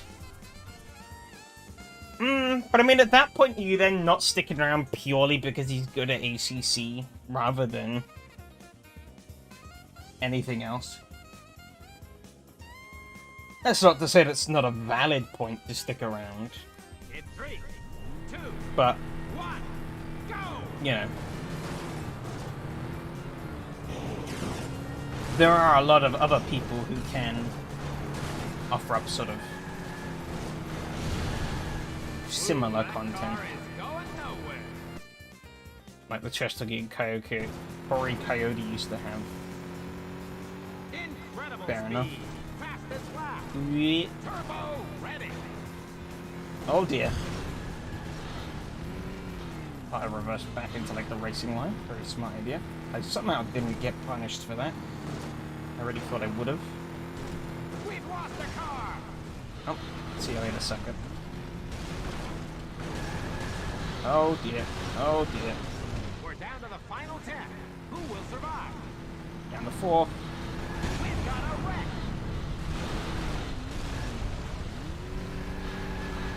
Look at that whole back straight is on fire. Massive impact. I think the driver's okay.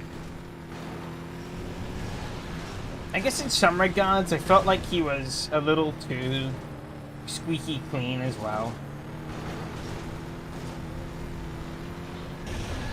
He'd always try and sugarcoat things, I felt like. And it's like, sure, it's good seeing glass half full all the time. But sometimes, you've got to just be like, nah, this shit's fucking stupid. Oh. And just say that outright, instead of being like, eh. It's a war zone. There's almost nobody left. Oh my days. Like to watch certain people, but not when they're featured in their own channels. I mean, if they're not making that content, like if they're not making content when that... Uh-oh, is the game... I think the game's died. Or my controller? No, controller should be fine, I think. Game controllers. No, controller's fine. I think PCSX2 has died. Oh yeah, game FPS 0. Huh. I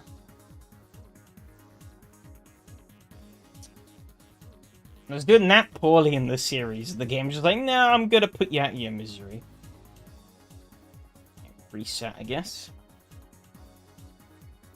But if they're not producing content in those periods of time, then who knows, maybe they're being a bit more authentic, in a way, to themselves. Rather than being the sort of on-screen sort of personality, they are just more them. You know, they're not having to think about what will make them money.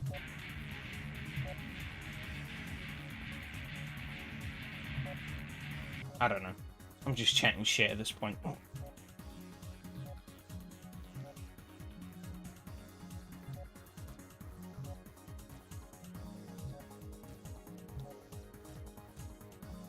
I think this game was auto-saving, so I don't actually think it's undone too much content.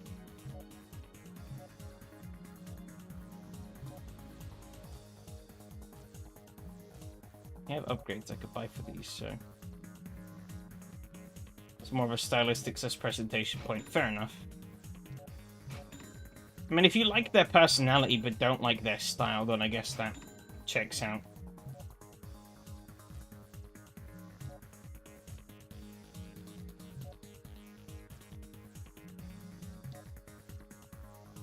Cheetah.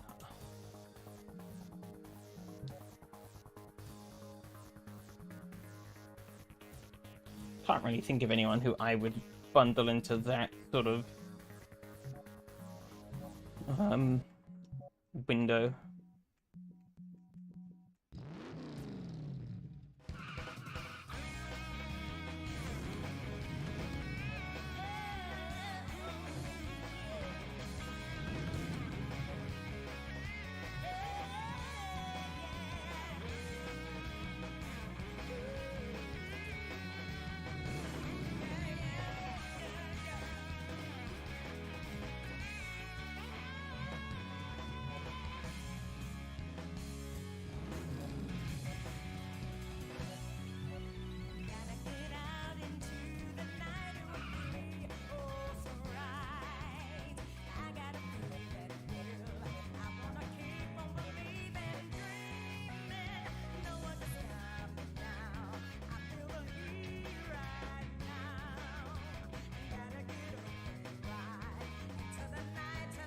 But yeah.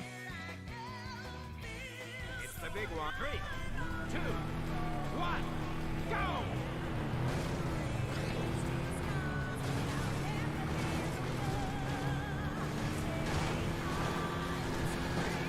I feel like the big problem with a lot of content creators, though, is... Well, the big problem with content creation in general is that obviously content creation is all about creativity. Car is going nowhere. That's a new And like creating shit. turbo ready. But one of... You know, the problem is that, you know, whenever people... Uh-oh. Ow. We're down to the final 10. Who will survive? Is that, you know, eventually... God damn it. Somehow I'm in the lead. I don't quite understand how that's what I'm gonna get T-Bird here.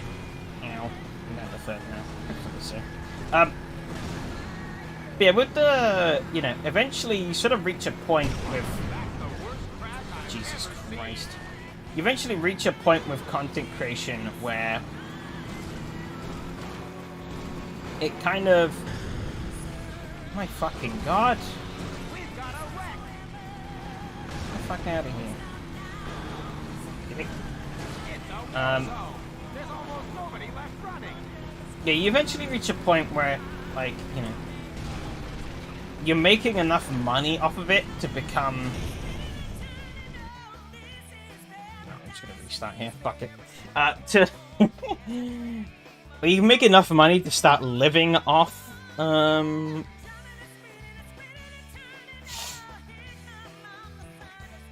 living off the money that you're making. But the problem is once you make it a job, the big problem is it then becomes something that you depend on, rather than something that you just did for the fun of it. And I think that's why a lot of creators end up going downhill. Because they end up chasing the money not inherently out of... To some degree, not inherently fully out of choice. Turbo ready.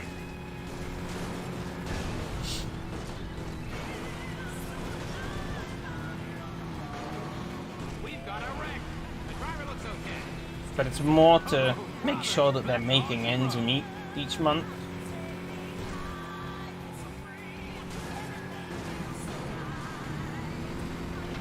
So I guess it's nice that people have been able to come up with other ways to fund... You know, people have started looking to other sources to help fund their creative ventures.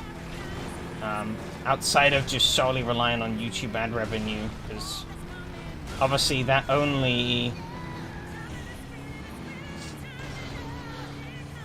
pays out if you're uploading stuff, but obviously some people go like months and months between uploading.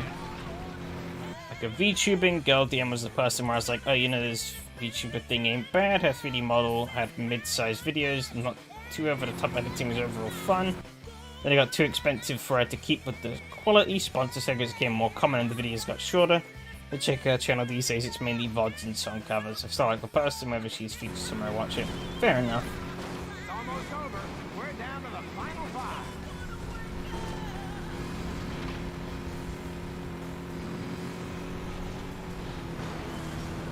Whoa, that's gotta hurt. The track is littered with the fallen. Only 2 remain. Oh shit, only 2 people? Me and one other guy. This lap. Lamau. Speaking of that though, that popped a video into my head, coincidentally tying this all back to sim racing. A random video popped up on my YouTube homepage from a guy called Quirkatimes. I think that's what he's called. I don't know if you've heard of him. He's a pretty prolific, like, iRacing streamer. But he was basically talking, it's him talking about, like, how someone, or how, like, some people had voiced to him that they weren't, It's all over.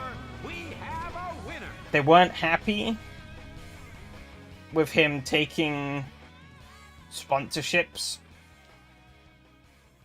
for, like, companies that you know, he doesn't fully endorse. There could just be like random mobile game companies, like, you know, the usual Raid Shadow Legends and stuff. Hello, Cram, how's it going? I'm doing good, thanks, yeah. Yourself? But yeah, like, yeah, he was talking about that and how, like, people sort of complained about him doing that stuff, but one of the big things is that some of these sponsorships are kind of hard to turn down for these creators who depend on, you know, making an income out of things, because these companies are willing to shelve a shitload of money.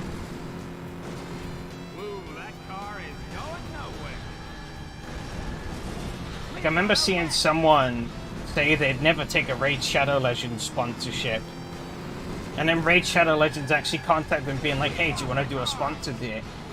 And he was like, it's like the money they're paying is like almost too good to say no. For what little they were asking. And it's like at that point, if they're shoveling so much money into these content creators, I'm not surprised so many people are taking it up if it's that good of a deal.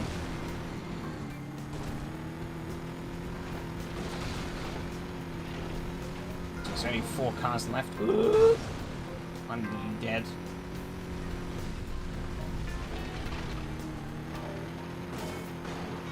I'm doing my best run in this series so far, though.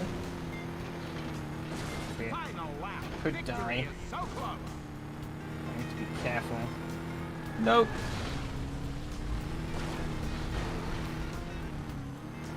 Going for it. Just full Hail Mary boosting. Oh, made it. Categories or clip channels help YouTubers most of them okay. Clippers, but as soon as you switch to a different genre, everyone becomes salty about them. Yeah, it's all down to the culture, really, that you establish, I guess. If the culture in those communities are okay with it, then they are. But,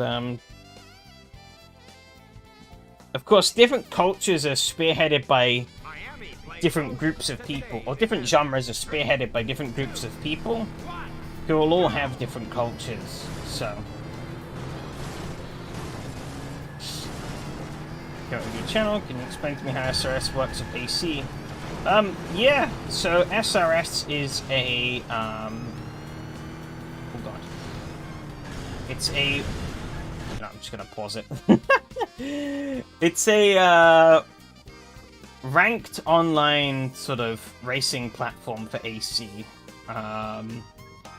where we do, it's essentially a league system, really, at the end of the day, these days.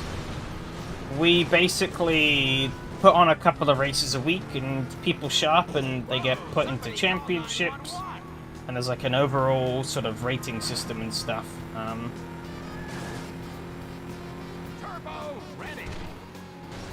It's not the most popular platform these days, obviously. LFM, WSS, Sim Racing GP and the likes all take sort of, well, have more players, but I like the little community that we've sort of built up here over the years, so it's kind of why I've stuck with it.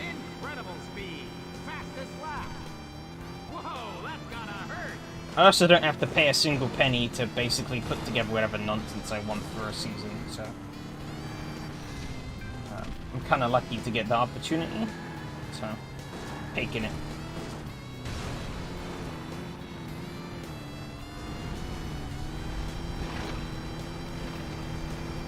So community, time to take your shots, yep, I said it. Sponsor will notice an almost life hack solution sponsored a stream announced at the start and during pauses, include none of them in the edited videos.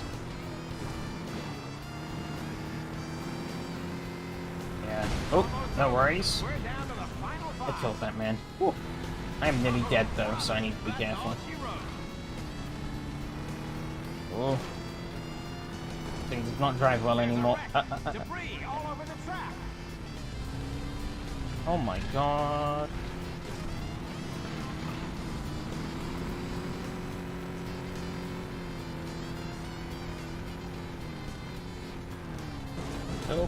Stay away from me.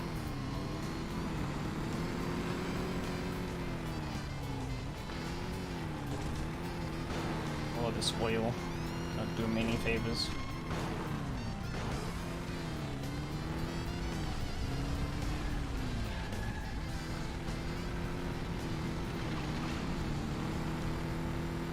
This is it, the final lap of the race. Not a podcast-friendly game mode. No. It's fun, though. I won't deny that.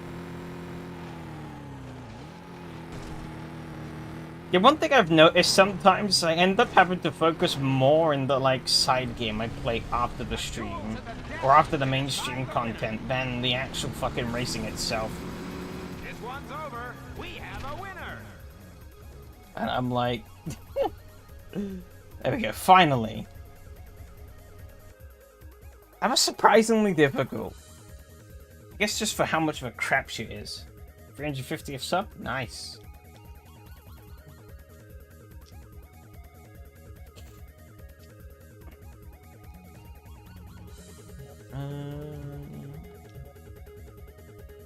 XM370Z for next season then. Why? That's why I don't have to pay attention at all to driving. I just plod along. Don't think I've ever really driven the Z in AC, actually. I can't think of. That's weird. I meant to be like bootleg Dodge Daytona.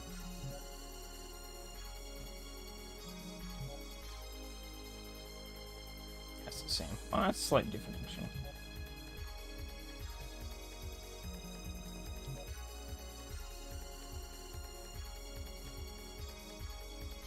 Do I do AC stream? Oh, come 350 subs? Oh, come full shell. Okay, okay. I get you there.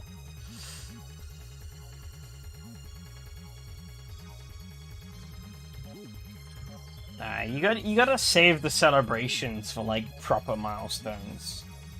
I remember seeing some kid like a few years ago doing like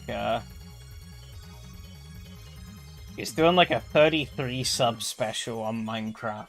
And it was like kind of adorable because he was probably like 10. But at the same time it's like if you just do a special for every subscriber you get, it's not gonna go well. That's gonna be all you do. And the actual milestones aren't gonna mean as much. Do I do AC streams? Yeah, that's essentially what this stream is. I do a couple of hours of racing in AC, and then I just kick back and play some random nonsense for a couple of hours. Until I get bored, tired, and people stop watching, and then I go to bed. Pretty much. The races happen earlier on. I think we've been going for what? 4 hours at this point. Maybe 1,000 subs counting especially. I mean, I think 1,000 subs is still a reasonably significant milestone. I didn't invest the points, did I? I bought all those upgrades and then didn't do anything with them. Probably should. Performance. Where are we lacking? Engine, I guess. No, actually, full tires. Want all the grip. Put a little bit into the engine. Get a bit more gusto. But yeah, well, I think 1,000 stubs still... Oops. 1,000 is still a pretty significant number, because I think 1,000 is still the number that you have to hit to,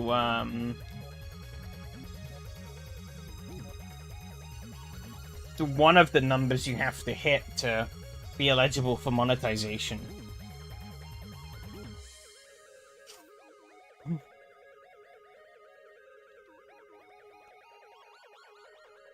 It's the big one, the event we've all been waiting for. 3, 2, 1, go!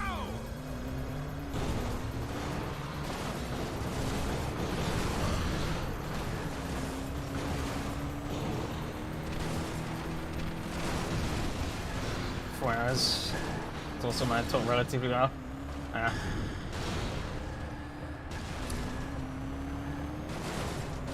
Comes with practice. I run my mouth a lot, and therefore I can do it a lot easier. Oh my god.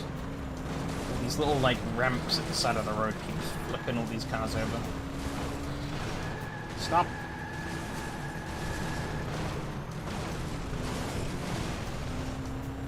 But yeah, I've done... I mean, at this point... He's British, he said the blood. I'll take that as a compliment, thanks.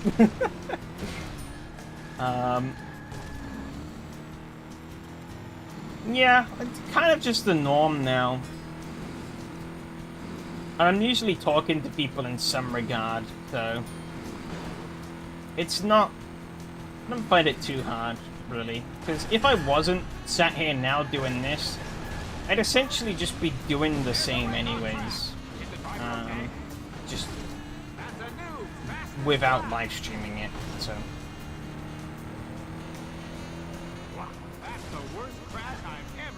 What's rare these days? A compliment. Not surprised. I don't think I've done much compliment-worthy stuff recently.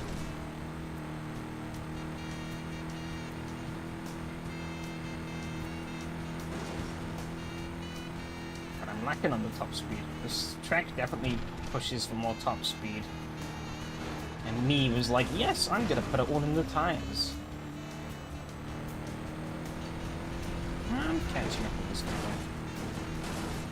Nudge up away. Ooh, that car is going nowhere.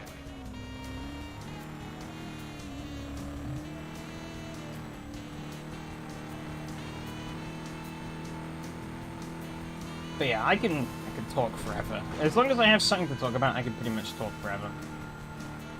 I might feel it the next day. I think, what was it? We did like a 6-hour live stream once, and I was my throat was not happy after that. Oh god, oil slick.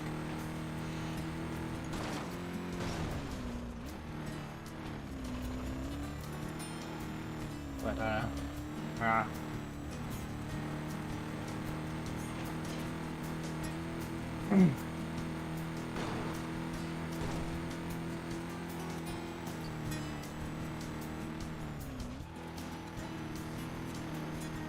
he's the type of make him keep going and talking to him.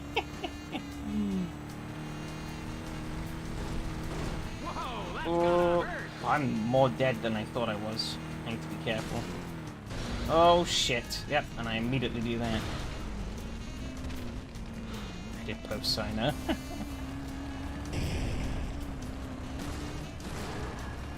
We're down to the final 10.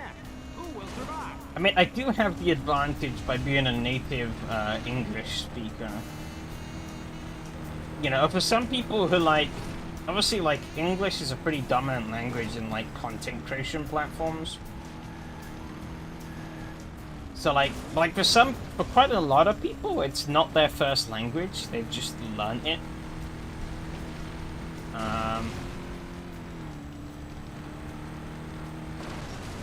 And so, like, yeah, for obviously those people, it's going to be harder to just sit down and talk for, like, 4 hours straight.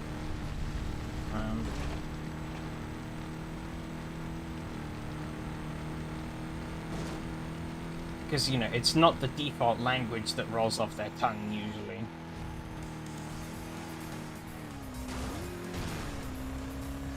But my 2017 English is god-awful. Final lap. A famous victory is moments away.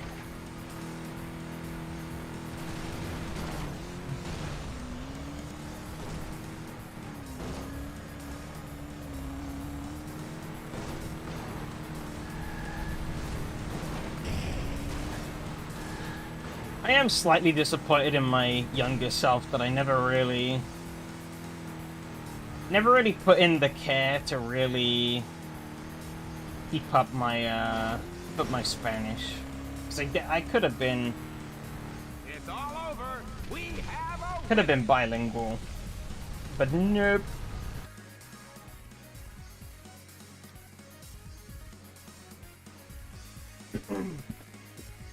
Just English. with some small smatterings of Spanish. 3, 2, 1, go! No wonder I remade some of my older videos. Oh, I see Speaker barely talks since 20 minutes, yeah. Don't know how to type in Hungarian? Oh no.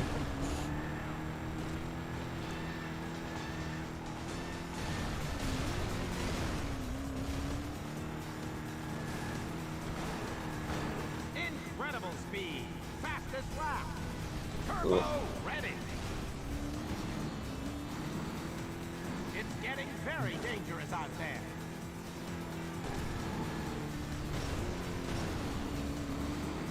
I've had some people ask me before, being like, oh god, you know, like, how bad is my English? Because, like, you know, they're not native English speakers. And I'm like, you really don't have anything to worry about, because, like, there's a good chunk of people who are native English speakers and can speak English, or can't speak English as good as you can. So, like, got nothing to worry about.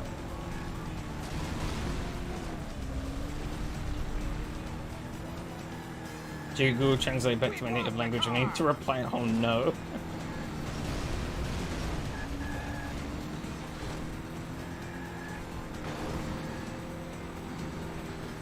Oh, I was not paying attention. It is a shame that, like, over here, we don't really put as much emphasis into We've got a wreck! teaching other languages, really. Like, sure, I had to do a language class during, like, secondary school, or what you guys will probably know as, like, high school. But that doesn't really teach you much.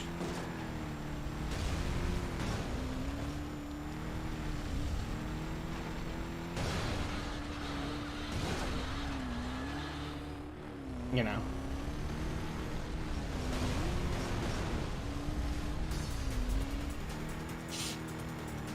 And yeah, there's you know, I've interacted with countless people who are not natively English, but can have a perfectly acceptable conversation with me in English. This is it! But I could never do the same thing back. I could have a very broken conversation with someone in Spanish, but I wouldn't get very far.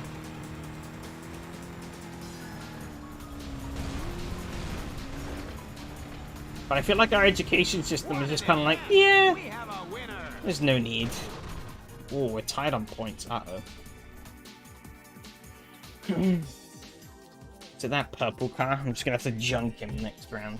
Problem solved. Especially because of the keyboard difference, also because it's easier to type. My country teaches 4 different languages. Crikey.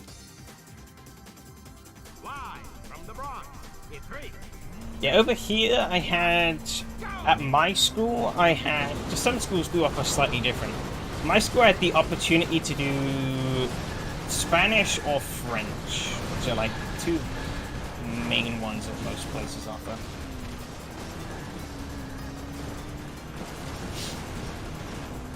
I did both 1 year as well. But eventually when it came to choose like the subjects that I really wanted to focus in for like the exams and stuff, I was like, All she wrote. I'll do Spanish. Turbo ready! Because I have more experience. We've got a wreck! The driver looks okay. There's a wreck on track! Is the driver okay?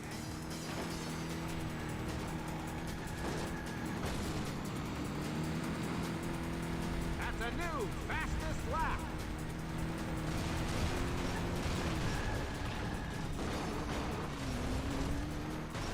We're down to the final 10.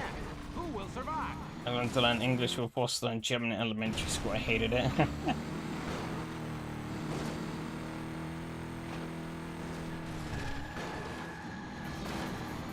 I guess they probably thought it was pretty important Woo, that car is going nowhere. to learn. So I guess probably with your proximity to Germany, maybe.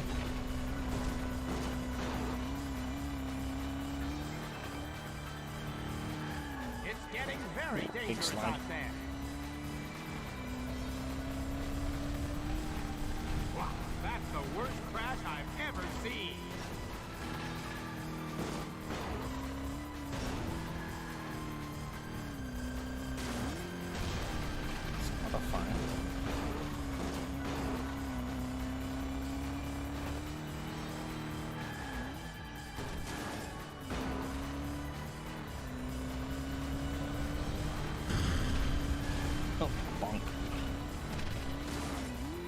behind the wall. There's a wreck. Debris all over the track. Stay Arabic, French, English, Spanish. Sometimes I could switch to a point where I can't even make sense of myself. Yeah, I feel like 4 might be a little too much. But when you are younger, it is the best time to learn, so.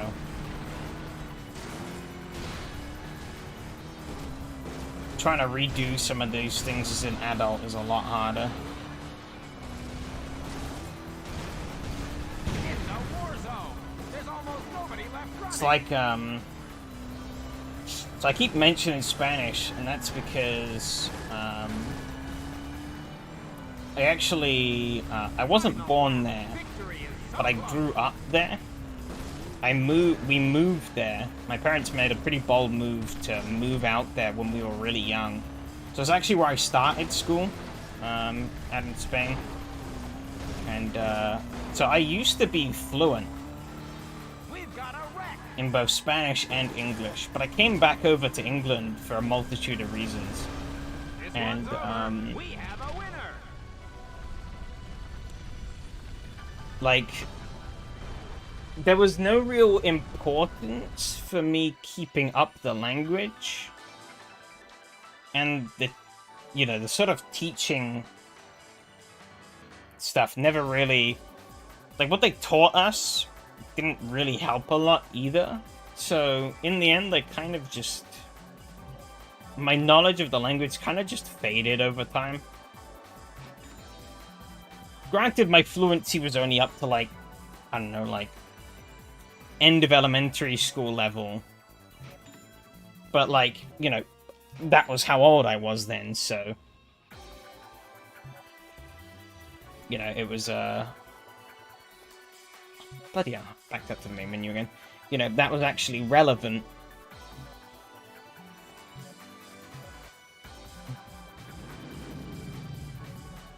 Oh shit.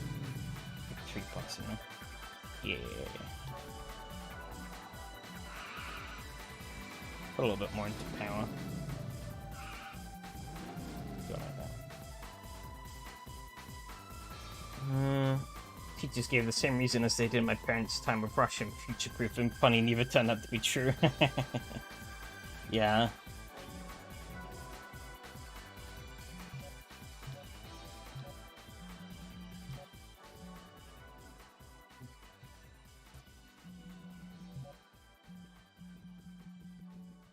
Yeah, teachers kind of have to just guess. Or, like, education systems kind of have to guess what they think is going to be relevant and what they think isn't. Whether or not that's inherently going to be the best for you is a different question. And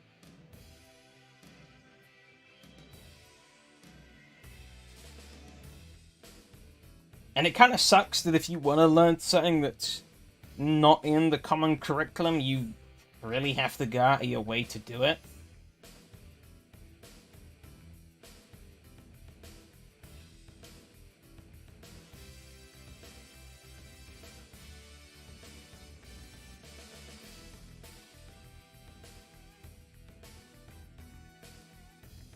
But one thing I have seen from people is, you know, especially of learning English, is like, you know, because there's so much media out there that is English. I've heard a fair few people who have learned most of the language through just watching content, or like just engage, like consuming like English content.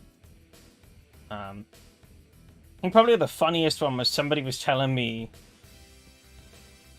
This Japanese guy was telling me that he learned English through GTA San Andreas, of all things. Which is gonna... Interesting place to learn language, given the colourful vocabulary that's featured in GTA games.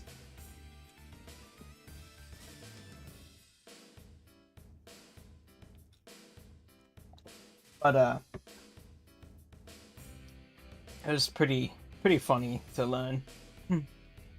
So the curse has it like to live in England, weather-wise and financial-wise. Weather-wise, the weather's pretty random here. It's not very consistent. I've spoken to people who come from, like, different countries who've moved to here who I work with.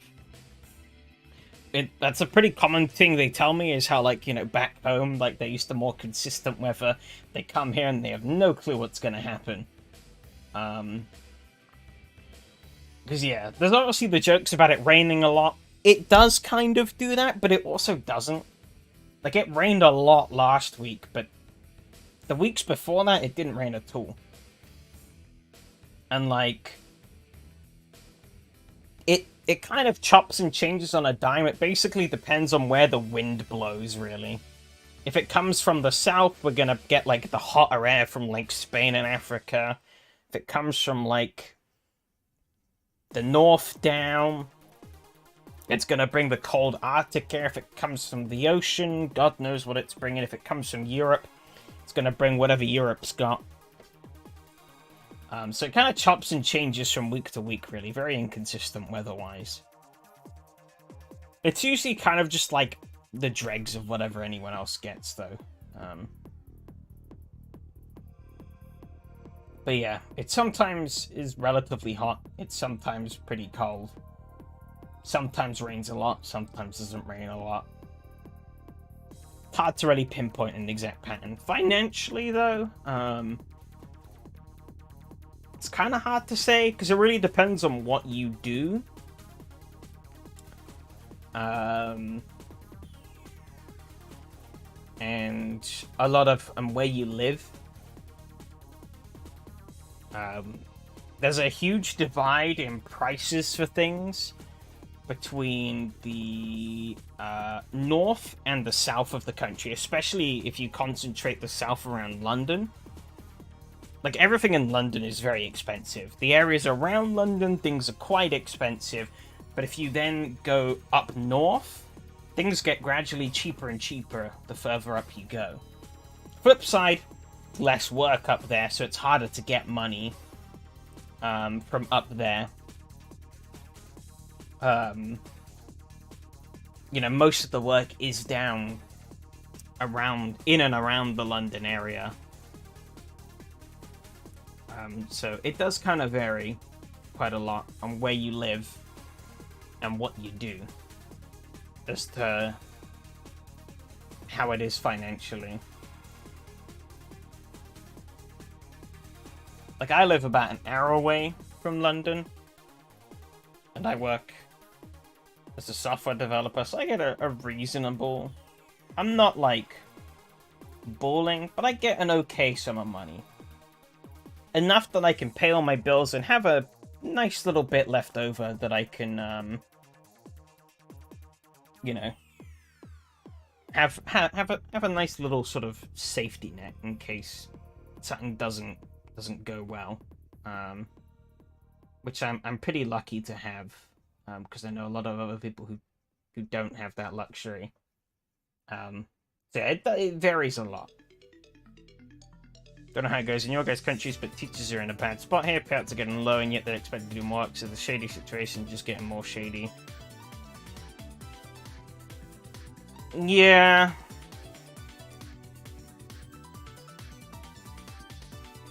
Yeah, teachers... There's always a case to be made that teachers don't get paid enough.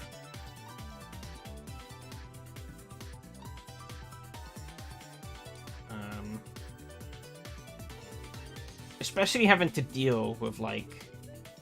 When you grow up and you look back at what school children were like, you're like, damn, school children were a bunch of assholes.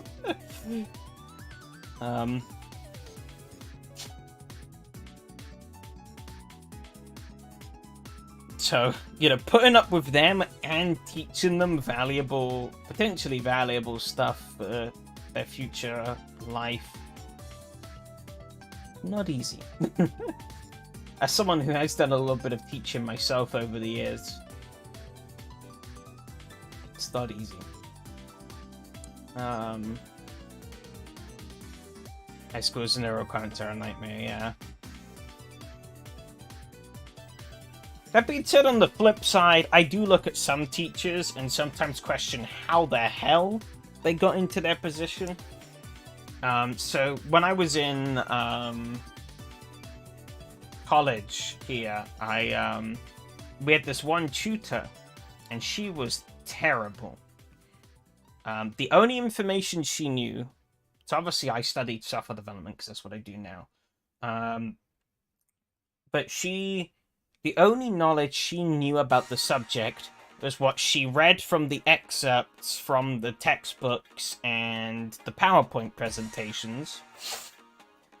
She needed us to help her out with doing some basic computer functions. And she also completely lost one of our assignments that we did. Luckily, that worked out better for us because we all got given distinctions for that one specific assignment. But the fact that they were lost should have never have happened. She got sacked for that, fortunately. But it was like, huh? I ended up visiting a psychologist because of the teacher's damn. Sorry, let me catch up. I sort of skipped over one of the bits you said. Rather than the Italian holiday, learn English and earn in 4 years. I could thank APB Reloaded for helping me practice English. Met some good company there, mostly Germans, help me use English daily. Yeah, that's great. And that's the thing, it's about getting yourself in those circles where people can help you. You know, having a motivation to actually put something into practice is definitely good. I mean, speaking from my own experience with software development, I've definitely learned more in the almost 5 years I've been working with my current company compared to the 7 years I spent learning it in school. So, you know, when it's actual meaningful experience, it helps reinforce it a lot better, I think. Moving to USA and hope better at my financial situation. Uni student work part-time as a mechanic and has some relatives there. Yeah, best of luck with that.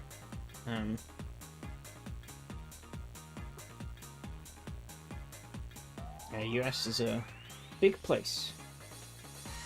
Hope it won't end up in GTA 4. Yeah, I hope it's not GTA 4. Yeah, no, it's definitely a pretty big undertaking.